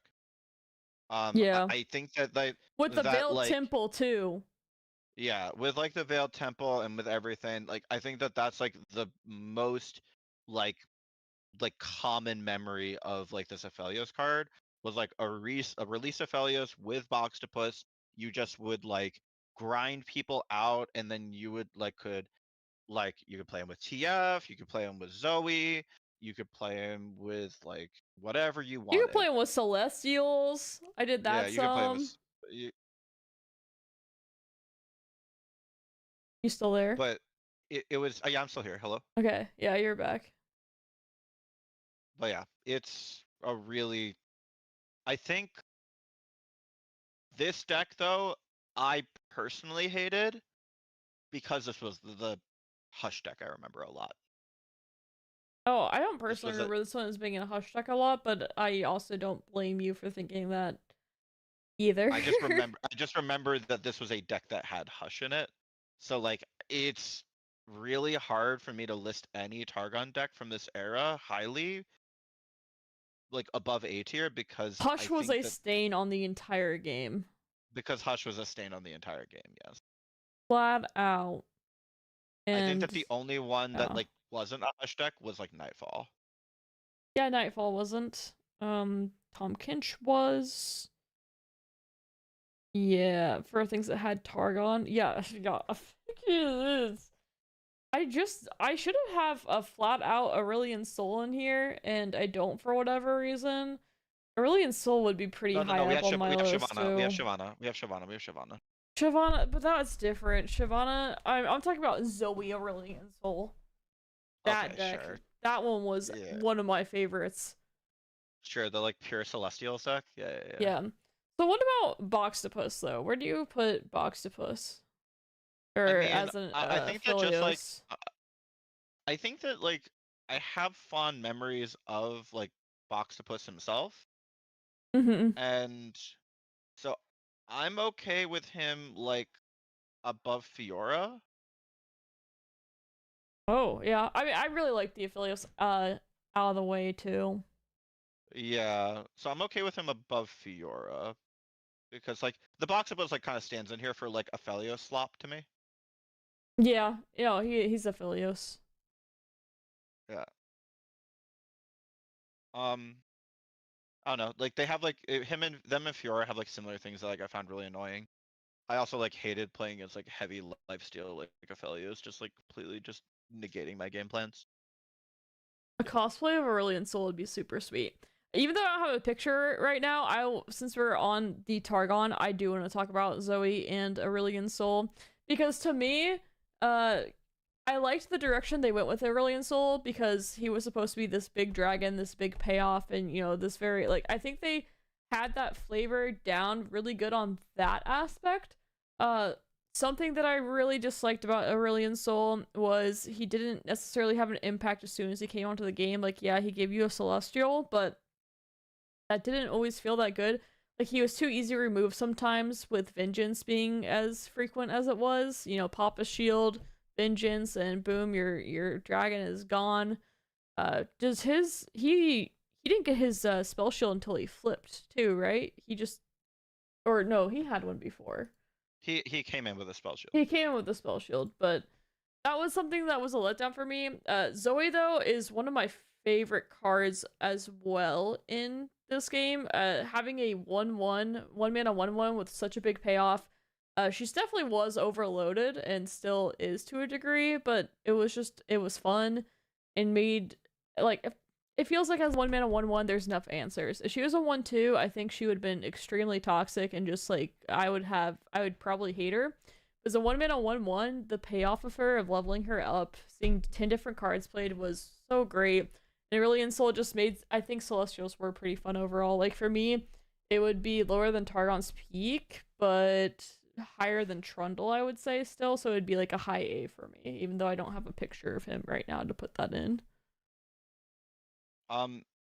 And me personally, I have Zoe decks I would rate more highly, but those are going to be really controversial when we get to them. Yeah, I know exactly. I mean, we're actually There's pretty two, close to him. there are two that are a little bit more toxic, but they're what I enjoy. So Yeah, Celestial uh, Zoe. Yeah, like it was real fun. Um, so Yasuo Swain is the one I'm like thinking of specifically when I see Yasuo. yes, or But there were Yasuo Yasuo decks, Malphite. but there were Yasuo decks before This was Yasuo Yasuo Swain. Swain. But we Yasuo Katarina is not a real deck. Let's just talk about what Yasuo was before he got his landmark. Oh my. So the number of times I have been told, I have people say to me before he got his landmark, this Yasuo card, this deck is really good. You just need to draw like the Yasuo, and then it's really good. And I'm just like looking at them, and I'm like, so what's your win rate with Yasuo? It's like not, and it was always sub like 40%. 40%. Yeah, it was always sub 40, no matter what. And like they would always be being like, yeah, but it's so cool. He's like, and it's like, yeah. He So goes like, slice, slice, slice, slice. Even that Swain. Okay, so all the decks I did, Swain and Yasuo took me one of the longest times to get the cool Leviathan stun combo. It took me so freaking long because Yasuo is so bad. Like so freaking bad. Like I mean that one's probably in the of the what 200 300 videos I have. That one's probably in the top 10 of one of the ones that took me the longest time to capture the footage that I wanted because that's how bad it was. And like people were playing this deck regularly on the ladder too and saying that they didn't think it was that bad. And I was like, no, this is terrible. It's so bad. and like we even like I still hear it today. People are so fond of it. They're like, oh yeah, Yasuo was like really good like during this time, and I'm like, it's like because people were so invested in Yasuo being good that this deck like endured and like people made it work. So it was Yeah. cool. It's like I personally would rate this deck as the hardest C tier deck ever. Yes, okay, yeah. Because it Like- doesn't belong in F because there are so many fond memories over it. Like, I think it's like even, I think it's below Dreadway, and I think it's below Anivia, but I think it's above Elnuck is what I would say. Yeah, I agree. I think it's above Elnuck for sure. Because War Mothers is still higher than Anivia. For anyone that's wondering, like, what's Anivia? It's Anivia War Mothers.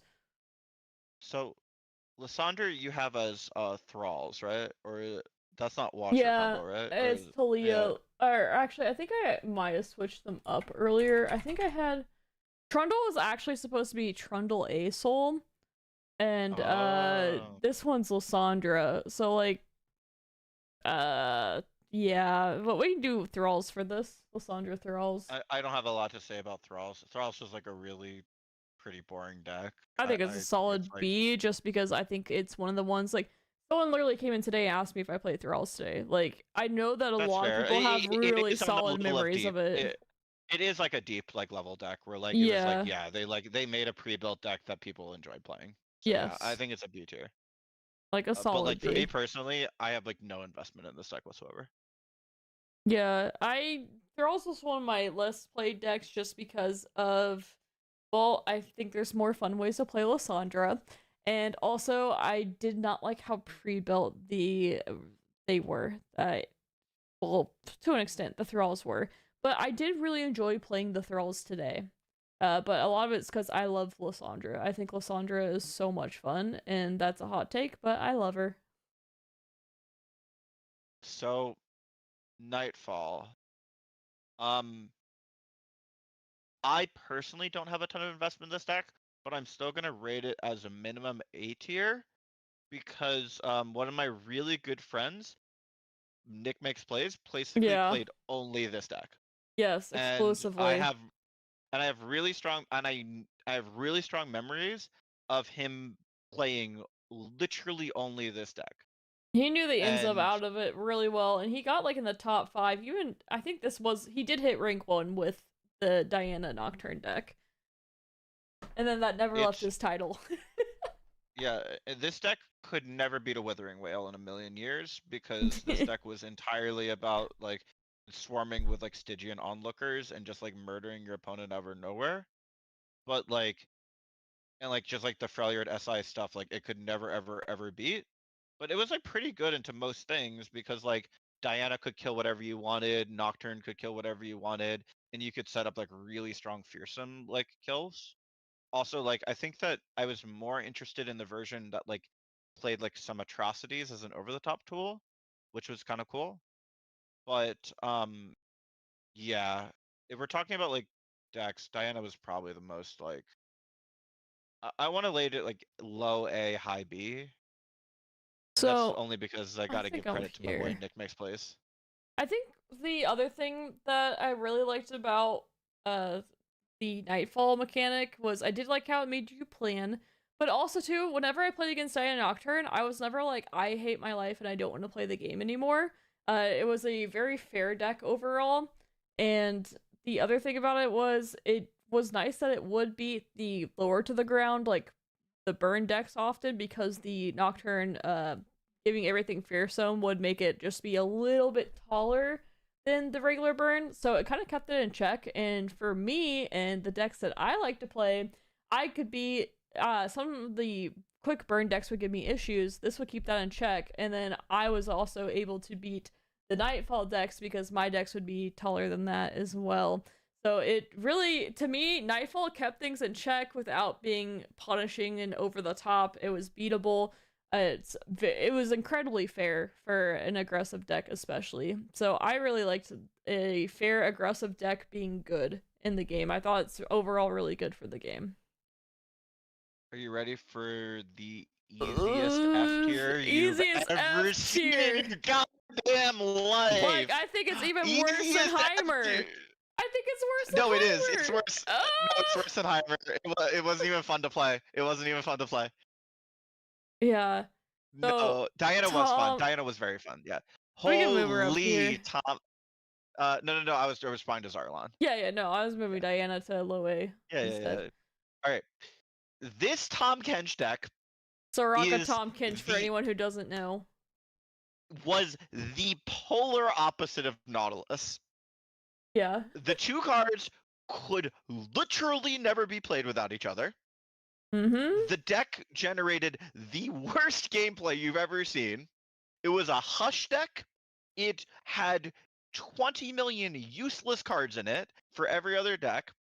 The only deck that uses the cards from Comtech Soraka was stuff like goddamn Fiora in Targon Fiora.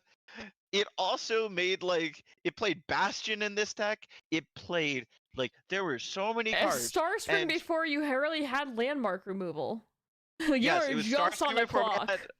you were just on a clock every single game. The mirror was literally Horrendous. always over based on who played their Tom Kench first, no matter what. You're not even mentioning how polarizing the matchups are, because the thing with this Tom deck never Kinch differ- is that it was either it was never like a 50-50. It was always like a 70-30 at 80-20 at worst, and like a 40-60 at best. Like so whenever you Tom Kench- queued in, you knew the outcome of the game already. Flat out, you knew if you were gonna beat it or if you were going to lose. It didn't matter about their draws. Like you absolutely knew what the outcome of the game was going to be, and that was the worst part of it for me too.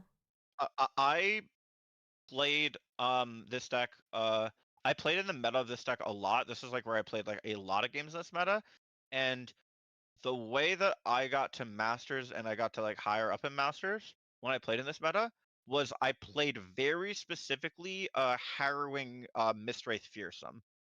And the reason Yes. why is because Tom Kench had quite literally 0 outs to that deck. Because if they you could not every deal single with Fearsome at all. Yeah. they could not deal with Fearsome even a little bit. And that was an 80-20 matchup. Because the deck was so glacially slow that if you weren't interacting with it in that way, then it just lost. But if you were forced to attack into it, then it always won. So this deck horrendously bad. Giga F. Worst Giga memories F. playing it in when I played or playing against it, and playing it really not even that fun. I'm just healing my units. It's stupid. It's so dumb. The only thing that I will give it any credit for was having an alternate win condition on a landmark. However, we have known that that was not the first time that did not work out, and that it made players feel awful. That is, back, that's later. And now It's the not the one first thing I will one. give it, the one more thing I'll give it is I met a very good friend who one trick this deck, and this was their favorite deck. Yes, that's the other one. I'm sorry, New Noise. Yeah. I'm sorry, New but- Noise. But It was very good at the deck too. he was one very of the very few good. people that he was- broke those polarizing matchups. He would win the polarizing matchups that he was supposed to lose. That was how good he was at it. But he also would say to top players, could you just tell me your opening hand and we can just decide who wins or loses? Yes, that was true. One time they did, and I think it was him and Mo message each other their opening hands, and just gentleman's code was just all right, we're not gonna lie, we're just gonna say exactly. Specifically, what New Noise asked was, "Do you have a Rune Nation in your starting hand?" And they said yes, and then he conceded. Yeah, and he would not play out the decks. He would just not play out the games. If you said you had a ruination against him in DMs, he would just be very gentlemanly, and he would say, "Okay, well played, sir," and then he would concede. And we're talking about turn 1, by the way. We're talking about Turn you 1. held that in your turn 1. Not saying this was at turn 5. No, turn 1. Do you have a ruination in your starting hand? Yes. Okay. Concede. Yes, that was what this deck was. Because Fun it could stuff, not fun beat stuff, fun that. stuff. Could not beat that. Fun stuff. Fun stuff. All right, I'll let you take the next deck. This is Zoe Nami. So Sparklefly. Nami, Zoe, Sparklefly. So I have very fond memories of this thing because I was very directly involved with the entire group that innovated on this deck. We were in Discord calls with each other. We were talking a lot about it, and I was in the group of people that was playing a card that was considered very, very, very trash in the form of Double Trouble, which was 3 mana, summon 2 1-mana random 1-mana minions. Yep. This was the card that broke Nami. Because the way that Nami worked was that she leveled up based on you refilling your mana, and the way that she was intended to be designed was that the things that you would spend mana on were things that were like, you know, killing your opponent's units, or maybe like buffing something Or of yours, gyms. or gems, or doing something that was like kind of slow and interactive. But if you just like went past turn 1, past turn 2, play Double Trouble on turn 3, then play Nami, you were already like halfway to leveling her. And And you made up for your lost tempo too. and you made up for all your lost tempo. You were caught up on board, you got to like block 2 units, you were like basically ahead, and you also were banking you had 3 mana, and you played a Nami and she would attune the last one. So like so what you would do is that you would have 3 mana banked up, then you would go to your next turn, you would regain that 3 mana, and then you would play some sort of spell. You would play your Nami, and then they would try to kill your Nami, you would protect it, and then you'd win the game. Yep. And the true nuts was if you went play Nami, play the Ophelio spell that searched a 2 mana spell from your game deck, and then get out a Sparklefly from your deck on turn 4, and by turn 4, you had leveled Nami, Sparklefly, 2 1-mana cards that maybe block something, and then you would have a Nami that was constantly buffing up a lifesteal elusive. And then from there, you could counter every single damage-based removal, and if they tried to kill your Nami, you would have buffed up your board way too big, and then you just tempoed them out. And if you drew a second Nami, they were super dead. I like the deck a lot because you got to play with this really, really good combo game plan that could actually beat aggro decks. That was why it didn't just beat aggro decks, it destroyed aggro decks. No, it demolished aggro decks. But you also had game into like control decks because they couldn't just like remove everything that you did. And you probably get this with like me being someone that likes playing like stuff like Endure, is I really, really like decks that give me game in a lot of different matchups. This deck was insanely toxic, and I fully admit it. But I really had fun playing with it. Yeah, and I'm not going to be like TF. Yeah, and I'm not going to be apologetic that I had fun playing with it. And like if I lost the games, it usually felt like it was my fault. Because it was most of the time, like almost all the time. Ruin Nation, you could usually play around it, like that was a big one, and people didn't really play Shadow Isles that much at the time. It was also what else would get you? Hush would destroy you sometimes. No, Hush you would could get beat you. Hush. No, you you could beat Hush. it, but yeah, you beat would Hush get because you what you would do, sometimes. it would get you sometimes, but like because it tempoed out like so hard with like these big boards, if they went to Hush your Nami, you still had like all of these elusives that could just attack them. So like it wasn't even like that bad. Yeah. Because like your Nami, you weren't like having a unit die to Hush because your Nami was still alive. She wasn't attacking. So like they could hush your elusive, but then you could just start buffing up the thing after they hushed it and then still have a favorable trade. Or even like not trade it. They're not trading at all. It was also like a Burblefish deck, and Burblefish deck, like same reason I liked it with TF. It's like it made games like really high variety. Oh yeah.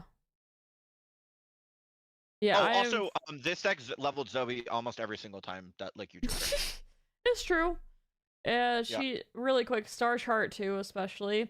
But yeah, on the screen I have a video of me playing the deck, and like you've seen, I countered the double Mystic Shot on my Nami with this Unblessed Vigor, and then I have the the Burblefish going, and we're buffing the Sparklefly. I had Crescendum Sparklefly. Like I didn't even have the nuts curve, and it's still really freaking good. Oh, also, being able to like sequencing out, yeah, you got to diversify your threat. You actually had to be like intentional about like how you were spreading your buffs. Like if you had too many buffs go on the double trouble units that didn't have elusives, you lost the game off of that. Oh yeah, you wanted to trade those things off right away if you could. It was just like chunk But sometimes you didn't walkers. want. But sometimes you didn't want to because they Sometimes just not. dominated the board, Yeah. which was like really interesting. Like, um, also like really really trash cards that you got. Yeah. Yeah, exactly. And the other thing about this deck that was really really sick was that it had a lot of game plans that it could play. It had Zoe, which was like leveling Zoe and just protecting your Zoe. That was a game plan. It had Nami, that was a game plan. And it even had Fleet Admiral Shelley, which it wasn't like a great Yeah. game plan, but it was still a game plan that could win you the game. Like It so was it an had option. and the Zoe game plan was super fucking fun. Where like you would just like play Zoe, buff up everything, hold the Sparklefly in hand, then like summon the Sparklefly. Everything had lifesteal and elusive. It was so fucking cool. Yeah, it didn't last very long either. This is one that they actually nerfed fairly quickly because the Aphelios guns, along with Sparklefly, was not only being taken advantage of in this deck and just random Aphelios decks that could later buff it with the Veiled Temple and stuff like that as well. It was But just then even after they yeah. nerf it, like Nami was still like a really sick card in like the Bandle Shellfolk deck after the fact. So like Yeah. it wasn't even like it didn't even die. Like you still played this playstyle. Like this Nami playstyle endured for so long. It was Oh yeah. yeah. Um um I acknowledge my bias here. Um Just a little. Having a card like Sparklefly that just says you don't get to play the game ever is probably not okay. Nope. Uh, Not even a little. so I cannot, in good honesty, rate this S tier because it probably got people to just rage quit and close out of the client after playing against it. Oh yeah, But for me not personally, I love this deck. yeah. That's where I would say it is.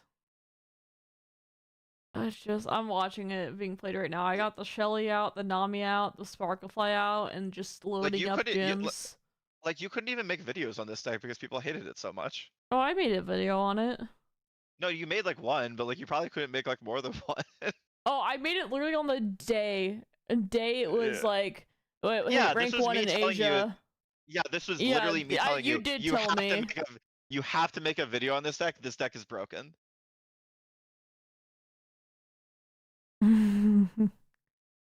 And then this is Imagine if Philios is a playable card, so many synergy points.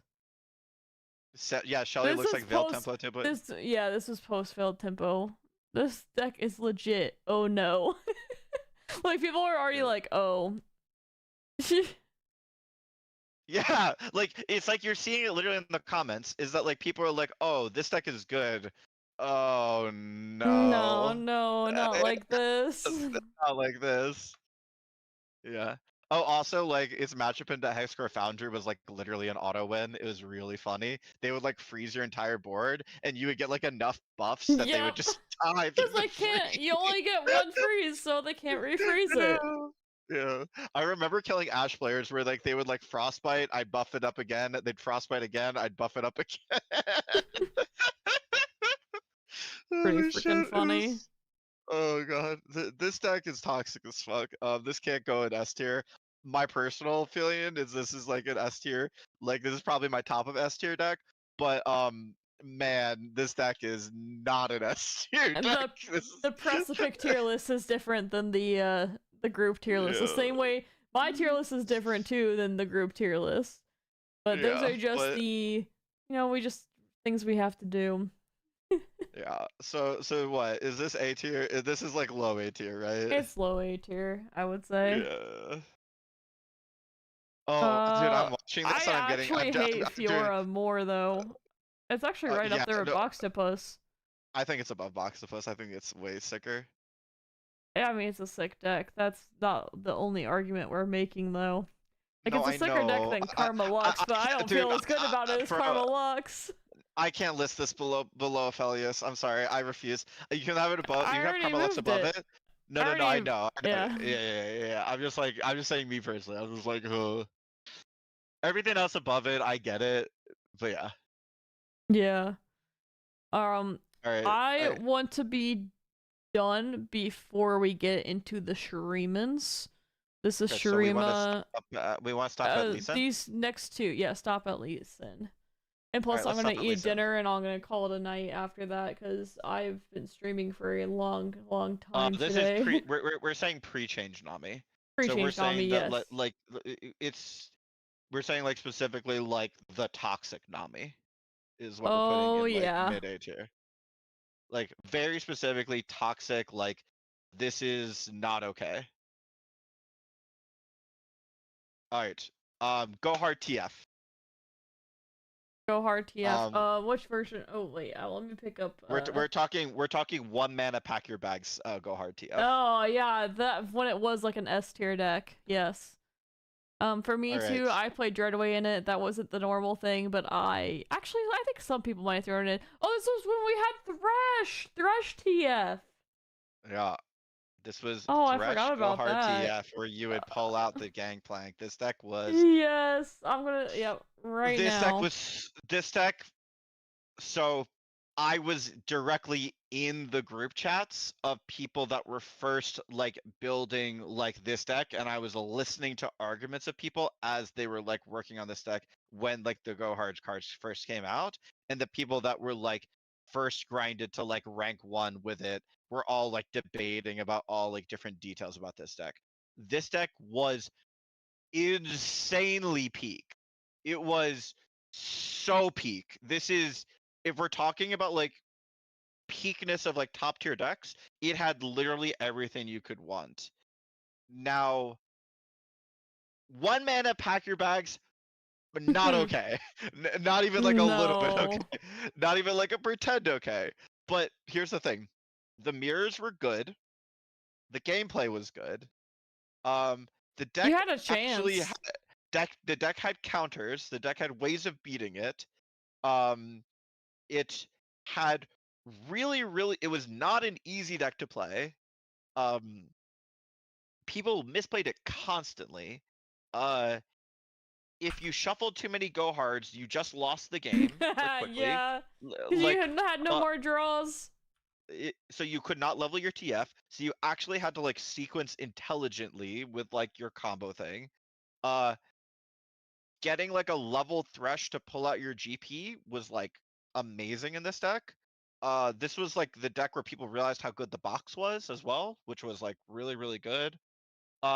Yeah, going like blue card TF into glimpse beyond your own like TF that you just blue carded was like a very real play. To play your other TF for the red card to clear something or a blue card to draw. Yeah. Yeah, it was very unintuitive to play.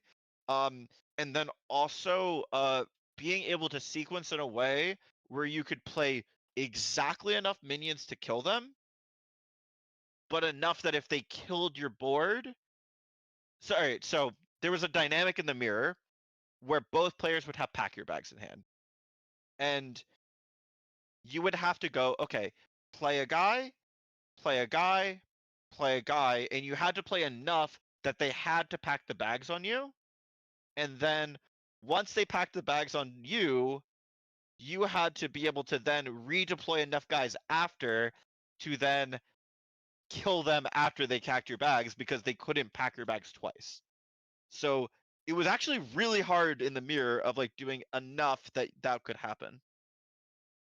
Oh yeah. So really good dynamic of the deck. The deck got broken in the mirror once people started playing Ledros in it. That was when like the mirror became cringe. Yes. But yeah, it's you had to bait so much in this deck. And if you couldn't like bait effectively, your win rate with the deck was really low. Yeah. And you had to hand read everything. You had to count how many like go hards they played. You had to it was deck was peak. Yep. It's way up there for me. Go Hard is one of my favorite cards in the game. It comes up in our yeah, like to me this is Go Hard in general, but this is specifically Go Hard TF. This deck I would rate above Burblefish. Okay, that's over about where I was Burblefish. gonna put it because it doesn't quite beat deep. But Yeah, I do have I more don't think fond it is. memories of it than Burblefishy. And that is through, by the way, all of my like top like favorite decks of all time. Yeah. It was kind of all downhill from here. Yeah, because this next deck I freaking hate. I hate everything about it. It made me not want to play as much. It is Papercraft Dragon Yumi Fizz. Yeah, this is where the game started going downhill. Oh my gosh. I Yeah. don't even have a video on this because I hated this deck so much. Of course, our friend Mo played this deck. Here's what it looks like. So this is great. We got Fizz, Yumi. Oh, wait, this is a newer version of it. Okay, never mind. This is not correct. Fine. It's fine. It's fine. This still looks like this gives the right idea. You This played is the right idea. Yeah, this is the right idea. He didn't have Papercraft Dragon on this one when it was a 4 cost. Alright, I don't know if I can find one, but you had Papercraft Dragon. Let me just open it up in the client right now. Collection cards, Papercraft. So what you would do is you would put Papercraft Dragon on Fizz. This gives it double attack. It was, 5 mana at the time, not 4. And then because it's on Fizz, you could just play spells to make sure that you couldn't kill Fizz. So you would make this big Fizz that's double attacking you, and you can't kill it ever. Sometimes you could with Challenger, sometimes, but it would just keep getting stronger. And yeah, I hate this deck. I hate so much about it. I didn't really like the attach mechanic overall, and Fizz just capitalized on why it was such a terrible mechanic in the first place. What do you think, Brosco? Yeah. I think this also was like one of the decks that really just highlighted how miserable of a design Fizz was. Yeah. Also, like whenever you lost to this deck, it feels like you got high rolled. Yeah, even This if was, you like, didn't. really feel bad. Yeah. This is like really feels bad. Like if we're talking about F tier, like this is like as bad as like elusive Heimerdinger, like in terms of like you it's didn't want to way play F. the game. It's way F. Yeah. I think Tamkin Soraka is still worse, but like this is really bad. I mean, the difference is with at least with the Flash of Brilliance, you could concede to move on. Fizz, you always felt like you had a chance, like they weren't going to be able to get that last sliver of damage against you, or that your spell was finally going to go off and you were going to kill him. And then they hit you with Pokey Stick. Never did. Yeah. You never did. Yeah, you got burned out. Pokey Yeah. Stick. They found a way. They always found a way. That was the thing that ticked me off so much with this deck, was I always felt like I was so close to beating it, and I just never could beat it. Over and over again. And then it did get to the point where I would just concede against it and move on with my life. If I didn't have a deck that could deal with it. Freezes did okay against it too. That was the other thing that you could do, was freezing it, but that wasn't super meta at that point. I never felt like I got outplayed by this deck once. I've never felt once like I got someone outplayed me. Nope. Never once. Not one time. So this is a good one to end it on, right? Silverfuse, this is a good one to end it on. Yes, I agree. Before we start talking, Zarlon chat, what do you guys think about Lee Sin? Yeah. Yeah. I want to ask chat before, what do you guys think about Lee Sin?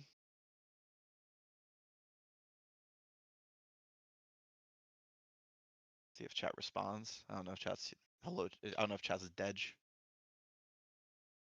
You're probably typing. Oh my, Lee Sin. We'll watch this video where we discuss it. I think I might have won this game without. Oh no. So we're looking at like a couple of versions of Lee Sin when we're talking about it. Yeah, he's super annoying to play against. So yeah. Yeah, when Lee got Targon, it was a problem. So um Lee Sin. So How do I even oh my begin god. to talk about How do Lee I begin? Sin? Alright, so alright, let's talk about Lee Sin before he got any of this shit.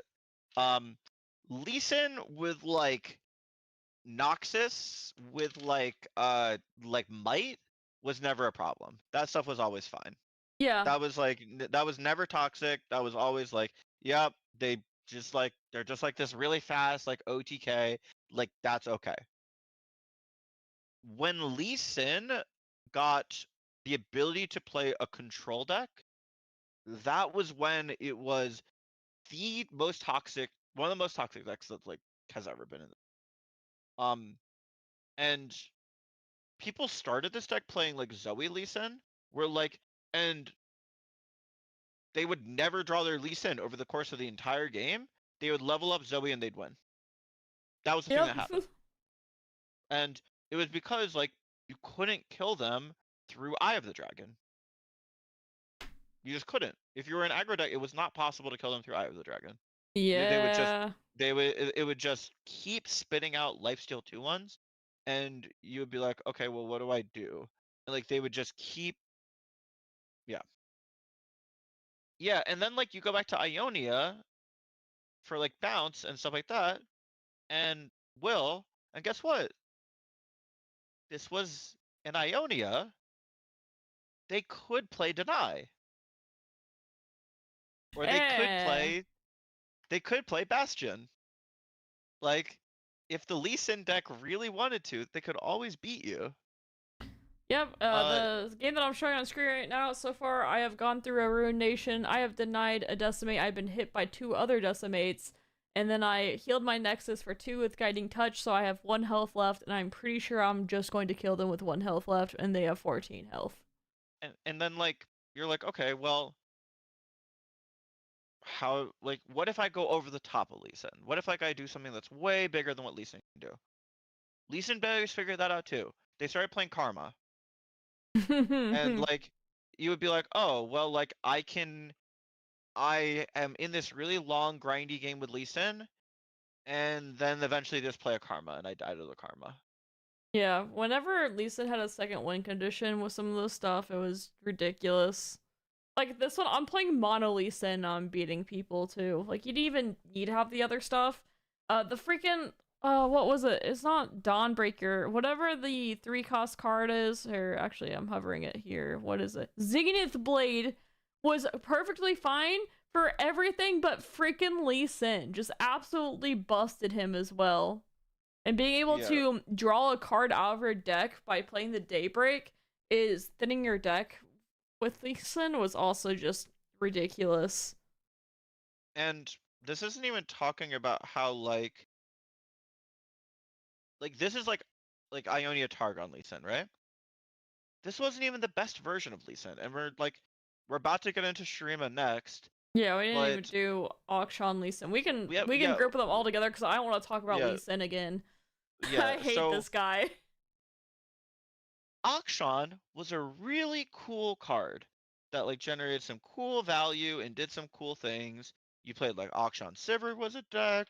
Akshan like had like a lot of different stuff. Like he like you could play him in a lot of different things. But with Lee Sin, Akshan could literally Lee Sin could literally kill you on turn 5 or 6 Yeah.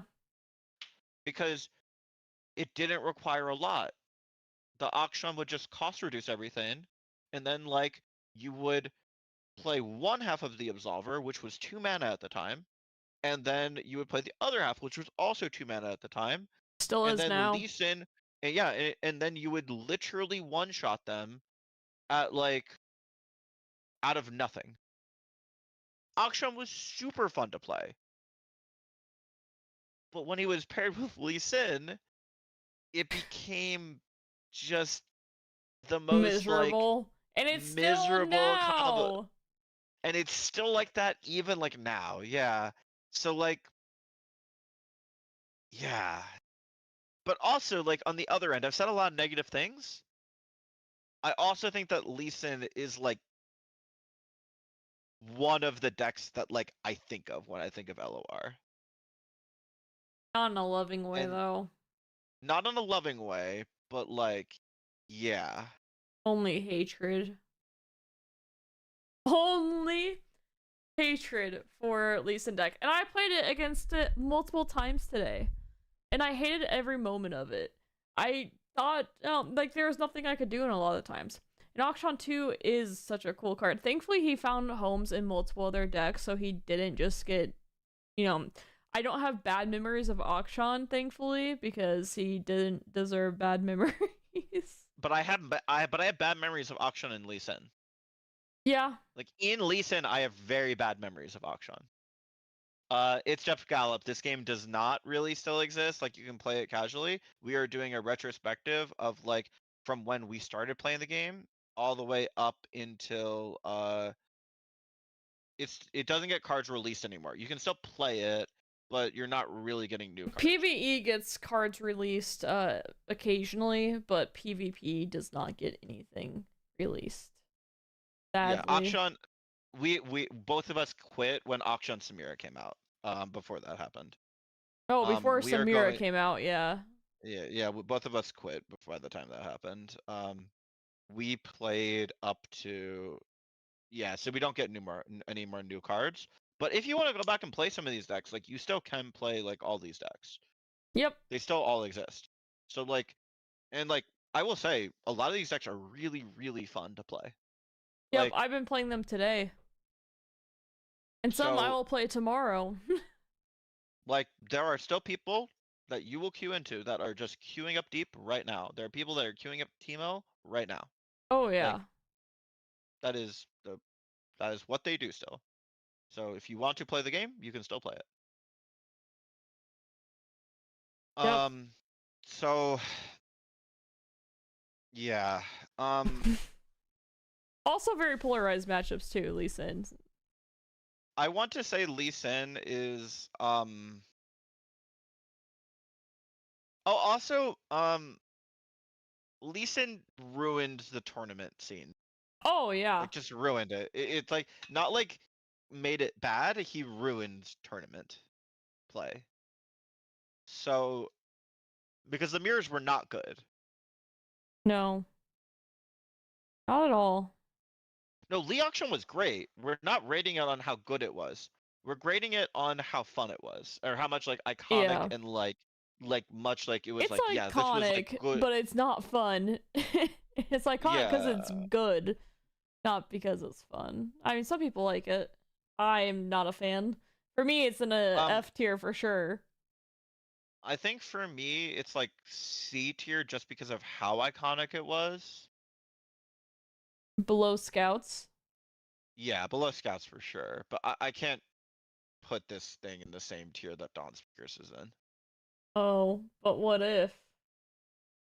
No, I agree with you. I understand your logic completely. Yeah. I don't know. Chat, what do you think? Yeah, let me know. I feel like yeah, what do you think? Because I feel like this one's really hard to rate.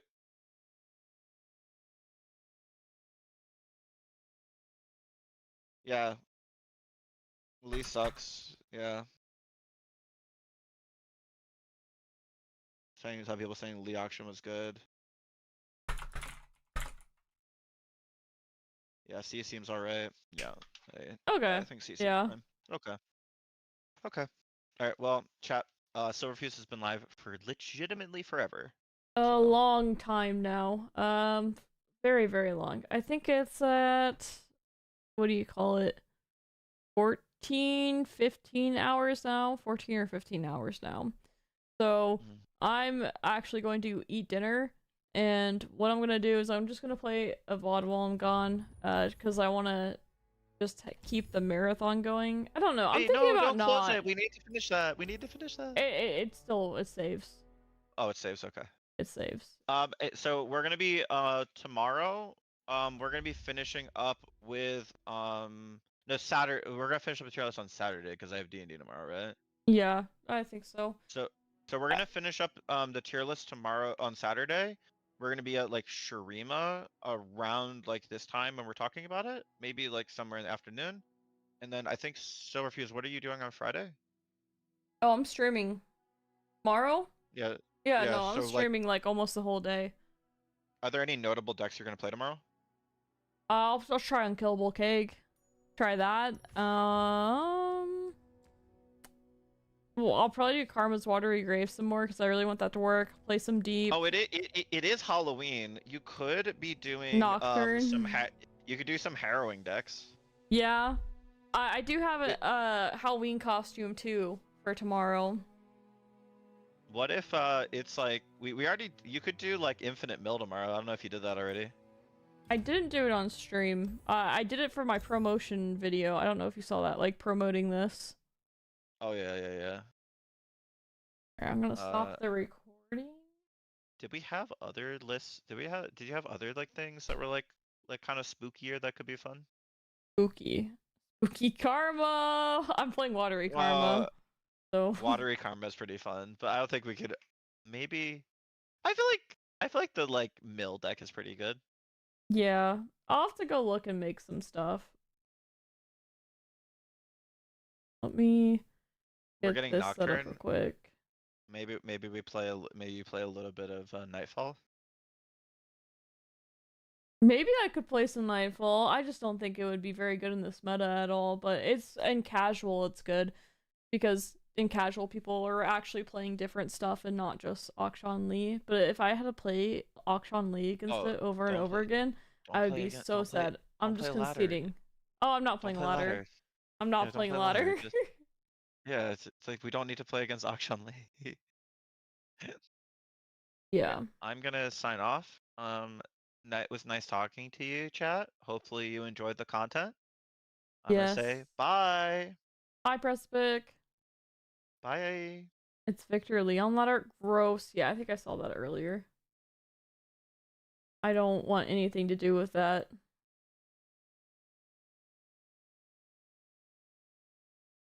Yeah, I am really, really tired. I'm gonna just put up a VOD. I'm gonna redo that while I'm gone. I don't know what time I'll wake up for sure to stream again.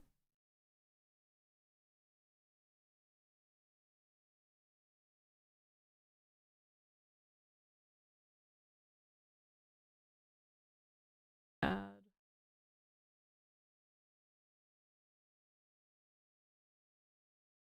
Text. There we go.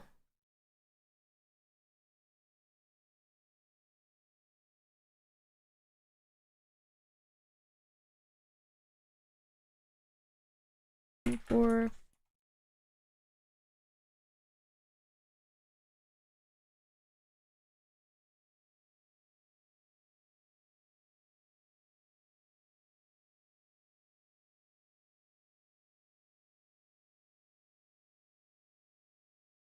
be great if it loaded.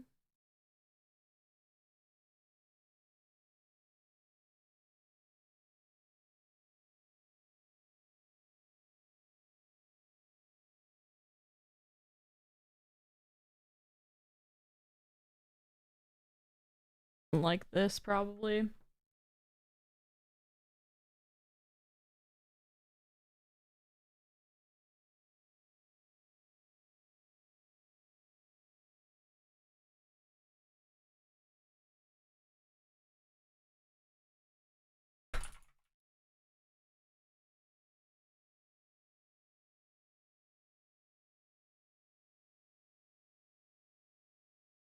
So I'll stop the YouTube stream now. And I'm gonna leave the Twitch stream up.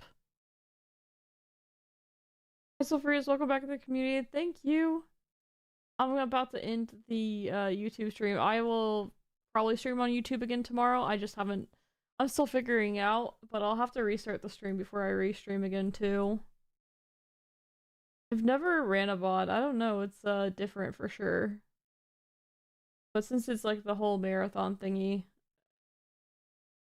How many hours? Like, I want to look. How many hours am I at now? I think I streamed 15.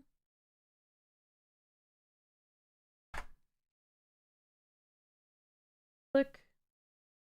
Also, my food is here too, and it's been ready, and I'm hungry.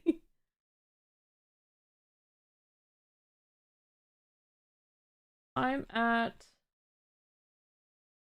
949 hours of Legends of Runeterra streamed. I started at 9:34, so yeah, we are at 15 hours streamed. A lot. Are you playing long term or just temporarily? And are you back on PvP or POC? I'm playing temporary, I would say. It's not like a full goodbye, but it's just like I wanted to. If there's a number of decks I want to play later. 1/4 of the way there, yes. And also I'm playing PvP almost exclusively. I haven't played any Path of Champions. The stupid VOD thing is still loading. This is the long one, it looks like. Oh, this was not that long. What? Oh, 5-hour one? 5 hours really isn't long enough either. What I'm gonna do is I'm gonna just play some YouTube videos instead of myself, not taking someone else's content. I just have a popular YouTube playlist and I'll just play my videos on it.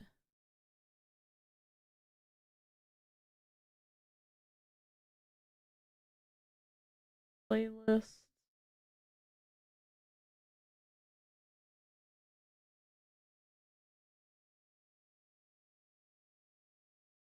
Sure.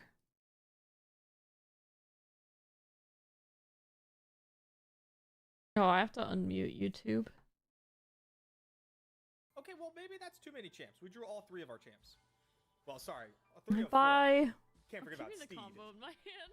Steam, whatever his name is. It's Apparently a I forgot terrible about it. idea. Hey, look, I'm a gamer. Right. Ayo. And I need to take this off because I don't want to listen to myself. Just gotta grab one of these Aurelian souls. Bye everyone, I'll see you later. I'm gonna be on probably in the morning. I don't know, I'm pretty tired. I'll set an alarm for sleep, but I don't know what time it will be for sure. Let me...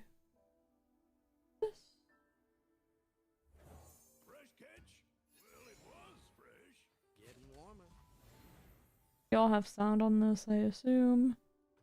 That's a YouTube playlist.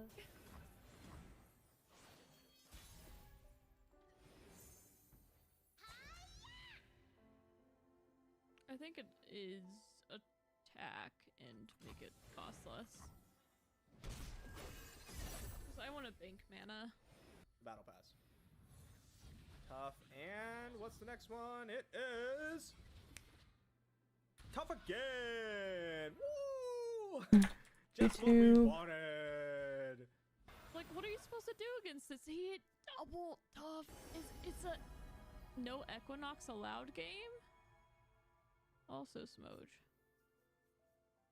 Wait a second. If I hit Aurelian Soul, like, is that an actual out here? I'll say screw it. Let's just go for it. I don't even know if it's an out here or not, funny enough. Okay, yeah, Evelyn now is permanent tough. Don't worry. It's not my And she flips. She attacks for like 1 billion, dude. Like, she's going to be a 5/6 on play almost every single time. See what's inside.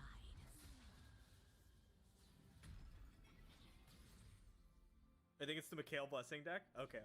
That's pretty sick. Vengeance, my girl. Tough again? Again? Alright, I'm gonna mute myself. Thank you all for hanging out. I'll see you all tomorrow. Let me turn off the YouTube stream. Bye, YouTube stream. Thank you all for hanging out. Good night.